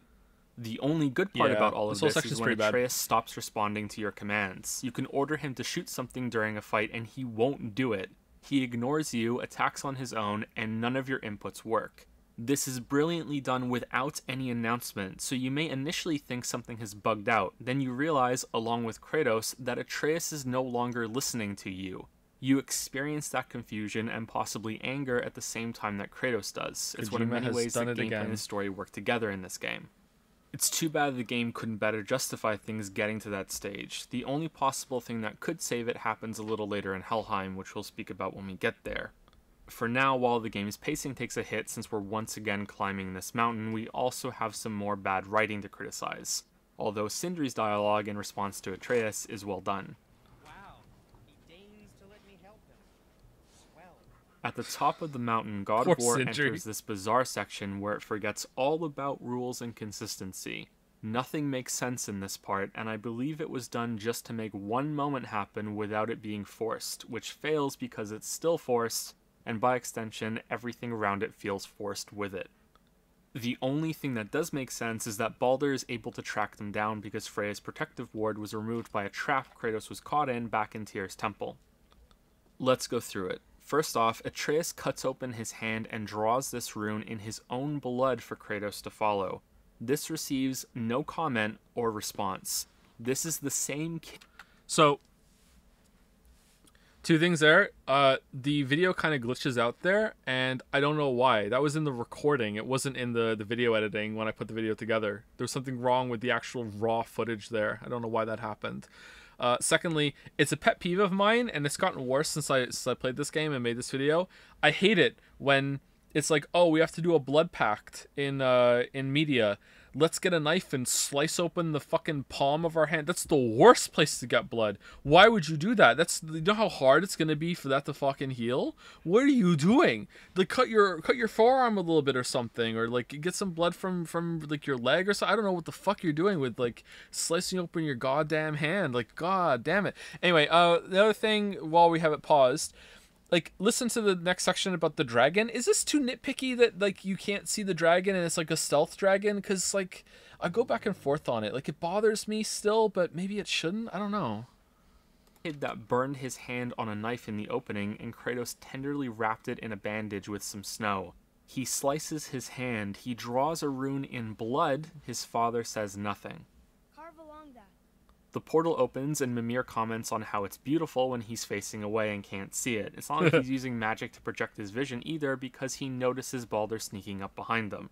The second most stupid thing in the game happens in this fight when Baldur impales Kratos through the hip and pins him to the gate, and the game never addresses it. Kratos has some healing powers, but as we know from God of War 3 and his reaction to damage in this game, I forgot about that. a wound Damn. of this severity should be crippling for at least a little while. The game doesn't even have the decency to shrug this off with some shitty explanation either. It's just never brought up again. Ever. Kratos has a chunk of stone embedded in his side for the rest of the game for all we know. Remember, this is damage done in a cutscene and is therefore canon. It can't be ignored like other damage. The most stupid thing that is even worse than this, in case you're curious, is also tied to Baldur. Remember when they had their big Dragon Ball Z fight at the beginning of the game, and Kratos punched through a huge rock and then caused a mini earthquake to split open the land, and then they did their arm wrestle thing and push each other away and make the crack go even wider, and then Kratos gets flung up in the air and falls down and has to catch like a root, and he scrapes all the way down. That's how big the crack is, and then you go climbing through it later with Atreus. Like, the thing is huge. This damage has somehow magically repaired itself when you go back to your house later. Ooh. What the fuck? Back on the mountain, Kratos and Baldur fight some more. I believe the whole reason Baldur wants a giant so badly is to get to Jotunheim. It's why Tyr and the giants hid the Bifrost Tower that links it to the other realms. Odin desperately wants to get there, and Baldur is doing his father's bidding. A portal to that realm is now open right next to them, and instead of going through or calling his father, who, if we recall from Mimir's words earlier, visits this spot daily, Baldur spends his time punching Kratos in the head. Kratos responds by ramming Baldur through the pillar and destroying it. Oh, man. I forgot about that. So Odin's schedule. Odin, all right, get up. Go and see Thor, rag on him a little bit, tell him he's a shit son. All right. Next up, breakfast. Have some breakfast, read a book. All right. Next up, gotta go put my time into being fucking Tyr in the prison cell for when they show up 100 years from now. All right. Go and do my time. How's it going, Derlin? How's it going? Here I am. I'm in. Yep. All right. Get my food. All right. Sit here. Make sure that I'm here for roll call and for getting food. All right. Done. All right. Teleport out. Time to go to the top of the mountain. See Mimir. Go and see the Jotunheim portal. How's it going? How's it going? Gonna sleep well tonight. Of course he does. Nice Why one. wouldn't he? Admittedly, Kratos does enrage when he fights, so this part is less bad, but still bad.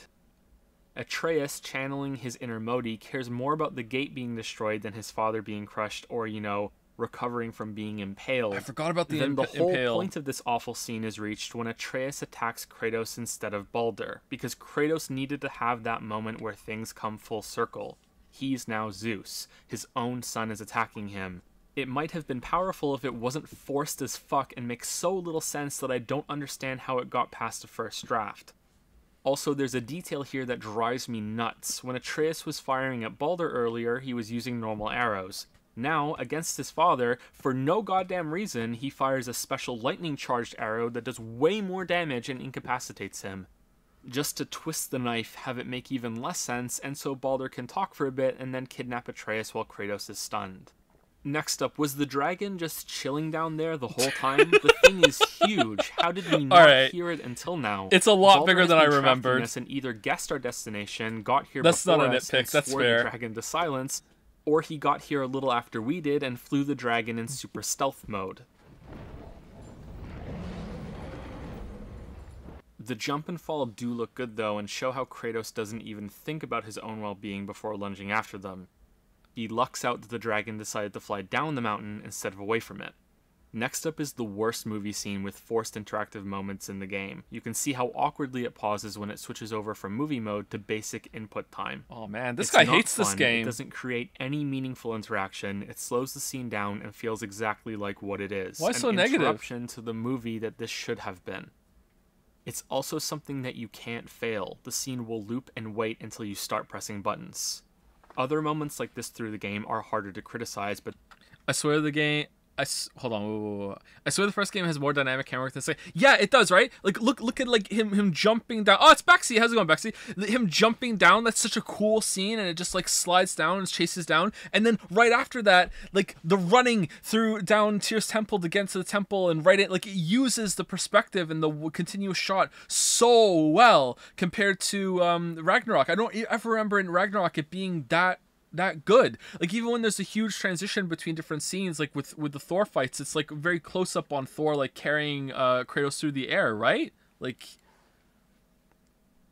is there any part in Ragnarok that uses it as well as this part does? And this isn't even my favorite part.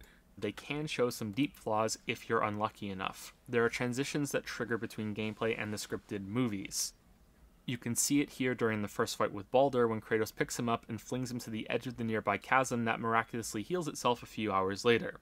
If you happen to be in a good area when this triggers, everything looks fine, even great. If you're not, then it looks way less impressive. On my second playthrough, I just so happened to be close to the chasm and this is what it looked like. On my third playthrough, I deliberately tried to break it to see how bad it can be. Because of course I did. I think the results speak for themselves. Alright, let's see, I forgot about this. Holy shit.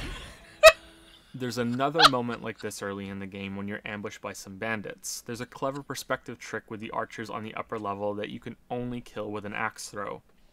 Since you're zoomed in and can only see them from a certain angle, usually the bandit that teleports into the room isn't seen and everything seems fine, even though the game is cheating by making this guy appear from nowhere. However, if you're not in a good place, it's as awkward as this. Look how bad this teleport is. Alright, I'm looking. Whoa, what the fuck? This part goes on for a few minutes with the game putting prompts on the screen telling you what to do, a sure sign of success in the interactive medium. Oh, they do that a lot in Then the sequel, Kratos Joe. somehow cripples the Past Joe, dragon you have by no slicing idea. deeply into just one part of its wing. Apparently all this damage before wasn't enough, but this one part was really special, so the dragon falls to Midgard and dies of sadness.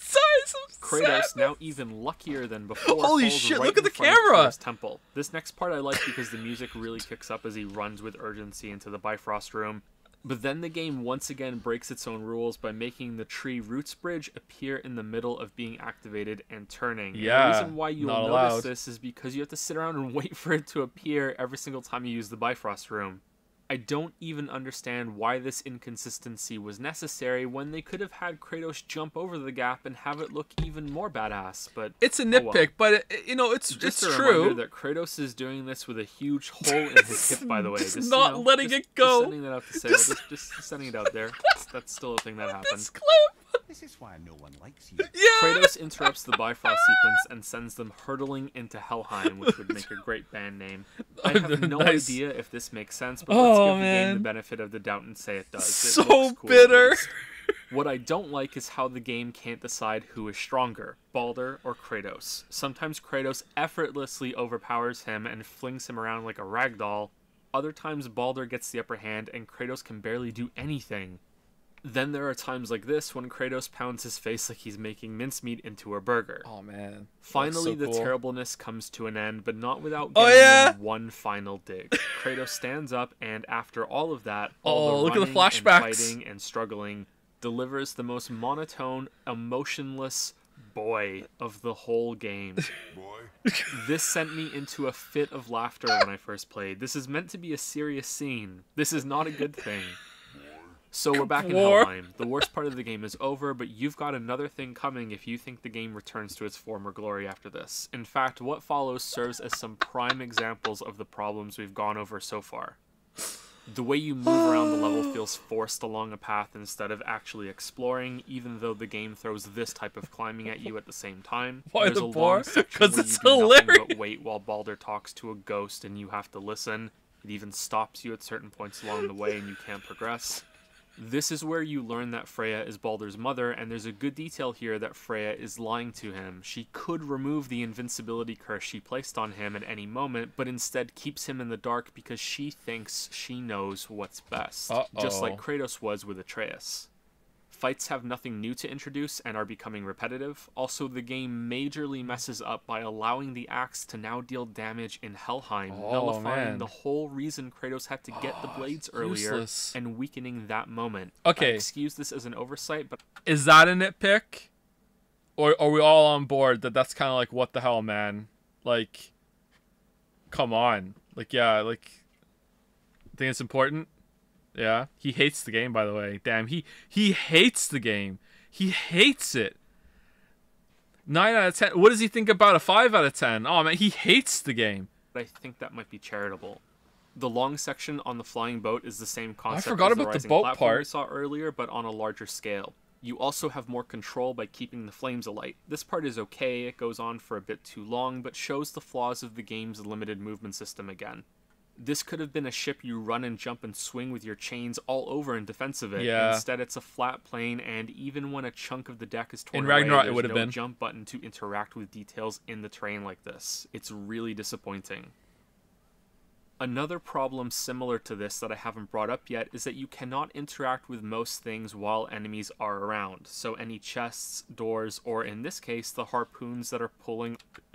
Just got back. Glad you didn't watch your own video at ×2 speed, because it would mean that VOD boys would see it at ×4. Nice. Nice. On the ship. Even if you do get enough time away from enemies to free the boat, the game won't let you until all the enemies are dead. This isn't a big problem, but it's frustrating when you may want to quickly loot something in combat or think the situation you're in has some urgency and requires quick attention. Turns out you should kill all the baddies first instead, no matter what's going on or how desperate things get. One curious detail in the second trip to Helheim is how the conflict between Kratos and Atreus is resolved. At first, the game suggests quite heavily that Atreus wasn't really himself before.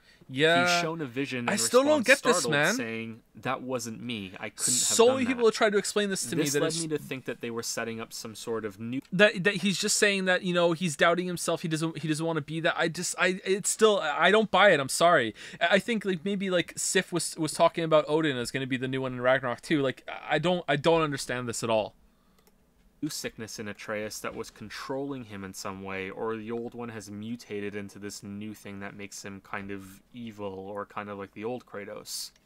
That would be a poor excuse for the previous section, but it would explain why it was so sudden. But then this exchange happens less than a minute later. I'm not gonna let it bother. Like you said, Mimir, it was just an illusion. That wasn't me. Yeah. No, What? but it is who you have become of late. What? Look, What? I know I got us into this, but I'll get us out. No, you're just wrong here. Trace making excuses. Okay, even after that? Even after that line, though? Like, what? What do you mean? He did do that. Am I going to say these exact words again in the video? Hold on, let's see. Whoever I am. I will get us out. You will follow orders. But maybe that's not who I am. This implies instead that when Atreus said, "That wasn't me," that he's simply and stupidly pointing out that there's a double of him in front of him. But that also doesn't explain the, "I couldn't have done that," but he also clearly has the memories of killing Modi and how they arrived at Helheim, so what? I don't understand what's happening here. I still Does don't. the game understand at least? I hope so. I'm serious. I don't know what the game is trying to communicate with these two scenes. I still don't. I'm still confused. Yeah, still. Anyway, before 4 years leaving, later, you still are. Helheim's memory magic recreates the scene where Kratos kills his father Zeus. They then crash into one of Odin's secret rooms and, using Mimir's special eye that was gifted from the giants, uncover a way to reconnect the Bifrost bridge to Jotunheim. Atreus then pretends that he didn't see anything back in Helheim and that he has no idea about Kratos killing Zeus, which is the beginning of the two repairing their relationship just as suddenly and awkwardly as it fell apart. What old man? It's me, I'm There's the old some man. attempt to justify it in the next section, but Atreus is already back to his old self before then. Tyr left behind messages and tests. He says that gods must become good, everyone has to work together, the power of friendship, and so on and on. Atreus buys into this, Kratos and Mimir are happy, the game goes full comic book with superpowers and shows they're willing to make Kratos however strong as they need by having him flip the temple over, This bothers but yet me. he can't jump in the air or climb this wall of wooden really planks. bothers me And so then the much. Jotunheim Tower is recovered through a quick suicide mission with the help of something called the Unity Stone, which I don't think was ever mentioned before now. Like I said, it goes full comic book. Yep. Marvel By the shit, way, there's a Marvel shit. line here from Mimir that says this stone is how Tyr was able to travel to other realms and lands. Those lands shown in the temple earlier with other cultures and gods, including Greece. So again, just, slipping it back in there real quick, how did Kratos get to Midgard from Greece? He didn't have a Unity Stone, at least I don't think so. Please answer it, please, please. After this, there's a final princesses in another castle moment, since the Bifrost has to be channeled through another stone to activate the path to Jotunheim when the World Tree Bifrost magic is activating in the big chamber as it circles around. Apparently, the Unity Stone can't be used to If you go can't directly swim, to you need a Jotunheim Unity itself, Stone. even though it could take Tyr to Greece. Also, never mind that this other stone didn't need to be there when Kratos interrupted the sequence last time at Helheim, and it still worked just fine, albeit violently. Mimir can use his giant gifted eyes as a replacement, but shoot, he only has one eye and needs both of them, and that eye is in another castle. Holy shit! Luckily, Brock and Sindri know where it is. There's a good callback to earlier when the World Serpent munched Thor's statue, since that's where Odin hid Mimir's other eye. You speak to Jormungandr, row into his belly for a very brief section, and proceed to the end of the game. You find the eye, Baldur then attacks Jormungandr, you're spat out next to the giant corpse, and then Freya and Baldur have their reunion. There's an awesome moment that is totally spoiled if you know Norse mythology when Baldur punches Atreus and cuts himself on a mistletoe arrowhead, thus breaking his invulnerability curse. I knew this story from playing Hellblade, but I had forgotten it already, so at the time it was a really cool moment, and I think it works really well. That's why Freya called the arrows wicked earlier when she destroyed them. It's just by chance that Kratos used one of the arrows to fix Atreus' quiver strap on the mountain, and while I usually hate coincidences, I think this one is just fine because it doesn't feel forced, and it's set up a long time before it's paid off. Yeah, I In a kind agree. of subtle way, too. Yeah, I agree. With the curse broken, Baldur can now feel again. That was part of it. He can taste food that he couldn't before, feel warmth and the touch of another person. His life has been returned to him.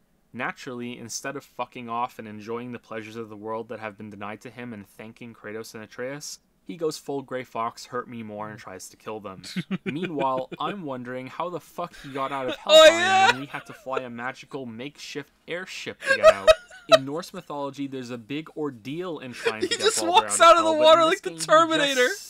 I actually have no idea how he got out. I don't think it's ever explained or mentioned at all. I spoke about this final battle in detail earlier. It looks great, it reminds me of the Titan fights in the previous games. It's a shame that Baldur doesn't get many more new moves, but that wouldn't be that big of an issue if this wasn't the final fight. So let's finally talk about the ending and what's wrong with it.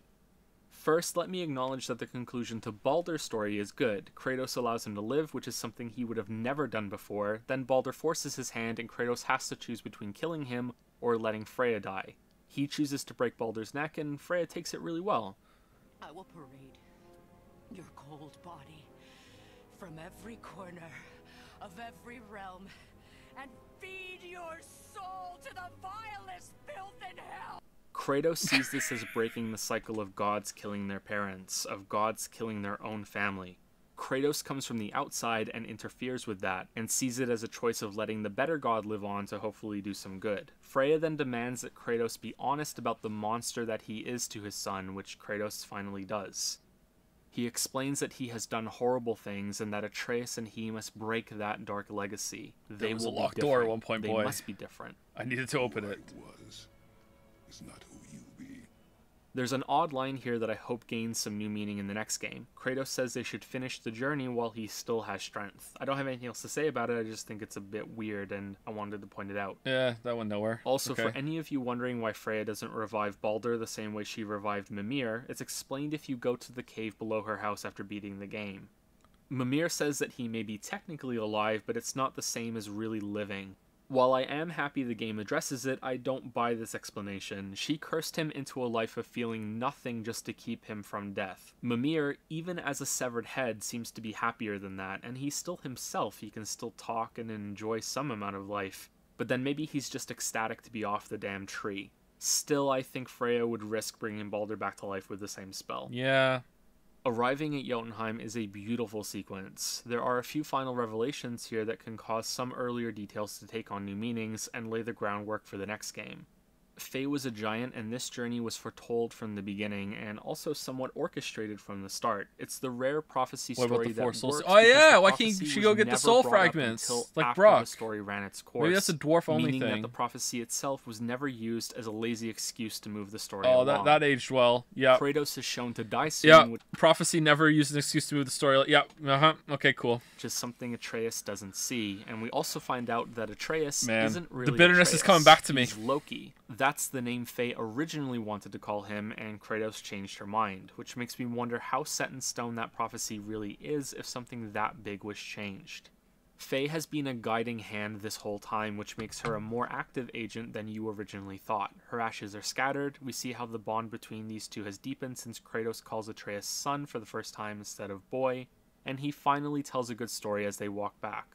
The story of Atreus the Spartan, which is where Kratos got his son's name. Then the game ends.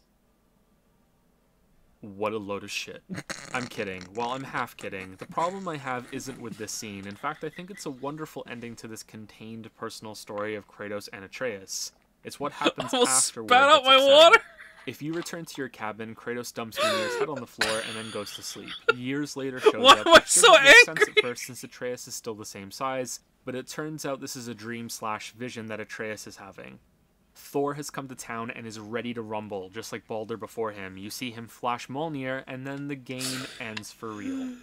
What a load of shit. The game hyped up Odin and Thor the whole time after you acquire This one's Mimir. true. Even earlier than that, if you do some side quests, Mimir describes them both as petty meddlers, that Thor will show up at the slightest provocation and wreck your day. While I understand Kratos can't go through an entire roster of gods in one game, and I understand that far more now that I've accepted this as the first of a new trilogy, I cannot forgive how much they teased Thor and Odin and then never delivered. There was that amazing scene of building dread earlier after Magni was killed, and Modi is sent scampering. Trilogy. You kill his children. You also killed Odin's child as well. And yet it's years later before they come knocking for revenge, apparently. There are so many warnings about them coming for you Yeah, sooner why in is- this, why is in this years? game, immediately after you cause some change. The wards? Odin's eye is on you, brother. Especially now that you've taken to killing his kin. When word gets out that Mimir is free, the wrath of Odin won't be far behind. Odin's ravens will tell him of the tower's restoration. This will not go over well in Asgard. I don't like cliffhangers, but if you're going to have your game end with one, you can at least make it satisfying in some ways. Have some huge surprise fight that you almost win, but then Thor pulls his belt of double strength out, snaps it on, and kicks Kratos so hard that he's left for dead, and Atreus is in danger. Then roll credits. I'm sorry, I really am sorry, because like I said before, the game has enough Here comes content, the worst but pun. I can't believe they hyped Thor and Odin up so much, only to end with another fight with Baldur and a fucking dream sequence. The pacing is all wrong with going up and down the mountain, back to Tyr's temple, fight Baldur again. God damn it, this could have been so good if they had Thor show up and teased what Asgard looks like instead of another vacation to Helheim. When the bridge opens, the full weight of Asgard will come crashing down on you. This still should be considered a success because I am Should thirsty it? for the next game, but God of War, damn it, God do of I War, wish damn I had it. known going Oh, in that it's this so was bad. the first of a new trilogy and set my expectations accordingly. I'm also really curious to see how the next games handle the mythology. This game already proves that there are going to be grand changes, but Mistletoe being the downfall of Baldur is accurate to the mythology. In a twisted way, Atreus being Loki also fits that story, since Loki is who orchestrates the use of Mistletoe to trick another god into killing Baldur in those stories. Loki acts as an outsider in the mythology, which again also fits with what we have in the game, since he technically isn't a Norse god. He's a Greek god through Kratos. But the timeline for events is already twisted far from the myths. An example being Mjolnir itself. Loki has a hand in its creation by setting up a contest between two groups of magical smiths. The sons of Ivaldi versus Brock and Eitri, or Sindri. The hammer can also alter its size depending on what Thor wants to do with it, although it has the flaw of a short handle since Loki tried to interfere with the hammer's creation so they would lose the contest. Ultimately, it doesn't matter since the hammer is still the most powerful of all the gifts the magical smiths make and allows them to win the contest. Since that's already happened, Atreus or Loki cannot be part of that tale in the games, just like he cannot be a part of They didn't many sign others. Draupnir. Further, there are going to have to be some major changes going forward unless there's a jump in time. In the mythology, Loki is the father of the World Serpent, among other things. In the game, Mimir mentions that the World Serpent senses something familiar about the boy, which is concluded to be impossible. Mimir then goes on to explain that legend has it that during Ragnarok, the clash between Jormungandr and Thor breaks part of the World Tree and sends the World Serpent back in time to before it was ever born. So the game is setting up some possible time travel shenanigans. Wait, but does the that most curious happen? part- Does part of the tree break? I can't remember that in Ragnarok now. If it does, it's like no one gives a shit, right? Not on screen. It does. He does get punched, but does Radakasker say, "Oh shit, that broke part of the world tree," or I don't remember that being mentioned. to me is that Ragnarok is coming at the end of this game. Fimbulwinter has begun and way ahead of schedule. Does this mean Kratos has interfered in some way? Yeah, I remember If so, seeing does the World serpent come being from a different sent back in timeline time. where Kratos wasn't present. If that's the case, is Loki actually the father? It would seem unlikely, especially since this means it wouldn't be the same Loki if Faye had chosen a different god when she left to fulfill the prophecy because Kratos wouldn't be there.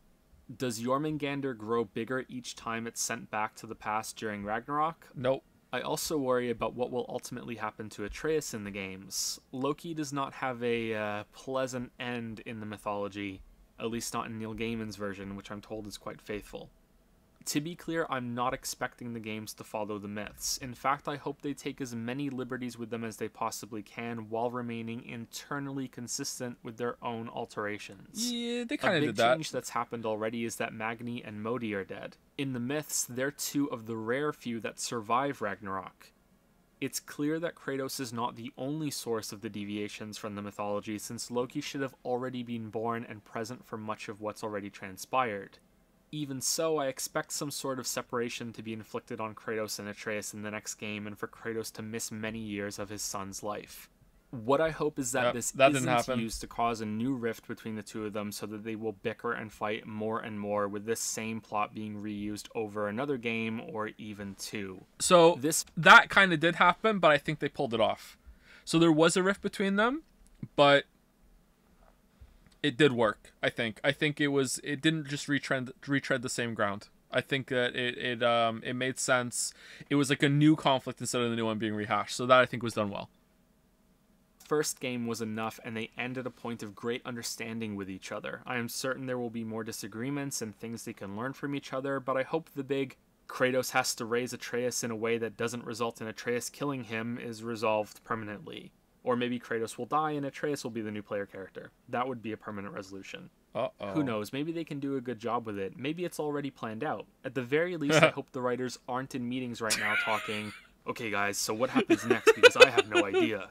Wait, ain't that this bad? This ties into something else I wonder about this game, whether it was made primarily for fans returning to the series or for newcomers. The answer to that is clearly both, since quite expertly many scenes have different meanings depending on your familiarity with Kratos, but I suspect that one of them has to be more dominant, and that can have some interesting implications. For example, if the game is meant to be primarily aimed at newcomers, which the lack of a number in the title suggests, then I think it's more likely we'll be seeing more of Athena in the next games. Without knowing her ahead of time, you see her as this strange, ominous entity that is lurking within Kratos, and surely that has to be resolved at some point.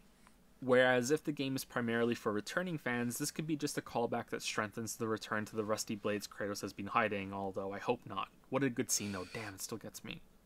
No matter what, this new series is still continuing from what came before, but the audience that the writers want to hit will determine how heavy it leans into which side. I think we'll be delving more into Kratos' past and exploring that in new ways if this series is meant to be more new than a continuation. And it's more likely that the past will only be hinted at a bit more with a few scenes like the drinking one if it's more a continuation than a new series. Yeah. And the events will be built on that past instead of returning to it. Preferably I'm completely wrong and the next game is full of surprises. His stories were brief and purposeful. Sounds fun? So we're done, right? There's nothing else to talk about. We did the full story, we went over gameplay. Why is there so much time left on the video? Oh right, I left this section for last because I doubt many of you are going to care much about it. I know that's a thrilling YouTube introduction acting to what should be the video's grand finale, but what follows is a ton of technical gameplay shit that I don't think counts as real criticism against the game for 90% of the people who will play it. Don't take that the wrong way, these are serious problems that definitely need to be looked at, but unless you play on Give Me God of War mode, I doubt you'd ever notice them. We also still have to go through a bunch of the game's bugs, and there are more of those than you might expect. In my experience, the more difficulty options a game has, the more likely it is that the top one is going to be a waste of time. True. Usually it indicates that damage and health numbers have been buffed to Damn, a I few like different this guy. levels, and that's the only way the game will be changed. On the hardest setting, enemies will be damage sponges, and your character will be more fragile than a Mario fan in YouTube's comment section. There is, however, some really interesting information you can glean from playing the game on these extreme modes. Let's go back. It's the same as taking a magnifying glass to a painting and seeing imperfect story we went over. In my experience, the more difficulty options a game has, the more likely it is that the top one is going to be a waste of time. Usually it indicates that damage and health numbers have been buffed to a few different levels, and that's the only way the game will be changed. On the hardest setting, enemies will be damage sponges, and your character will be more fragile than a Mario fan in YouTube's comment section. Alright. Oh, so some of these are fake. Some of these are fake. Mandalore Gaming, give me back my fucking dog, you piece of shit.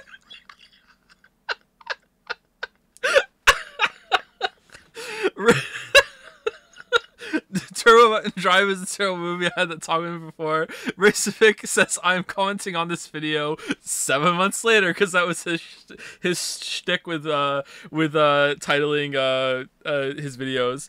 Shammy saying the next video on No Man's Sky next will be out before the next update the game receives because that's what he was doing at the time. Is there another one here, or is it just those that are the fake ones? All the rest of them are about people getting salty about the Mushroom Kingdom fake out. Oh, man. Oh, man. Is Super Tanuki 64 real? Hold on. Where? Where's that one? That one's real, yeah. That one's real.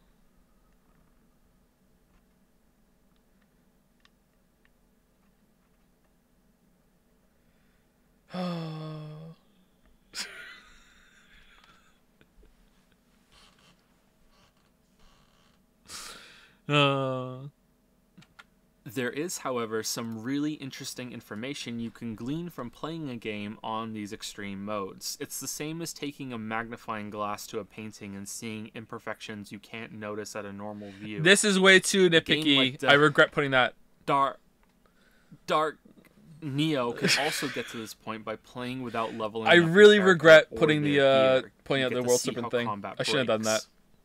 Give Me God of War mode is not solely like this. It adds one new mechanic that we mentioned earlier. Enemies can level up during a fight if you don't interrupt them or kill them quickly enough. They regain all of their missing life, become immune to certain crowd control tactics, and their eyes begin to glow. I wish this mechanic had been added to both normal and hard mode, and was introduced in the last half of the game for a bit of variety. That would've been good, yeah. When you get to Helheim. Oh, there's a lot of enemies on the screen. What the hell? This, Give Me God of War mode cranks the health of enemies up and increases their level for most were there ever that many enemies on the screen in Ragnarok? However, the game is still subject to the same rules as before, so this new difficulty can be overcome. You know what? That gear reminds me. I saw someone posted a clip of the game. I saw it. And it was running on the PlayStation 4, and it looked worse than 2018. Like, the water looked fucked up. So it's like, did they do so many improvements, and it's like struggling to run on the PlayStation 4 so badly they have to gut some combat encounters or something? Because I don't remember there being like ever that many enemies on the screen in Ragnarok. Grades. This means that the game gets easier as it goes on instead of harder. Indeed, the most difficult encounters I had were at the beginning, which seems backwards to me. The bloated health bars also unfortunately led me to spamming Executioner's Cleave on every enemy since it did high damage, which is why you've seen me using it so much through this video. It also provided temporary invulnerability and could be set up in conjunction with Atreus' arrows holding enemies in place. This could be seen as a good use of tactics and options, but this was really the only option, well, aside from kicking enemies off ledges, which admittedly felt good to do in response to the large health increases. When the game let me do it, that is. Strangely, bosses did not feel that much more difficult. Even the Valkyries felt about the same, except for Sigrun at the end. Revenants felt like they were given the biggest increase in power, and were often capable of killing me with one spell if I wasn't careful, but all of this doesn't really matter.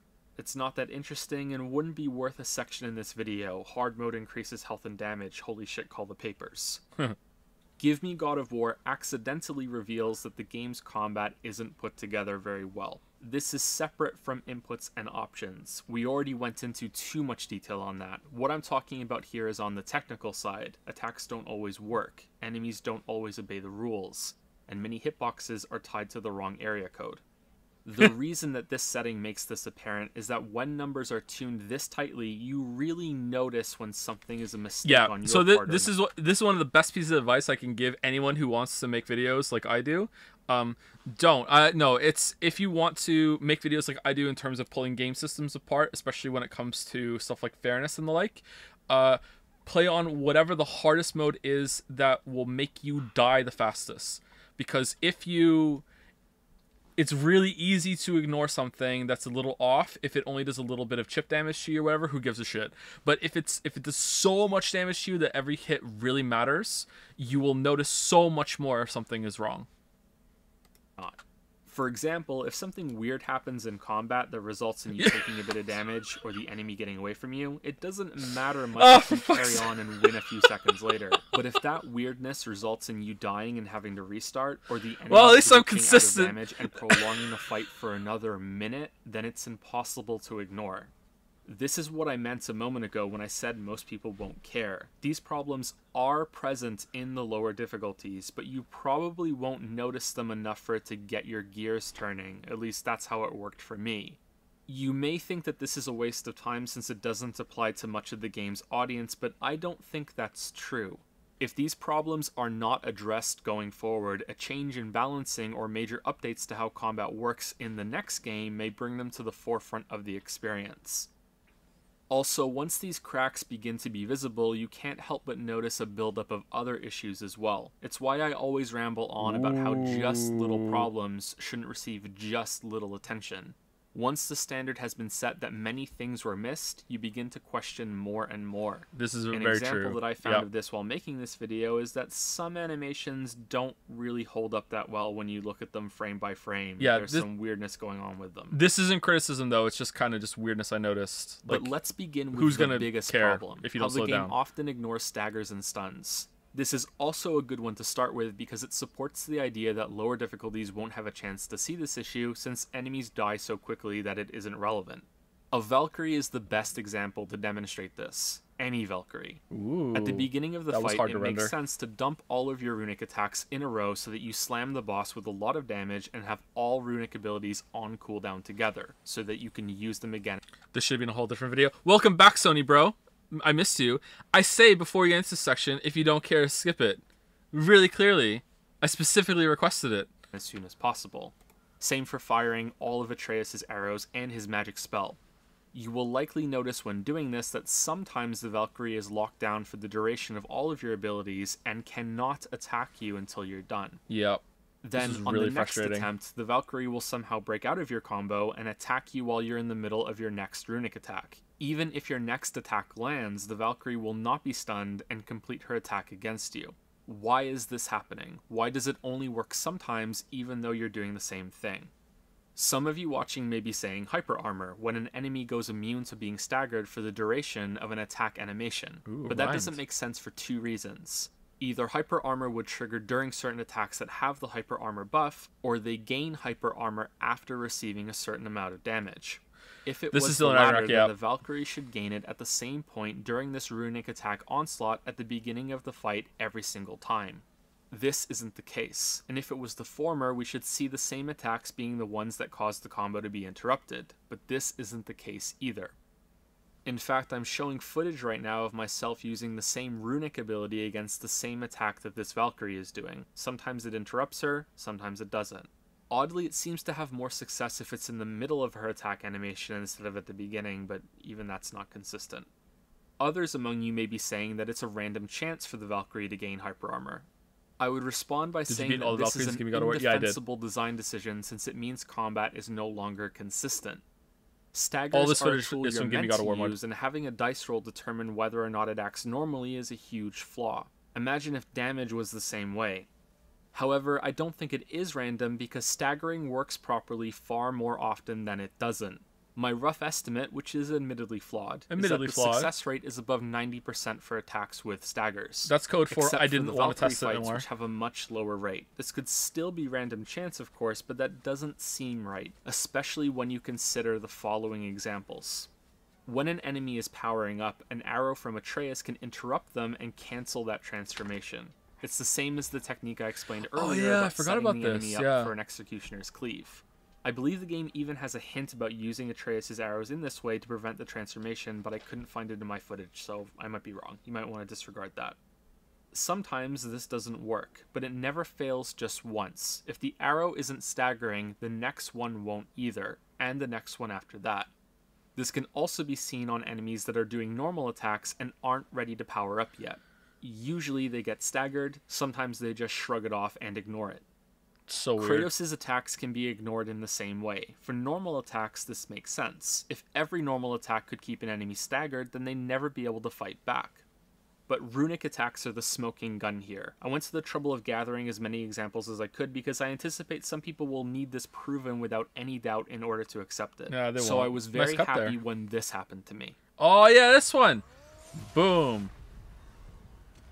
These enemies are doing the same attack. They are all hit by my runic attack at the same time, as you can see by their health bars, and yet one of them is not knocked into a stagger state, and he finishes his attack, hitting me before I can recover from the runic animation. I love doing this shit, man. This is likely why runic abilities have staggers tied to them, because you cannot cancel them once started. In fact, it's incredibly fucking frustrating to have an enemy go immune to stagger when you trigger one of these, since they get to soak you with unavoidable damage.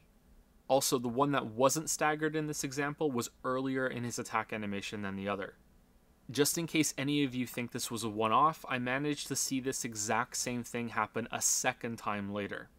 I've seen Draugrs do this, Dark Elves, That one's not as good. Wolvers, the other Valkyries, Sigrun, even Balder, and the conclusion I've come to is this. Tell us. Sometimes God of War has enemies queue actions to do back-to-back and then sets them in stone as unchangeable. Alright, you think I'm right here? So an enemy's I'm still not tasks are sure. queued, transformation level up, and then immediately run at the player or do a dashing charge attack. Or a Valkyrie is queued up to do a wing slash combo and then immediately jump into the air afterwards. You can see that this happens sometimes when some attacks have pauses between them and other times they don't. This queuing definitely does happen, and when it... I assume it has a no interrupt flag for chaining the moves together, because some moves don't have... Some moves only have the no interrupt flag sometimes, right? does, I suspect the enemies can no longer be staggered because it would break that queue. This wouldn't be a problem if the player could figure out when that's happened, but you sadly cannot. So sometimes you won't bother finishing a far-off enemy because you saved an arrow for Atreus to interrupt the transformation, and you will be punished for it when it doesn't work. And sometimes you will use a runic attack during a Valkyrie fight and literally fucking die because you can no longer dodge, block, or parry when they aren't staggered. I mean this with no exaggeration either. While fighting Sigrun, I changed all of my runic abilities to those with the quickest animations and only used them when I was certain she was staggered from an attack already, like knocking her out of the air when she's charging a blast. Because if I didn't do that, using a runic attack on Give Me God of War mode meant I would die. So true. This can also happen in response to axe throws, and most infuriating of all happened a few times when I parried. The enemy decided to ignore the stagger, and I didn't get my special parry counterattack. In the same vein as this, I've seen enemies block attacks when I was hitting their backs. Attacks from Kratos passing through enemy models and dealing no damage. Fireballs leaping from enemy hands in the opposite direction that they were aimed at. Enemies spawning outside of the combat arena so you can't progress and have to reload or hope you can clip attacks through the terrain to hit them. This enemy braces to attack and then slides forward a bit like they have invisible wheels in their shoes. I kind of hate this. Which sounds awesome, but is mechanically disappointing for a game that's often about positioning. The burrowing lizards can transform power up while underground when you have no chance to interrupt them. Wolves can also transform power up instantly with no warning or chance to stop them at all. That's not bad, actually. If enemies are too high above your level, you can't fling them off cliffs. This is annoying. The game pretends there's an imaginary wall there instead. Yeah, it why? Looks terrible. Why would you do that? You did this. Yeah, I agree, yeah. Projectiles have passed through me without dealing damage. Likewise, this attack on the Ogre moveset doesn't deal damage for some reason. You can also start attacking and get attacked before loading is fully finished. This is still here. Is still dark. You can still do that in Ragnarok. This nightmare spawns next to me in immediate bomb mode and explodes. This Draugr switches directions so abruptly mid-swing that you can see the near 90-degree angle change between frames. Holy shit. This troll's shockwave attack travels through rubble without any problems. That's kind of annoying, but not a big deal. The game stuns me at the end of this phase transition and doesn't give me control back until it's too late. I had a No Man's Sky flashback here. This once happened when I chain slammed a White Walker in Helheim. Clearly he's an expert at 4D chess. Good for him. Skill issue. Speaking of chess, Baldur checkmates me here by blasting me back and following up with another attack so quickly that I don't have enough time to get away before he lands. This Draugr doesn't take damage nor is stunned from this runic attack, even though he's closer to me than the other Draugr that does. This ogre activates a short-range teleporter. He then drops it when he dies, and this wolf picks it up. See, I like these sections where it's like evidence, evidence, evidence, evidence, evidence. I understand that some people don't, and some people get tired of it, but like I always come back to the idea that if I don't do this, people are just gonna be like, how buggy it could possibly be. It's like, no, you're gonna sit here and you're gonna listen to it, but not really. You could turn off at any point. Later to also use. Dark Elves often enter evasive maneuvers. Enough hits, snapping awkwardly away from you, or outright becoming immune to damage even if your axe hits them. It's difficult to determine whether Wolver hitboxes are accurate or not. They deal damage early in some animations and also push you back, so while I do think there's something off about these slashes, it's difficult to definitively prove. One thing I do know for sure about these guys is that they have an attack that can't be parried no matter what the color alert says. If you get enough gear to push Ragnarok this had a lot of from this. red to yellow, you still can't. And by a lot, parry I mean it. 4. I tried for 30 minutes, first with the base Kratos, and then with the parry amulet, which increases the window for parries. It never worked. I have a few more of these, but let's move on to axe throws and how hit detection often fails. I think there's also a maximum amount of range that this can work within, but that doesn't really make sense, so maybe it was some other bug I was running into at the same time. I do know the game sometimes requires you to hit something from a specific side or a specific direction for hit detection to work for puzzle reasons, even if you can hit it from somewhere you're not supposed to. Man, the axe will visually hit the object, but the impact won't register. My favorite of these was when the axe hit a crow in the air and showed the visual of it connecting and still didn't kill it. Skill issue. The axe also likes to snap from the air into enemies. New recording session. Especially as you can see here, but then again, sometimes the axe bounces off of them like they're made of stone instead. While we're on the axe, my favorite glitch in the game, and I mean this sincerely, is when you switch from the blades to the axe and dodge at the same time. This can reliably cause the axe to fall from your back and land on the floor instead of being equipped. This was frustrating as fuck at first because I kept trying to activate a runic attack after switching to the axe and was left wondering why I was in fist mode instead and the runic attack wasn't working. But now that I know what's happening, it never fails to make me laugh. It's like the axe says, screw this, I'm out, and just fucks off to the floor. Sadly, this should still be fixed, but yeah, good times. Good times. That's a bad delivery on that, but for some other things like this, we have to go through another long list. Sounds fun. My second playthrough was far more buggy than my first. Lines of dialogue were broken, animations like this would glitch out. To prove I'm not exaggerating, things got so bad that Mimir started telling stories as a decomposing head before I got him to Freya. That's talking about Odin. He's known by many names. There's some weirdness with dialogue in other ways too. There are some lines I only got on some playthroughs, and this was after I had exhausted all of them and the characters stopped talking during transition traveling. On one playthrough, I was told by Mimir that Freya was now searching for her... I don't know if I say this in the video, but I remember talking to Stream about it, maybe, and it was... someone floated the theory that because it was a second save, that the game was erroneously flagging that we already showed you these conversations and they didn't repeat. Like, there were some really important conversations that filled in space that never played on my second one. That's really bad. Old Valkyrie wings and a way to break the curse placed on her by Odin that prevents her from harming any other being. On another playthrough, this line never happened, which is a shame because it sounds important, right? Hopefully Kratos also gets a pair of those wings in the next game and can start jumping all over the place. Uh-oh. In Niflheim, the rotator rune totems would often bug out. Sometimes they would show the same rune twice before fully rotating. Even after doing a full cycle, they would remain bugged. Making things worse, this meant the chest wouldn't open even if you got the right runes on each totem. Probably because the game is still rotating the symbols, it's just not displaying them properly. Loot that drops on the floor can sometimes become possessed and start spinning around, bashing into things around it. Also, you get put back to full health when you kill a Valkyrie, so why do they spawn a bunch of these health globes? They just get in the way. I don't get this. The first time that was worth putting in the video. Area, the game lets you jump down the wall despite the brambles being in the way, but if you come back here later, it won't let you do that again, and you have to walk all the way around and burn the brambles first. That's annoying. While we're here, it's worth it to return to the earthquake magically repairing itself, which still makes absolutely no goddamn sense. This isn't the only thing wrong with this scene. The supply of chopped logs also miraculously they did this in Ragnarok again while you were gone, and then depletes itself again for the next time when you They return. did this in Ragnarok! Atreus says our father in this scene instead of my father. Yeah, my father doesn't like people either. I still hear the our. axe looks so much bigger. Yeah, in this this is a weird scene one. than any Why is the other axe for some huge? reason. I don't know why. It's so fucking What weird. the fuck? Also, Atreus killing all of these dark elves on his own is flat out unbelievable. I don't think he could even lift the axe well enough to use it, so that wouldn't be a good explanation. These corpses are all piled up by him bigger while you're Luke? gone. They're not from the previous battle, so we're meant to believe that he did this while Kratos was in the Pillar of Light. Using triangle both as the dialogue option and the axe return button leads to awkwardness throughout the game. Kratos signals he's ready to talk by holding up his axe, I guess. Not that it always matters, because sometimes NPCs simply won't talk to you. This happened most reliably with Sindri in Alfheim. I had to leave this area and then come back for his dialogue prompt to show up.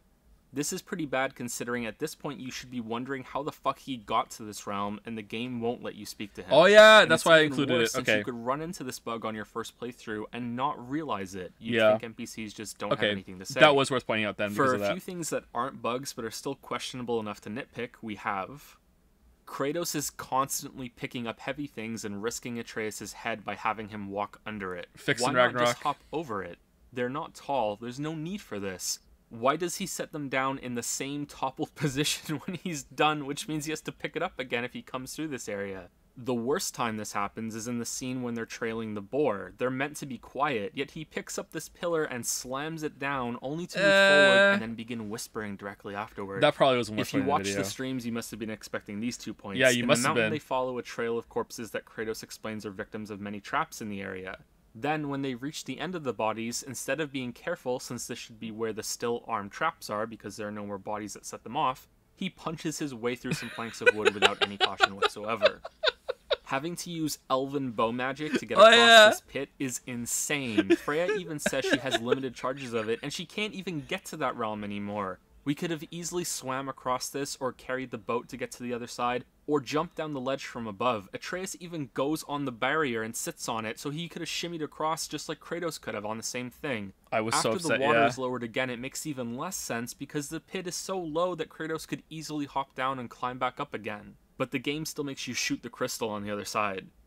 Brock shows up after you kill the troll in Helheim and takes the blades from you to do some quick tinkering with them. He and Sindri can hop through space, which is how they get around so fast. So why doesn't Kratos, who thinks Atreus is close to death and that the medicine is time sensitive, give the heart to Brock to take to Freya ahead of him? True! Sindri would have been the better choice for this because he's a germaphobe and he wouldn't be willing to touch the blood, and it could have been explained away with a funny line. Better get home to your boy already.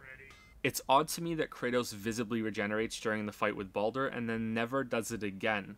I think it would have been cool if he had had a slow regeneration effect that activates between fights, especially since if you die and restart, you get put to full health regardless. I like this one, could actually. Be explained I remember as Kratos this. healing himself slowly so Atreus doesn't start to ask questions about his father having special powers, because he's still hiding his godhood from him.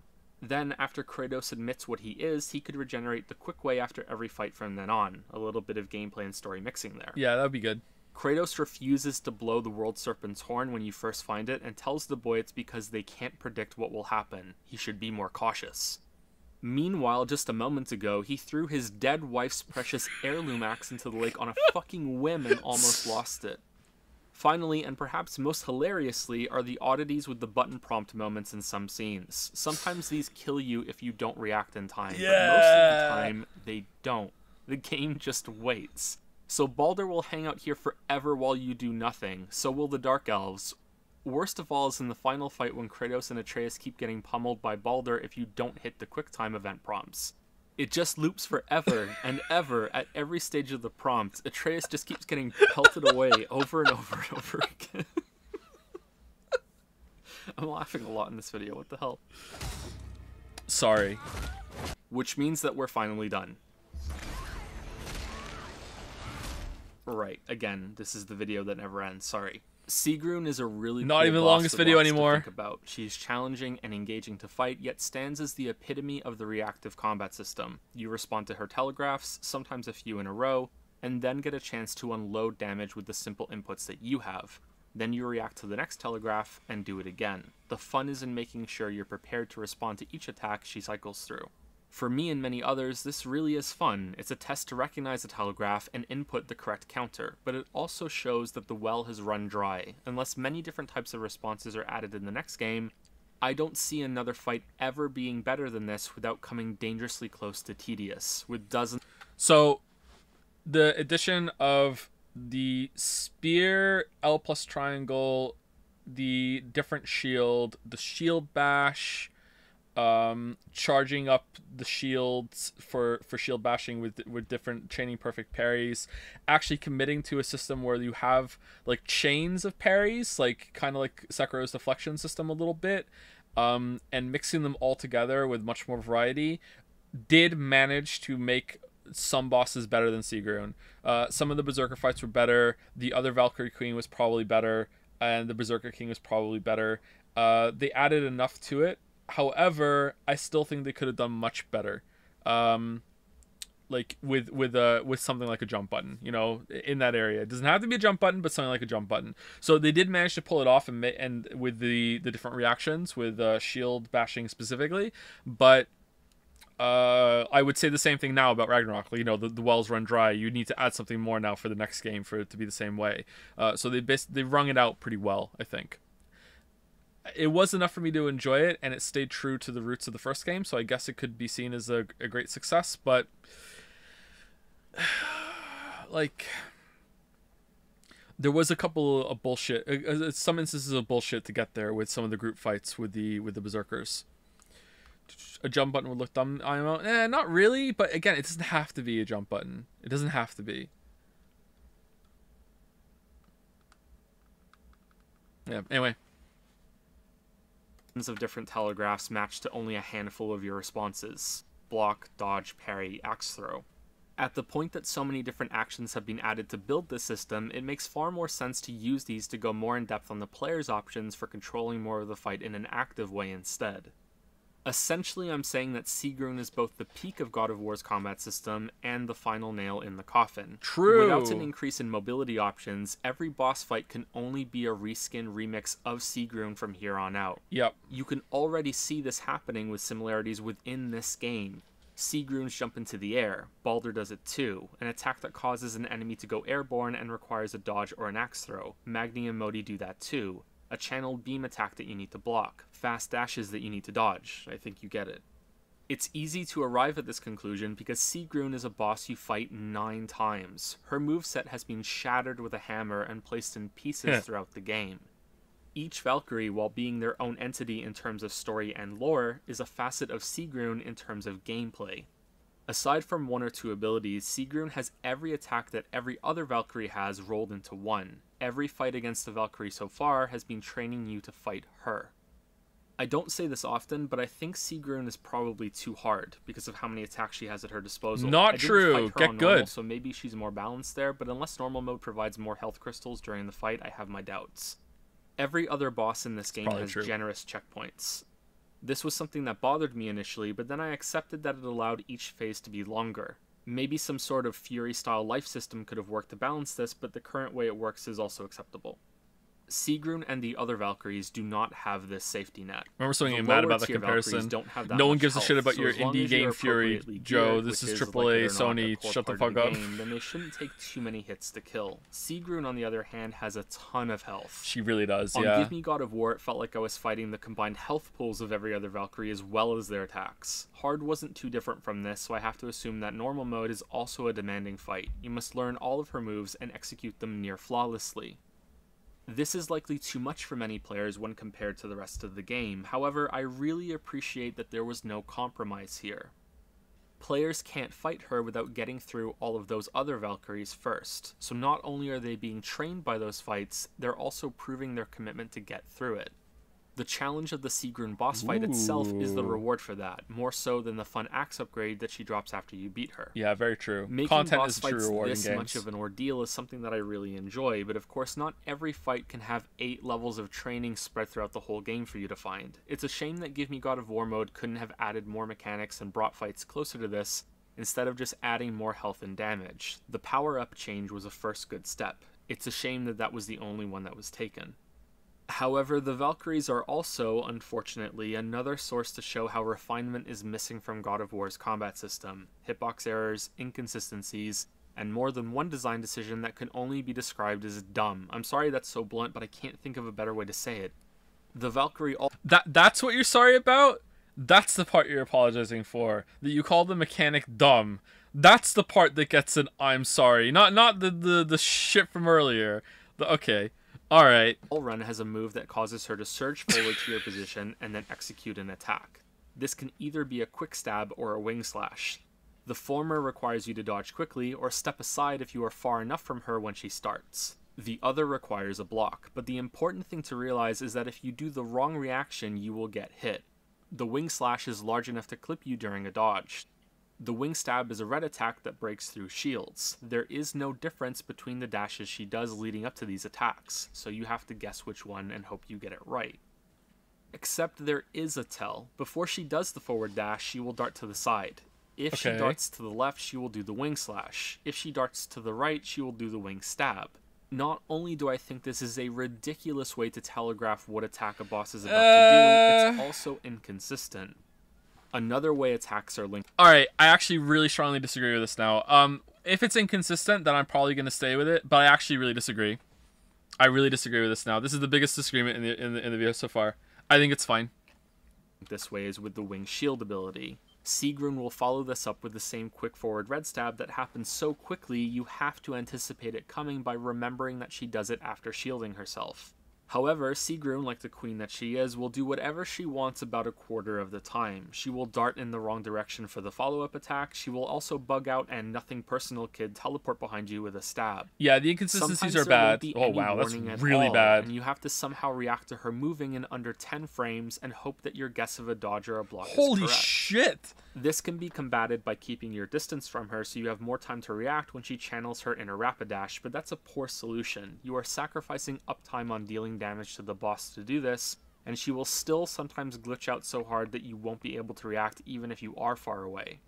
The other stupid mechanic is on the Valkyrie Geardriful. I'm probably saying that wrong, and it's also one that Sigrun inherits.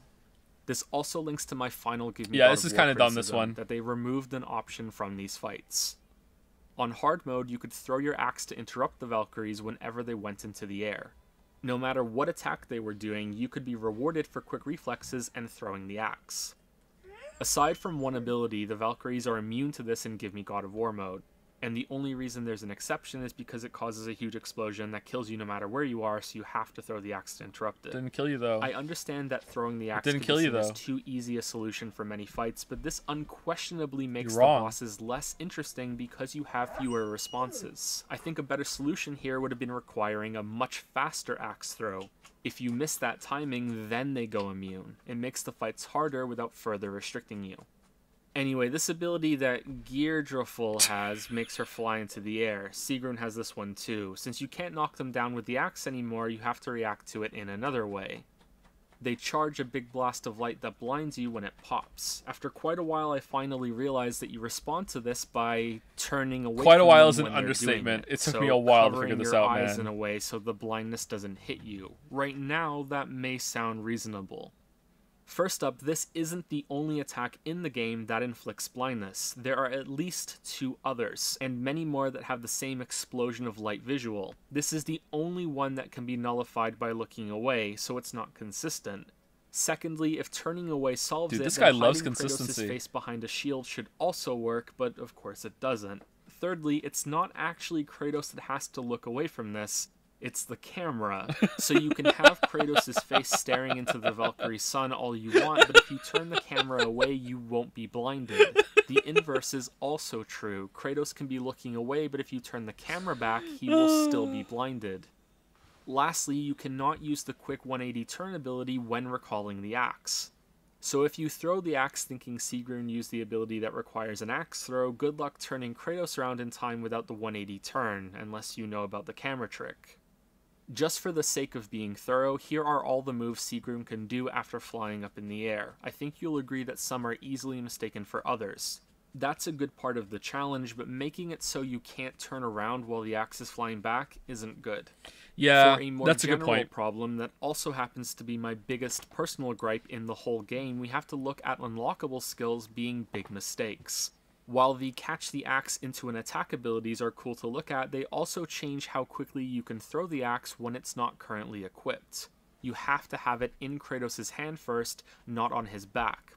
This is the minor one though. While we're on it, I do wish you could more naturally run and catch the axe at the same time. Instead, Kratos always pauses when you recall the axe, no matter what you're doing, except for rolling, I think. Oh, I It's a didn't bump test in how that. smooth chaining moves together usually is.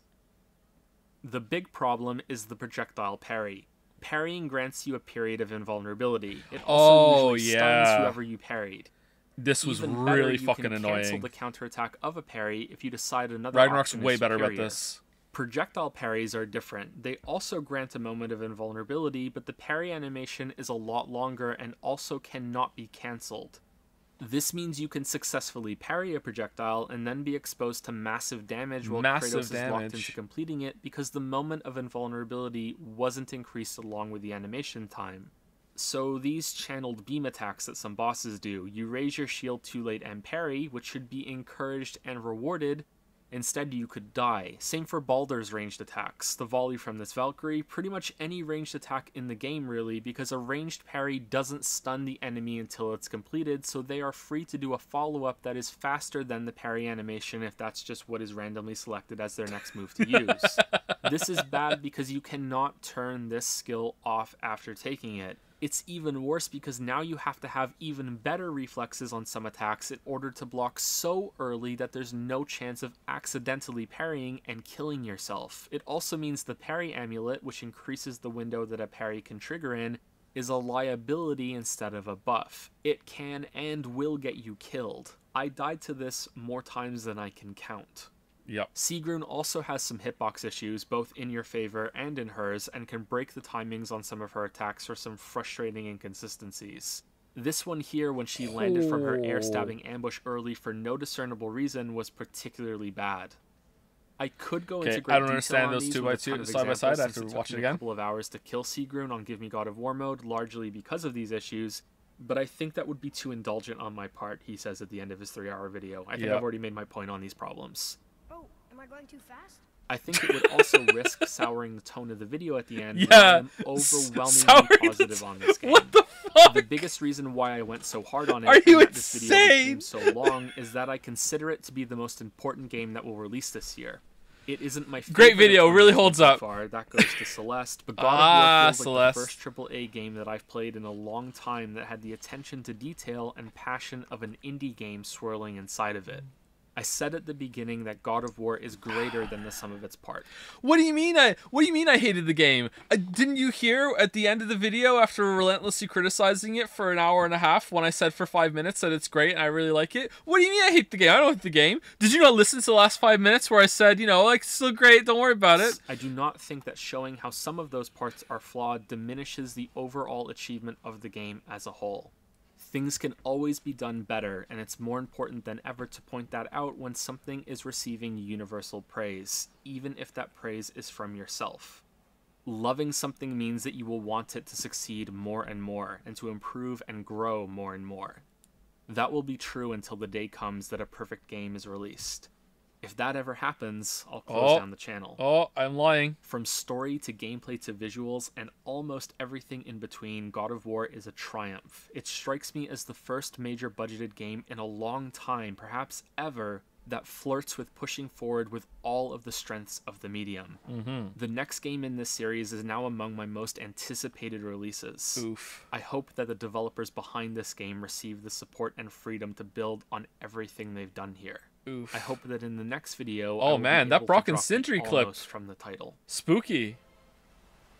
Thank you, friends. That's a good end line, actually. Hope I can take away almost from the title. All right, well, in my defense, I start out gushing like crazy. There was a lot of positivity before, you know, the salt mines were opened and we started our shift. Okay, like there was a lot of positivity at the beginning. All right. Okay, so we're done for real. So I'm doing this part. All right, we don't need to. The credits are just me talking about moving to Moncton and everything. All right, the fucking bore.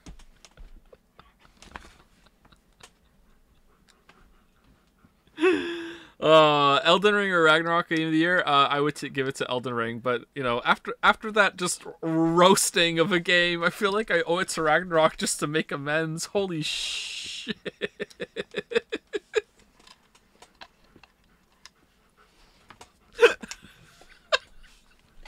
Fucking boom, roasted. God damn.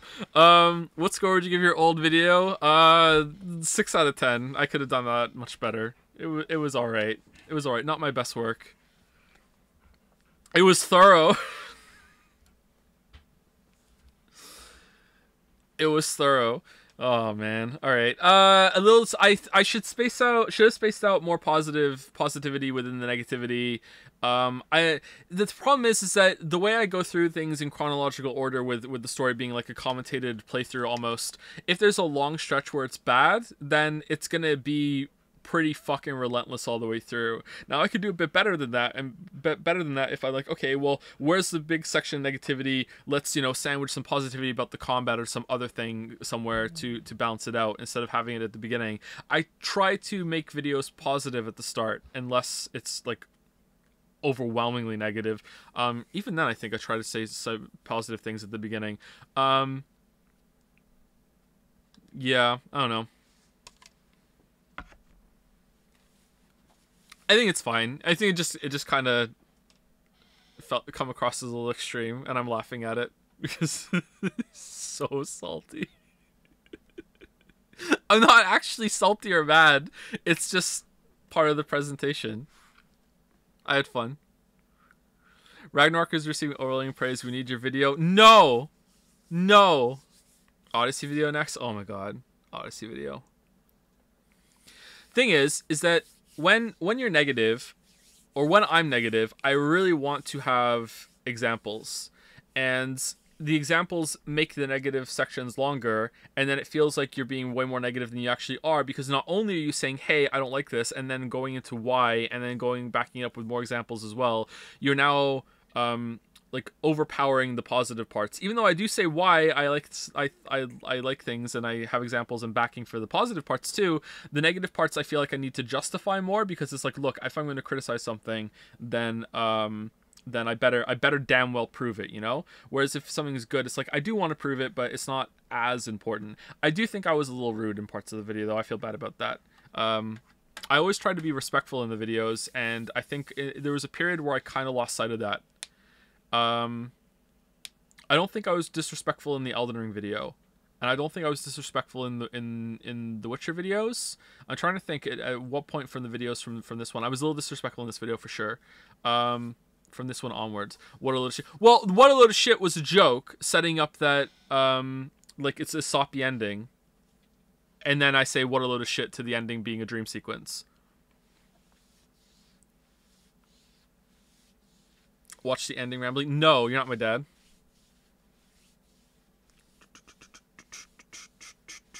Your videos always felt more like a thesis than a critique. Do you think so? They're not essays to me. I don't view my videos as essays at all. I know people say, oh, they're video essays. I don't think that.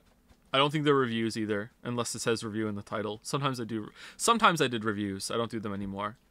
Can we have a Witcher 1+2 video marathon before the third comes out? No. No. This was cringe. Why do you want me to post cringe? Hey, it's me, your dad. Please watch the ending. You can't fool me. You're sober. You didn't make a single spelling mistake. You're not my dad. 9-hour marathon.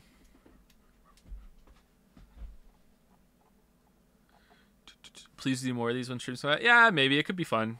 We'll see. Quick Joe, throw up the ActRaiser video to double the number of people who've seen it.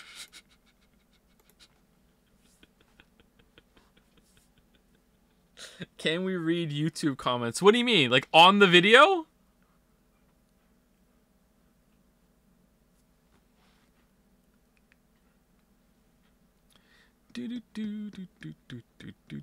Nah, I need to go. It's really late. Everyone's asleep. Lily's already in bed. Joe reacts to his own videos, infinite combat content loop. What if I reacted to my reaction and then react to that and react to that? I'm a React Andy now. I'm a React Andy now. Was he singing some Persona 4 song? Yeah, I sing it quite a bit. How are viewers going up?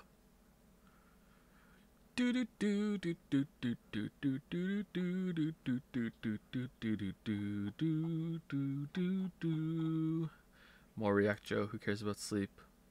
Last Swiss React video would be... Oh, I hate how I sound in that video. Anything before... I think it's the Breath of the Wild video or something. Or the Dark Souls 3 video. I can't remember. Anything before that, I just can't fucking listen to it, man. I hate my delivery so much in a lot of the early videos. I hate it so much. Edith Finch React? What's there to react there? Maybe there would be some. I could talk about how I made it and everything.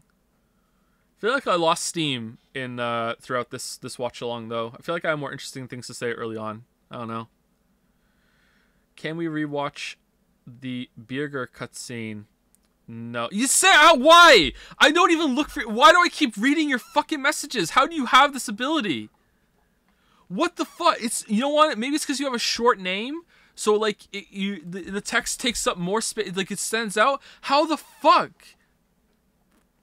If it makes you feel better, I don't think anyone thinks you sound bad in early videos. At least I don't. I sound actually deranged in the Dark Souls 3 video, and I won't say why, because if you haven't noticed why, then I won't bust that bubble for you. I hate how I sound in the Dark Souls 3 video more than anything else. It's fun to just watch it with chat. To be honest, your commentary is even greater on top of it. Yeah, it's a pretty fun process to watch along. Yeah. Stephen's sausage roll react. You sound a little crazy, Elden Ring one. Do you think so? I think I sound. I think the Elden Ring one has my best delivery yet. Sounds more natural in the Elden Ring video. Do do do do do do do. Do do do do do do do do do do do. Do do do do do. Anyway, thank you very much for watching. That's it for this little stream. It wasn't even a stream season. It was just like streams back real quick to blast through Ragnarok. I would love to play 2018 again on stream and do the next playthrough of Ragnarok on stream, but this has actually been pretty taxing, and you know, I want to try and rush the video out, and going back to a normal stream schedule while streaming it all would not be conducive to that. So I will be gone for a while. The next stream will be the Game Awards, and I will decide before the Game Awards if we are going to do, as a treat, Life is Strangemas in December, which would be a marathon of all of the main Life is Strange games. I don't know if we do the side ones too, but I would say probably just the main ones. So we'll see if we're going to do that. I will announce it properly if we are, and the day in the Game Awards stream, but I'll stream the Game Awards for sure. I'll try and remember to do some pre-stream setup too, to make sure that I can even show it, because OBS is so weird on this setup. Yeah.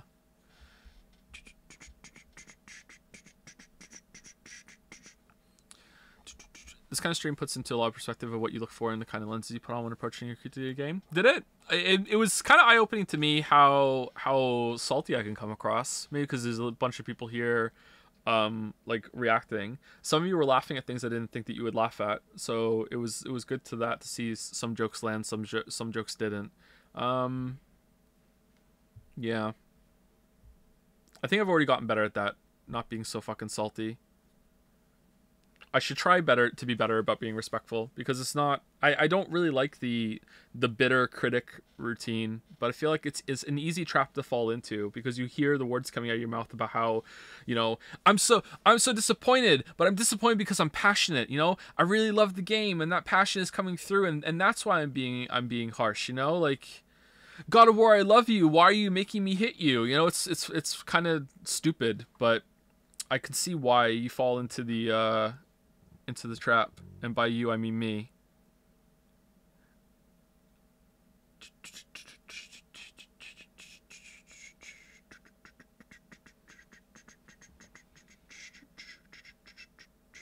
I love how you would remark about something like the difficulty that on Kiwi video Joe would say the same point really shows your thought process. I've watched some streams back a long time ago, and I will say the random line or joke right before I say it on stream, and I'd forgotten I said it.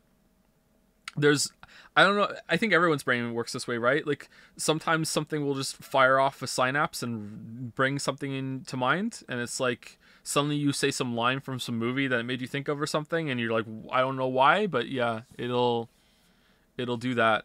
And sometimes it's very consistent. So I'm consistent, so I like me because I'm consistent. I like consistency. That's what I learned from watching this back. Anyway, I'm still talking. I'll see y'all later. See you on the fuck. Game Awards. See you on Game Awards. Hopefully there's a Ragnarok video out before then, but if not, if there's no Ragnarok video out before then, there's probably not going to be a Ragnarok video. So, we'll see you later.